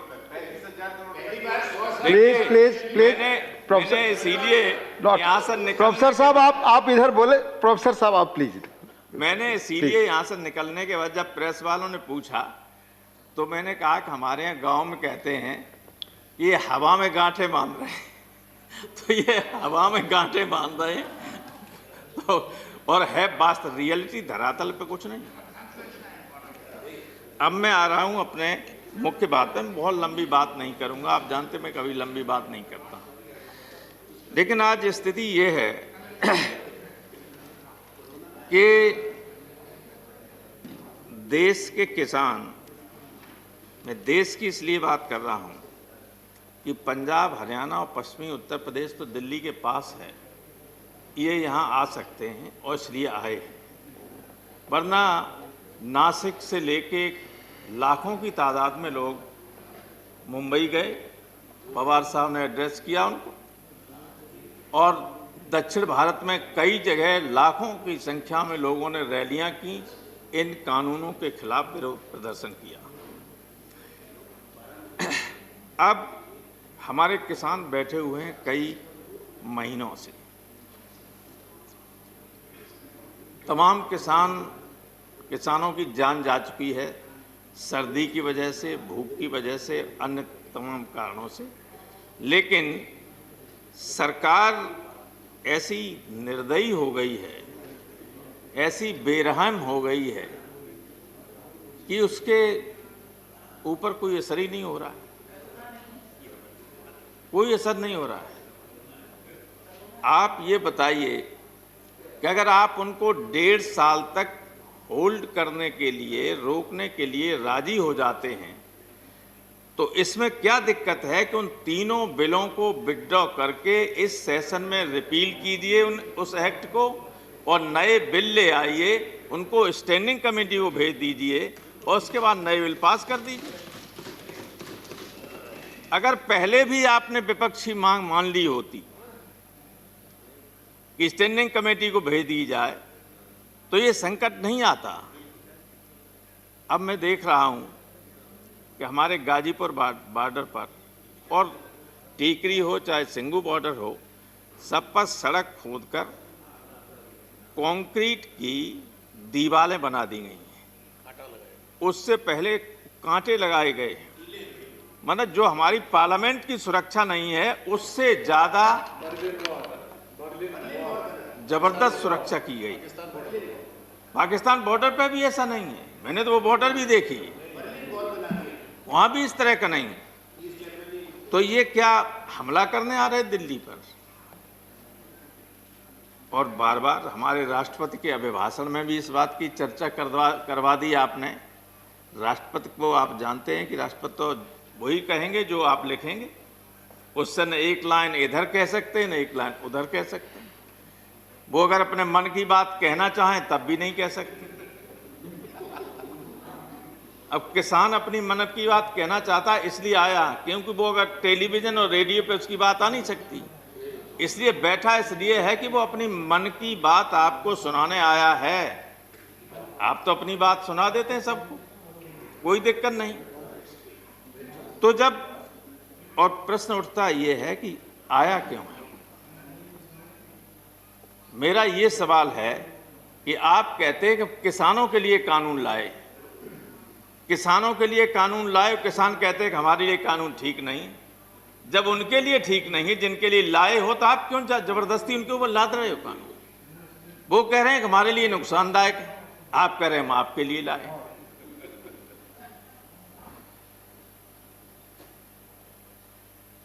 अब देखिए, जो एमएसपी की बात चलती है, ये ऑर्डिनेंसेस आ गए थे पहले ही जून में और बाद में विधेयक आए जब सत्र चला तब। मैं आपको उदाहरण देना चाहता हूं कि स्थिति कितनी खराब हो गई। लास्ट ईयर जब ये अध्यादेश नहीं आया था, उससे पहले हमारे यहाँ मक्का का भाव था 22 रुपया कुंटल, 2200 रुपया कुंटल। और इस बार जब यह अध्यादेश आपने लागू कर दिया, उसके बाद मेरा तमाम जमीन खाली पड़ी रहती थी, धान, उसके बाद आलू गेहूं ये सब करते रहते थे। तो लड़के करते थे, उन्होंने कहा साहब मक्का 2200 रुपया कुंटल बिक रही है, अब की मक्का कर दीजिए। मक्का की तो 1100 रुपया कुंटल बिक, 1100 रुपया कुंटल। और आपकी एमएसपी है सर, एमएसपी है हाइब्रिड की 2660 रुपया और सामान्य मक्का की 1860 रुपया। तब हमारी मक्का, मेरी कोशिश करने के बाद भी प्रशासन ने कहा कि हम नहीं खरीद पाएंगे, दलालों की तो खरीद लेंगे, लेकिन आम लोगों को आपके बिहार में तो स्थिति इससे भी ज्यादा खराब थी। आप पता करिए कि मक्का क्या हिसाब बिकी। तो एमएसपी के मिलने का कोई सवाल नहीं है। अब इसलिए नहीं कि आपने कहीं इस कानून में ये नहीं लिखा कि मंडियों के अलावा जो प्राइवेट मंडियां बनेंगी, और प्राइवेट बनेंगी क्या? हमें लगता है इन लोगों को कई साल पहले से पता था, बड़े लोगों को, ये ऐसे कानून आएंगे। आपके मध्य प्रदेश में कई जगह एक बड़े व्यापारी ने, जिसका नाम रोज लोग देते, मैं नहीं लेना चाहता हूं, लेकिन कई करोड़ टन चावल और गेहूं भरने के लिए, रखने के लिए गोदामें बना ली। 4 साल से बन रही थी। दिग्विजय सिंह जी, माननीय दिग्विजय सिंह जी अच्छी तरह जानते हैं। अब जब उनके बगल में जो मंडियां होंगी, हमारी राज्य की मंडियां, वे चल जाएंगी क्या? उन्हें कैसे मालूम था भाई कि ये कानून आने वाले हैं जो 4 साल से बना रहे थे? आप देख आइए जाके, अगर मैं गलत कह रहा हूं। बनाई मंडी की नहीं बनाई? वो किनकी हैं वो मंडियां? जिनके हवाई अड्डे हैं, कुछ दिनों बाद जिनकी रेलें भी हो जाएंगी, जिनके, अब देखिए, अब लखनऊ हम गए तो वह चौधरी चरण सिंह हवाई अड्डा है, लेकिन नाम लिखा हुआ है अडानी, लिखा है हर जगह, हर लखनऊ की हर सड़क पे उसके बोर्ड लगा दिए गए, होर्डिंग। आप बाहर जाइए, अगर 10 मिनट गाड़ी खड़ी करेंगे तो इतना रुपया, और 10 मिनट से ज्यादा हो गया तो इतना रुपया। आपको अगर कोई छोड़ने आया, आप वीआईपी हैं, उनके साथ, आपके साथ गाड़ियां चली आई, थोड़ा सा हवाई जहाज लेट है और आपसे नमस्ते करने के लिए, खड़े बात करने के लिए रह गए, तब तक पता चला गाड़ी का पैसा बढ़ गया। बहुत बुरा हाल है। तो वही स्थिति इसमें है कि किसान क्यों परेशान है? किसान जानता है बहुत अच्छी तरीके से सबसे बेहतर मंडियां काम करती हैं पंजाब और हरियाणा, और वो जानता है कि जब ये मंडियां बेकार हो जाएंगी तो मनमाने तरीके से व्यापार, ये जो बड़े उद्योगपति हैं जिनकी मंडियां बनेंगी निजी, वे किसानों को कहेंगे कि हम इस भाव पे लेंगे, लेना हो तो दो, न देना हो तो रखो अपने घर। और गरीब होता है आदमी, किसान को जब फसल होती है तब वो उस पैसे से अपने बच्चों के लिए कपड़े लेता है, लड़के लड़कियों की शादी हो तो उसका इंतजाम करता है, पढ़ाई के लिए पैसा की व्यवस्था करता है, तो मजबूरी में उसे फिर सस्ते में बेचना पड़ता है। और ये भय है, और भय वास्तविक है।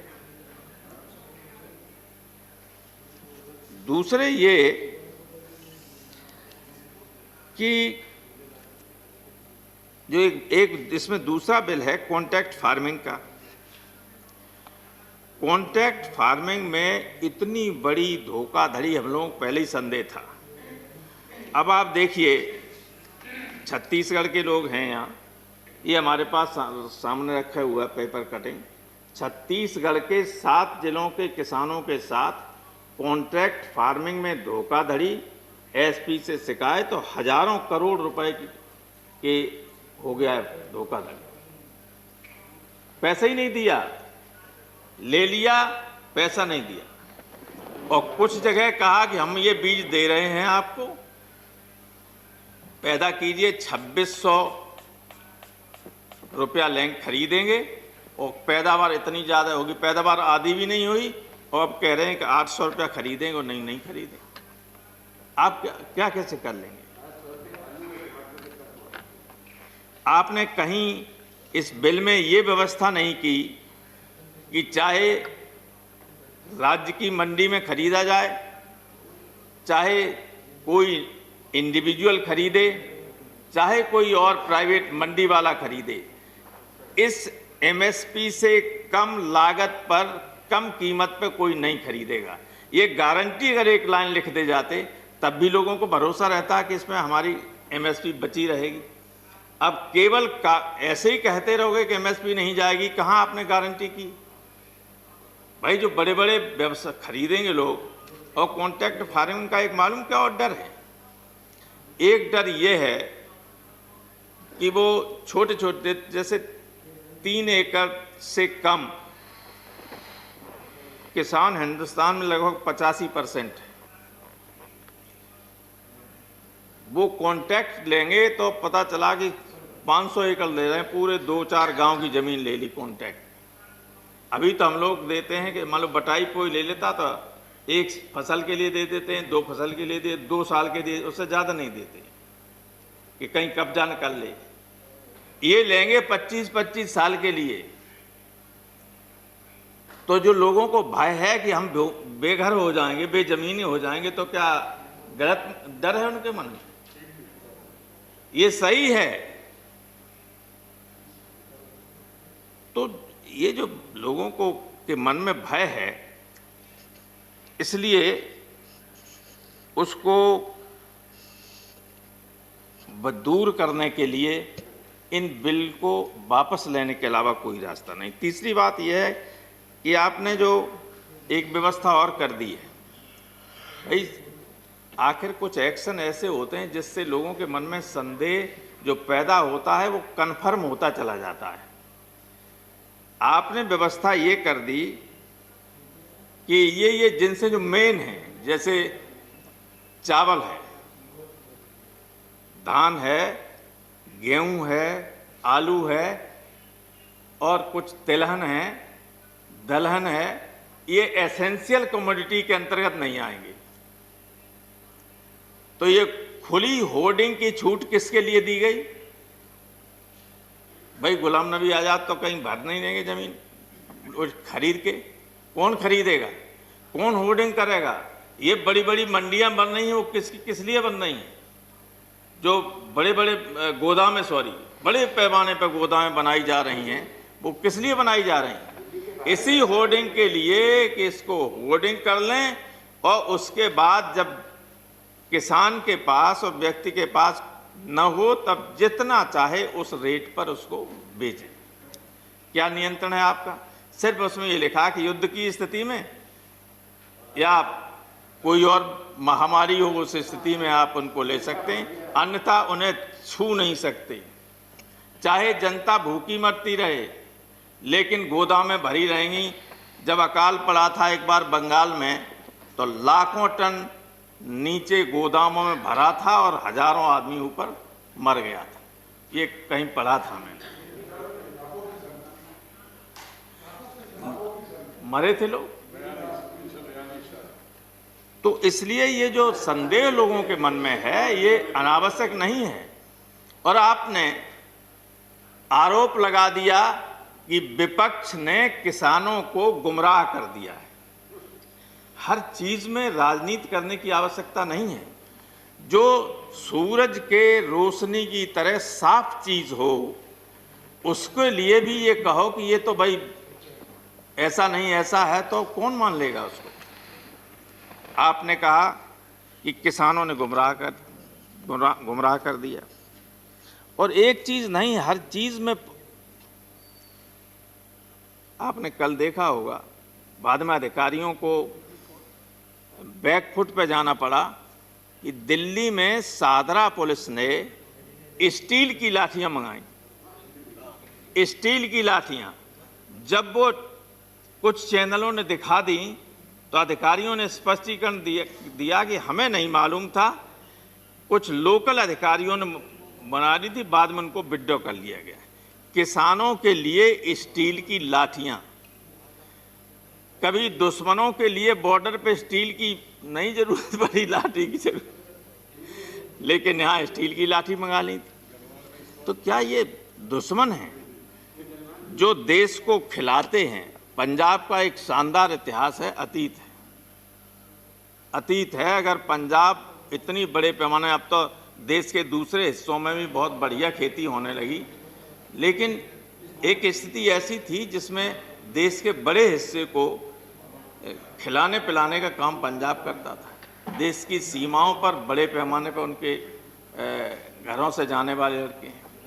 और मैं ये आप भी जानते हैं और हम सब जानते हैं कि जितने किसान परिवारों के लोग हैं वे न केवल खेती पैदा करके लोगों के पेट भरने का काम करते हैं, बल्कि हमारी पुलिस और सेना में जो लोग हैं, बॉर्डर पर जो सीमाओं की रक्षा करते हैं, देश में जो लॉ एंड ऑर्डर को बनाए रखने का काम करते हैं, वे जवान भी इन्हीं किसानों के परिवारों से आते हैं।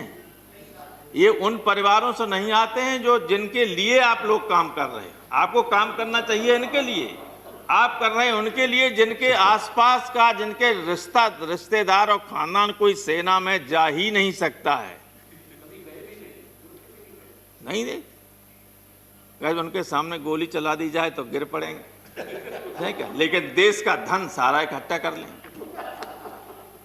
और उनकी मदद हो रही। भाई ये क्या दिक्कत है कि किसान कह रहे हैं कि वापस कर लिए? इसमें प्रतिष्ठा का प्रश्न क्या? अगर हम कहते, अगर विपक्ष कहता, पॉलिटिकल पार्टीज कहती कि आप विड्रॉ कर लीजिए, आप मत करो, लेकिन किसान किसी राजनीतिक दल का नहीं है, किसी राजनीतिक दल से प्रेरित नहीं है, बल्कि जो लोग बैठे हुए उन्होंने कहा है कि कोई राजनीतिक दल का व्यक्ति हमारे मंच से भाषण नहीं कर सकता, बैठ सकता है नीचे लेकिन मंच पर नहीं जा सकता है। कहा है कि नहीं कहा है? तो उसमें आपकी क्या प्रतिष्ठा गिरी जा रही है? जब गुलाम नबी साहब बता रहे थे, जो उन्होंने उदाहरण 3 दिए, वो 100% सत्य और तथ्यात्मक हैं। जब अंग्रेज किसानों की बात को मान सकता है और कानून को वापस ले सकता है, तो क्या आप अंग्रेजों से खराब हैं? आपको क्या दिक्कत है? सर समय हो गया जी, हो गए ऑलरेडी 2 मिनट 3 मिनट अधिक हो गए। मैं आधा मिनट में खत्म किए दे रहा हूं। सर, एक तो मैं अपनी बात खत्म करने से पहले ये कहना चाहता हूं कि इस पेंडेमिक में भी अकेले खेती ही ऐसी थी जिसने जीडीपी को रोके रखा। कुछ हमारी खेती का योगदान 20% है, 14% से बढ़ के 20% हो गया, क्योंकि और जीडीपी डाउन हो गई थी, लेकिन खेती ने आपकी इज्जत रखने की कोशिश काम किया, लोग देश को बचाने का काम किया। और दूसरे ये कि जो लोग मरे हैं, मैं सरकार से ये मांग करता हूं कि उन किसानों को, उनके परिवारों को कम से कम 20-20 लाख रुपए का मुआवजा दिया जाए और उनके बच्चों को कहीं न कहीं राज्य सरकारों से कह के या केंद्र सरकार में उनको एक आध बच्चे को जो मरे हैं उनको सरकारी नौकरी दी जाए। और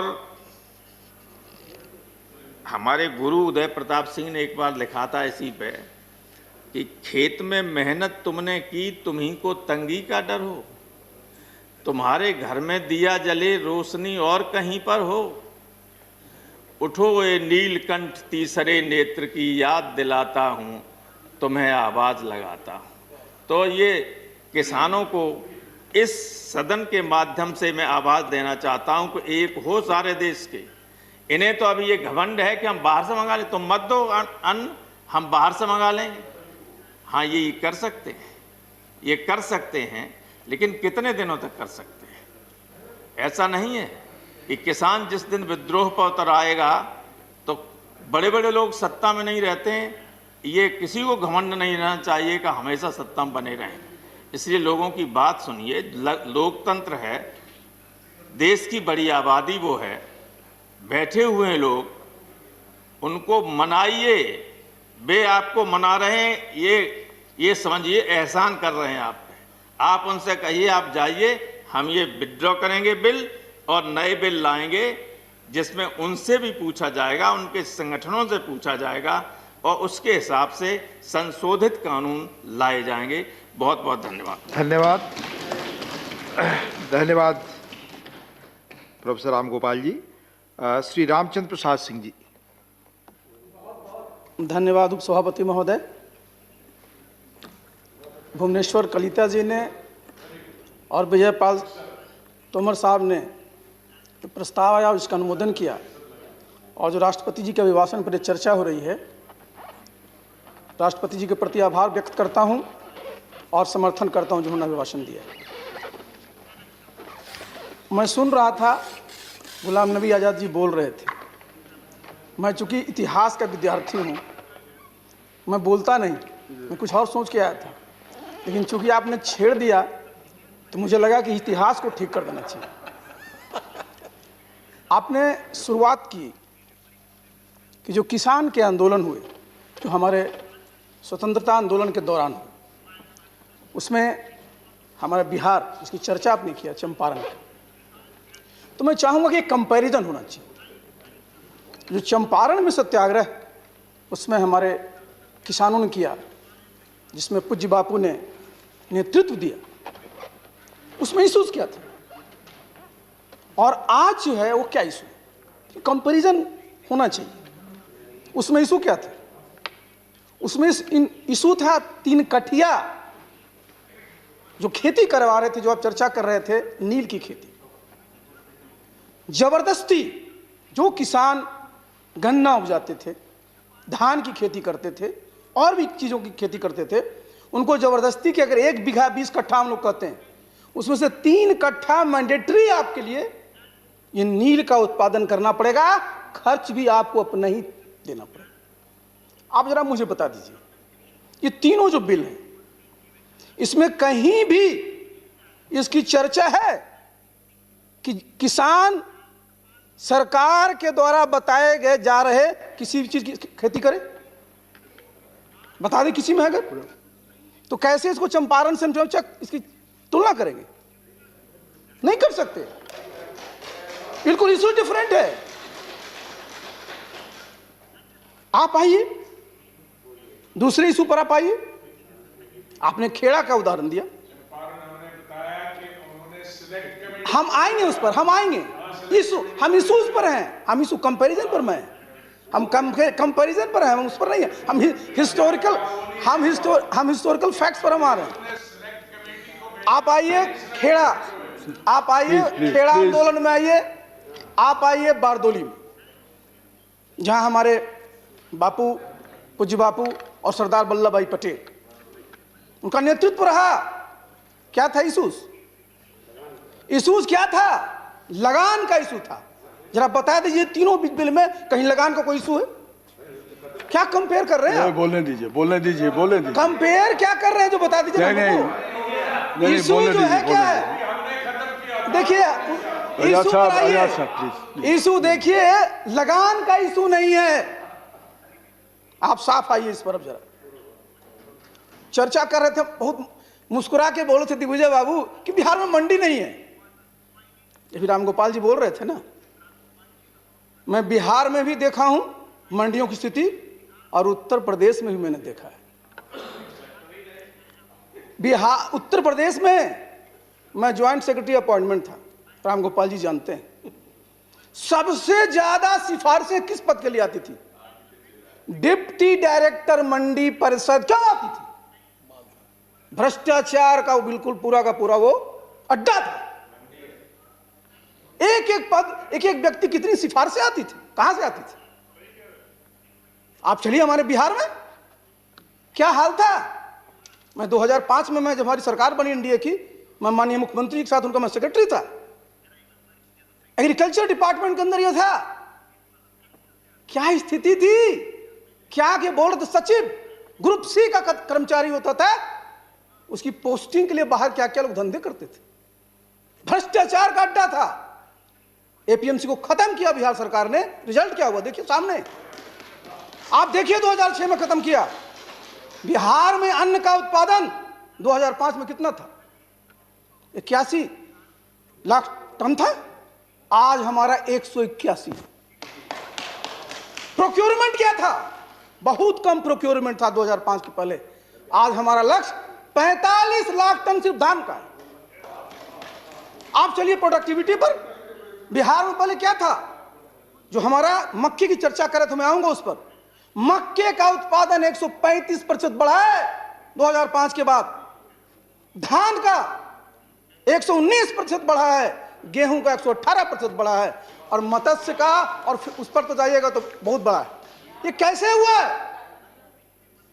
ये इस प्रकार की जहां जहां एक्टिविटी होती थी सबको समाप्त किया गया। तो देखिए उसको लोगों को कंफ्यूज मत करिए, कंफ्यूज नहीं करना है चीजों को। स्टेट आइए जरा, आइए पहला कानून पर। पहला कानून क्या कहता है? पहला कानून ये कहता है किसान के पास ये आजादी है, वो स्वतंत्र है कि अपना उपज वो कहां बेचे, मंडी में भी बेच सकता है। वो को रोका है क्या? आप बताइए। मंडी में अभी चर्चा कर रहे थे, जाइए मछली लेकर के मंडी में। हम तो देखते रहते हैं ना, क्योंकि हम तो गांव जाते रहते हैं। गया मंडी में, बैठा हुआ था पहले लोग 3 दिन 4 दिन 5 दिन तक, क्या करेगा बेचारा रख करके मछली को, औने पौने दाम में लोग ले लेते। अब आज वो स्वतंत्र है कि अपनी मछली को कहीं भी बेच सकता है, अपनी सब्जी को कहीं बेच सकता है। और हमारे नालंदा जिला से मैं बता दूं, सब्जियां आपके कलकत्ता भी जा रही है और सब्जियां हमारी रांची भी जा रही है। तो ये नहीं है, इसमें कहीं भी रोक नहीं है। गुमराह कर रहे हैं लोगों को जाकर के। और बता तो दीजिए कहीं पर। अब दूसरा जरा पास आ जाइए, दूसरे में आ जाइए। क्या कह रहे हैं आप? कि भाई जो अभी राम गोपाल जी बता रहे थे कॉन्ट्रैक्ट फार्मिंग, आप चले जाइए बिहार उत्तर प्रदेश में, ठीक ही तो बोल रहे थे वो, इनफॉर्मल कॉन्ट्रैक्ट फार्मिंग तो हो ही रही है। ये पूरा बटाई है क्या? कह रहे थे ना कि 2 साल से ज्यादा नहीं देंगे क्योंकि कब्जा कर लेगा। और कॉन्ट्रैक्ट में क्या होता है? कॉन्ट्रैक्ट कहीं फोर्स्ड नहीं होता है। कॉन्ट्रैक्ट में आपका अपना जो है उसमें विलिंगनेस होता है। 2 पार्टी जब विलिंग होती है तब कॉन्ट्रैक्ट होता है। किसान कॉन्ट्रैक्ट करने के लिए फोर्स्ड है क्या? उसकी इच्छा नहीं है, वो नहीं करेगा कॉन्ट्रैक्ट। उसकी सुविधा है, उसको सहूलियत मिलेगी, उसकी आमदनी बढ़ेगी तो कॉन्ट्रैक्ट करेगा।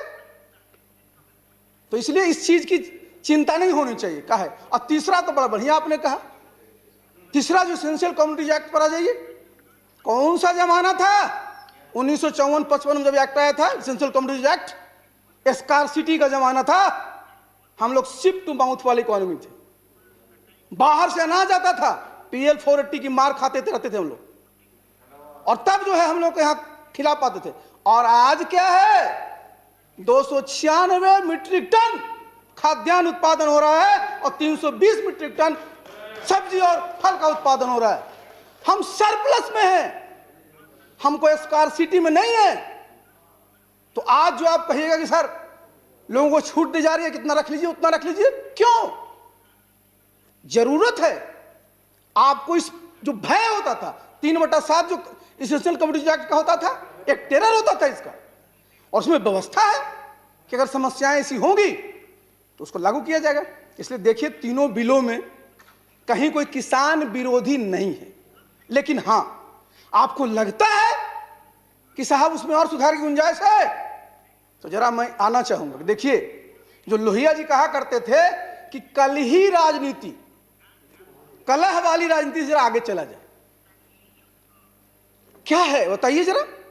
सरकार ने बिल एक्ट बना दिए, सुप्रीम कोर्ट में लोग गए, सुप्रीम कोर्ट ने आदेश दिया। यही लोकतंत्र की खासियत है कि अगर कोर्ट आदेश देता है तो हम सब लोग उसको स्वीकारते हैं। सरकार ने भी स्वीकारा, और स्वीकार करके आपको बुला रही है वार्ता के लिए आइए। बताइए साहब, आप कह रहे हैं सरकार की हठधर्मिता, उन लोगों की भी तो हठधर्मिता देख लीजिए, क्यों नहीं आ रहे? कौन रोक रहा है?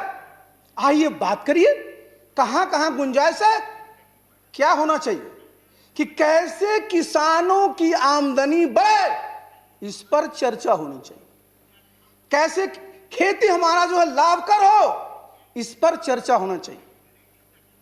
कैसे कृषि को लोग छोड़े नहीं, इस पर चर्चा होनी चाहिए। और उसके लिए हमेशा सब जगह लोग को हिस्सा लेना चाहिए, भाग लेना चाहिए।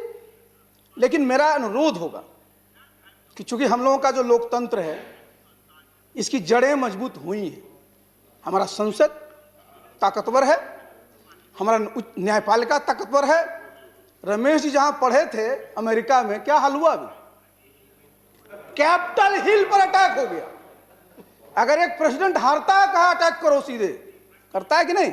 लेकिन हमारा उस अमेरिका जिसने 171 साल पहले हमसे आजादी पाया, आज उसका 245वां साल चल रहा है, हमारा तो अभी 75वें चलने वाला है। लेकिन हमारे यहां क्या होता है, जनता कोई निर्णय लेती है सब स्वीकार करते हैं। इमरजेंसी के बाद ही जनता पार्टी सरकार बड़ी, लोग स्वीकार किया कि नहीं किया? बिहार में भी चुनाव हुए, स्वीकार किया कि नहीं स्वीकार किया? लेकिन आप देख लीजिए क्या होता है अमेरिका में।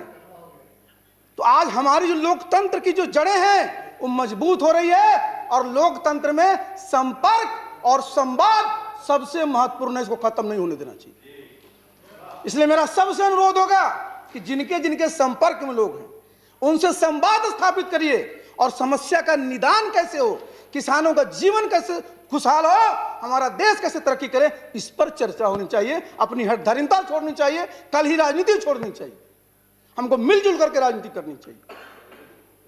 तो मुझे तो इस पर इतना ही कहना था। लेकिन एक और, गुलाम नबी साहब आपने जो शुरुआत की थी उसके लिए मैं आपको बहुत बहुत धन्यवाद देता हूं। आपने जय जवान जय किसान, लेकिन एक चीज और करना चाहिए था आपको। स्वर्गीय हमारे लाल बहादुर शास्त्री जी का एक नारा था 65 का, अटल जी आए जोड़ दिया जय विज्ञान भी। देखिए जय किसान, जय जवान, जय किसान, जय विज्ञान। आप बिना विज्ञान के, आज हमारे जवान भी हैं, उनका पराक्रम नहीं बढ़ सकता, उनका सोच नहीं बढ़ सकता, और विज्ञान ने जो किया है उसी से हमारी सैन्य शक्ति भी बढ़ी है। आप जरा सोचिए, पहले हम लोग क्या होता था एयरफोर्स में, मिग मंगाइए कहां से, देश का नाम हम नहीं लेंगे, जगुआर कहां से मंगा रहे हैं, राफेल कहां से मंगा रहे हैं, बाहर से लाना पड़ता था, नेट कहां से मंगा रहे हैं। और आज कितने प्रसन्नता की बात है, कितना गौरव की बात है कि हमारा HAL 83 तेजस विमानों को बनाएगा फाइटर का, है कि नहीं है? बने थे, लेकिन आपने इतना बड़ा आदेश नहीं दिया था। 48,000 करोड़ का आदेश मिला है। आप देखिए, आप सुन लीजिए, पहले तोप मंगाते थे, तरह तरह के घोटाले हो जाते थे, और आज देखिए अपना टैंक बन रहा है, हमारा सुपरसोनिक, हमारा टॉर्पीडो वो बन रहा है। पहले तो हम लोग 303 से ही काम चलाते रहते थे, आज आप देखिए इंसास है, और भी अच्छी अच्छी हमारी बंदूक राइफलें बन रही हैं। ये सब चीजें हैं, ये सब चीजें हैं, और ये कैसे संभव हुआ है जिसकी मैं चर्चा कर रहा था, उस पर आपको भी आपत्ति नहीं होनी चाहिए। वैज्ञानिकों ने जो काम किया, DRDO के वैज्ञानिकों ने जो काम किया, जी बोलने दीजिए ना, मैं बोल रहा हूं कि प्लीज जय जवान जय किसान के साथ जय विज्ञान भी आ जाए। आप चले चलिए स्पेस में, कितना बड़ा वैज्ञानिकों ने काम किया। आज भाई गगनयान 3 है, आप जहां भी जा रहे हैं, पहली बार जो छोटे छोटे हमारे लॉन्च मिसाइल के लॉन्चर करने के अपने स्पेस के लगाए अपने यहाँ, पहले हमको दूसरे देश में देखना पड़ता था। बताइए, अपने पास हिंदुस्तान में कोई भी प्रेशराइज्ड हेवी वाटर रिएक्टर था? ये कितने गर्व की बात है, गौरव की बात है कि ककरापार में हमरा अपना बन रहा है। ये मैं इसलिए बोल रहा हूं कि विज्ञान की देन, और जिसकी चर्चा हम लोग शुरू से किए, किसान की ही, तो पूरा का पूरा हाई यील्डिंग वैरायटीज ये कहां से आया? पूरा का पूरा हाइब्रिड सीड कहां से आया? रोल किसका है? विज्ञान का। मैं व्यक्ति की नहीं बात कर रहा हूं, मैं बात कर रहा हूं विज्ञान की। मैं याद दिला रहा था कि ये नारा जरा थोड़ा सा बदल करके उसको थोड़ा बढ़ा दीजिए, ये मैं आपसे कह रहा था। तो ये जो है, समझिए, आज हमारे देश में हमारे किसानों ने, हमारे जवानों ने और हमारे वैज्ञानिकों ने जो काम किया है, उस सब के लिए हमको गर्व करना चाहिए। ये गौरव का विषय है, और इस सब को हम लोग को अच्छे से मनाना चाहिए। जब कोई घर में आपकी खुशी आती है तो मनाते कि नहीं मनाते? तो हमारे लिए कितने खुशी की बात है। आइए कोरोना पर जरा विज्ञान का देख लीजिए। अमेरिका को मैंने बताया 246 साल हमसे पहले आजाद हुआ, 171 साल पहले, 1776 में। बताइए साहब, वहां पर क्या कोरोना का जरा ट्रैक रिकॉर्ड देखिए। उनके यहां मोर्टेलिटी रेट कितना है? करीब करीब 2% के आसपास है। हमारा क्या 1.5 के आसपास है। अमेरिका की आबादी 30 करोड़, हिंदुस्तान 130 करोड़, वहां 2.69 करोड़ लोग संक्रमित हुए। हमारे यहां भी हुआ, लेकिन 1.07 करोड़ ही है हमारे। ये जरा देख लीजिए उनके यहां सुन लीजिए जरा, अमेरिका का ज्यादा याद करते हैं, उनका क्या है रिकवरी रेट? 64%। अपना रिकवरी रेट 97%। और जिसको सबसे ज्यादा आप लोग कोस रहे थे बिहार को कि कोरोना में तो बिहार पहले हो जाएगा, क्या हुआ? बिहार में क्या है? बिहार में जो मोर्टेलिटी रेट है 0.5% है। पूरा का पूरा हमारे 24 लाख जो हमारे बिहार से बाहर के श्रमिक आए, सबको हम लोगों ने देखभाल किया, और 10,000 करोड़ रुपए हमारे सरकार ने, केंद्र सरकार के अतिरिक्त खर्च किया इन सब की करने के लिए। अभी आप देखिए, वैक्सीन की हम लोग चर्चा कर रहे हैं, जरा देखिए इतिहास। ब्लैक डेथ आया था ना, आप सब लोग जानते हैं ब्लैक डेथ में कितनी मौतें हुई थी। ब्लैक, इसको प्लेग कहते हैं। कितने वर्षों के बाद, 567 साल के बाद उसका वैक्सीन आया। आज भी प्लेग खत्म नहीं हुआ। अभी पिछले साल में मेडागास्कर में भी ये आ गया था आपको प्लेग। लेकिन आज आप देखिए अपने देश में साल भर के अंदर आपके पास वैक्सीन है। आप स्मॉल पॉक्स को देख लीजिए। स्मॉल पॉक्स मेक्सिको में कब आया? 1530 में। उसका जो है, उसके भी जो वैक्सीन आने में कितने साल लग गए, और यूनाइटेड नेशंस को कितना साल लगा? 1979 में दुनिया से हमारा खत्म हो गया वायरस स्मॉल पॉक्स का, लेकिन चिकन पॉक्स अभी भी है।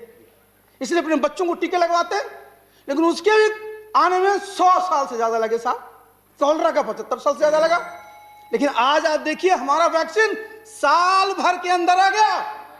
और इसके लिए हम लोगों को देखिए गर्व होना चाहिए हमारे साइंटिस्टों के ऊपर। और आप देखिए हमारा वैक्सीन की कीमत क्या है। अभी जिसकी चर्चा कर रहे थे कोविशील्ड, जो सीरम इंस्टीट्यूट का 200 रुपया पर डोज, 2 डोज देने हैं 400 रुपये लगेंगे। आप आइए जो हमारा दूसरा वाला जो है कोवैक्सीन, 295 रुपये, 2 डोज देंगे 600 रुपये से कम। जरा चलिए उनके पास जहां रमेश जी पढ़ते थे, चलिए वहां, उनका वैक्सीन फाइजर कितना का है, $20, 1400 हुआ ना। मॉडर्ना 37 से लेकर के $40, कितना हुआ, 2500। हमारे साइंटिस्टों ने जो बनाया है वैक्सीन, इसकी एफिकेसी देखिए, इसकी कीमत देखिए। इसलिए हम सब लोगों को, हमारे साइंटिस्टों को सैल्यूट करना चाहिए और केंद्र सरकार को आपको धन्यवाद देना चाहिए। इसमें पार्टी पॉलिटिक्स से ऊपर उठिए कि जिस महामारी को जिस सफलता के साथ, नेतृत्व के साथ काम किया गया है, उस सब के लिए हम लोग को गौरव होना चाहिए। और अंत में साथ जस्ट समाप्त में कर रहा हूं कि अपना देश का एक इतिहास रहा, गौरवशाली अतीत रहा है और आगे भी रहेगा रमेश जी। और इसके लिए हम सब लोगों को, जो हमारे देश का ताना बाना है, सामाजिक सद्भाव, सांप्रदायिक सौहार्द, इसको बनाए रखना है, जिससे कि जो कहता है ना सारे जहां से अच्छा हिंदुस्तान हमारा वो कायम रहे। बहुत बहुत धन्यवाद। बहुत धन्यवाद। Shri Ila madam Karim ji.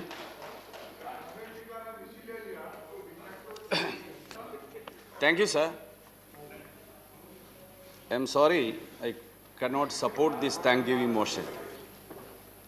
As we all know, the world is going through a very tough situation as the COVID-19 pandemic started its spread. Our nation is not alienated from its adverse effects. Our economy has fallen to the lowest ever mark during this time. People of our nation are suffering a lot from its effects. Implementing people-centric welfare policies are the only way for our nation to come out from this chaos. But we have a government which has nothing to offer for wiping the tears of common people. Sir, all of its policies are intended only to appease corporates and implements its communal agenda and thereby divide the people. I am sorry to say that address by the Honorable President has failed miserably in portraying the real picture of the present India. That is why I am opposing this motion. Today, India is witnessing the historic protest of the farmers against the 3 farm laws pushed by the union government and passed by this parliament, toppling all the parliamentary procedures and conventions. Braving intense repression in the midst of severe cold wave conditions, lakhs of farmers are gathered in different borders of Delhi and are continuing their peaceful protest since last 2 months. The call for this ongoing historic struggle was given by more than 500 Kisan organizations from all over the country under the banner of Samyukta Kisan Morcha. Many of us had opposed these agri-laws and requested the government to refer these bills to select committee or parliamentary standing committee. It was rejected then by the government. The agri-laws, they are being enacted in the parliament without proper consideration or taking into confidence of the opposition parties. We all know, we are witnessing of what had happened in this August House during the passage of these bills. Government is still not ready to accept the genuine demand of the farmers. Even after more than 150 farmers lost their lives in the numbing cold, many of the farmer leaders are booked with fake charges in connection with the unfortunate incident taken place on 26 January, which was unequivocally condemned by all the organizers and opposition parties also, who are part of the peaceful protest. Sir, government is trying to weaken this democratic protest by perpetuating violence and using force. Even the electricity and water supply to the protest spot are being disconnected by the government. I urge the government to yield the demands of farmers and should withdraw the farm laws immediately. BJP, through its state governments in Uttar Pradesh, Madhya Pradesh, Haryana, Karnataka, and in Delhi, where the police is under Union Home Ministry, has intensified attacks against those journalists who have been reporting truthfully the events connected with the farmers' protest. Such efforts to intimidate and terrorize journalists has been going on for some time under the BJP administrations, in many cases.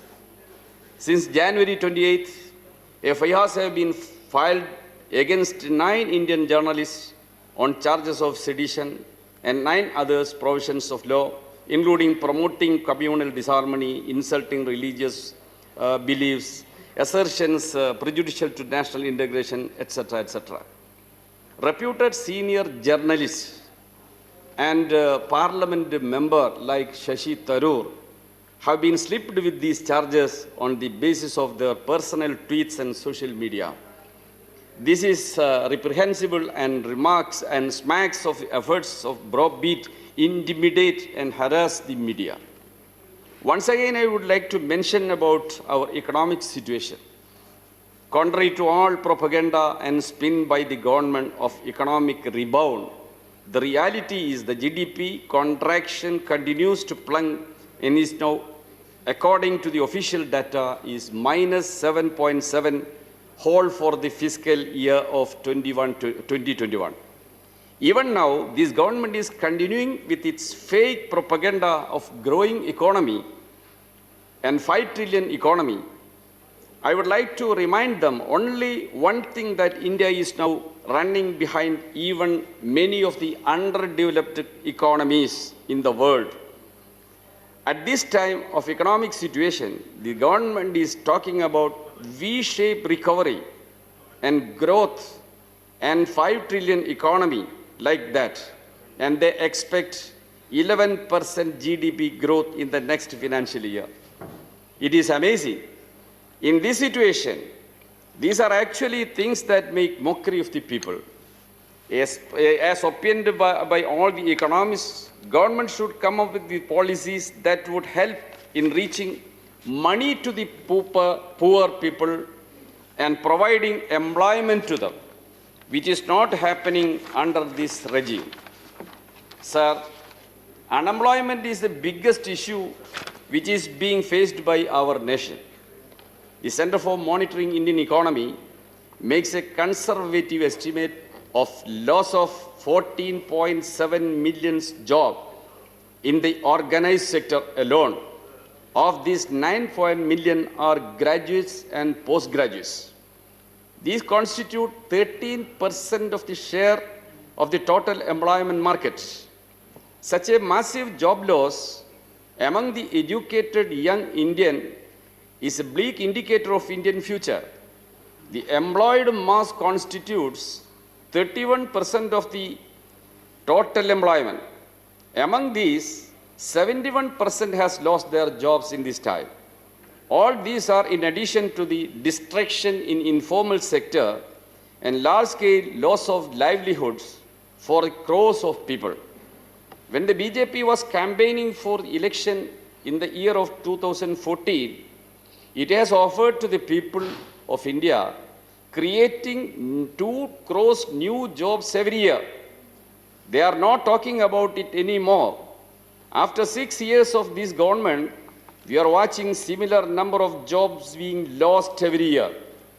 On top of the unprecedented miseries mounted on people's lives and livelihood by a pandemic, the unplanned and unprepared lockdowns, comes the crippling rise in the price of essential commodities, worsening the plight of the people. The price of petroleum products, petrol and diesel have been continuously hiked. This pushes up the overall inflationary spiral due to increase in transportation costs. India today has the highest rate of taxes on petroleum products in the world. The central government is garnering resources at the expense of people's misery. On top of this comes the massive hike in the price of cooking gas cylinder. Between November and December 2020, the cost of one gas cylinder has increased by rupees 100. The miseries imposed due to the pre-pandemic economic slowdown has worsened during the course of this year. Prime Minister and his government seem totally unconcerned about the imposing further burdens and miseries on the people. Sir, the latest National Family Health Survey has confirmed the fact worsening malnutrition of Indian people, particularly alarming being that of children. The World Hunger Index has already shown India is a country among most hungry people in the world. 80% of India's children are estimated to be anemic, which is a high rate, stunting and wasting. This government which is doing nothing on this ruining the future of this nation. This is a government which is doing everything possible for systematic undermining our constitution. This is coupled with BJP's objective of further sharpening communal polarization in order to consolidate their communal support base and change character of Indian Republic. We have witnessed how this government abrogated Article 370 and withdrew the status of state of Jammu and Kashmir. How this government passed a Citizenship Amendment Act. Most of the existing labor laws have been repealed and replaced by 4 labor codes, bulldozed in the last monsoon session of the Parliament. Almost all the beneficial provisions relating to the rights and protection of the workers and those related to regulation and control on employers are either substantially diluted or removed together. This code seeks to convert workers into slaves. In the same way, BJP ruled states are also doing such anti-constitutional legislations. I am concluding, sir. UP government have enacted laws prohibiting what they call love jihad. In simple words, an act banning interfaith marriages. It has provisions which leads to arrest, detentions of such interfaith couples. These laws are a direct affront to the Indian Constitution that gives the right consenting adults, irrespective of the caste or creed, to enter into a marriage of their choice. This constitutional guarantee is being nullified. Thank you. Above this, our public sector undertakings are to be sold. Some of our ministers are sales managers, not ministers. Our prestigious public sector undertakings in insurance sector, oil sector, steel sector, all are going to be sold. These policies definitely will ruin our country. Nothing of the people's concern has not reflected in the speech of Honorable Rashtrapati. So the thanksgiving once more opposed. Thank you. Thank you. The House stands adjourned till 9 a.m. on Thursday, the 4th February 2021.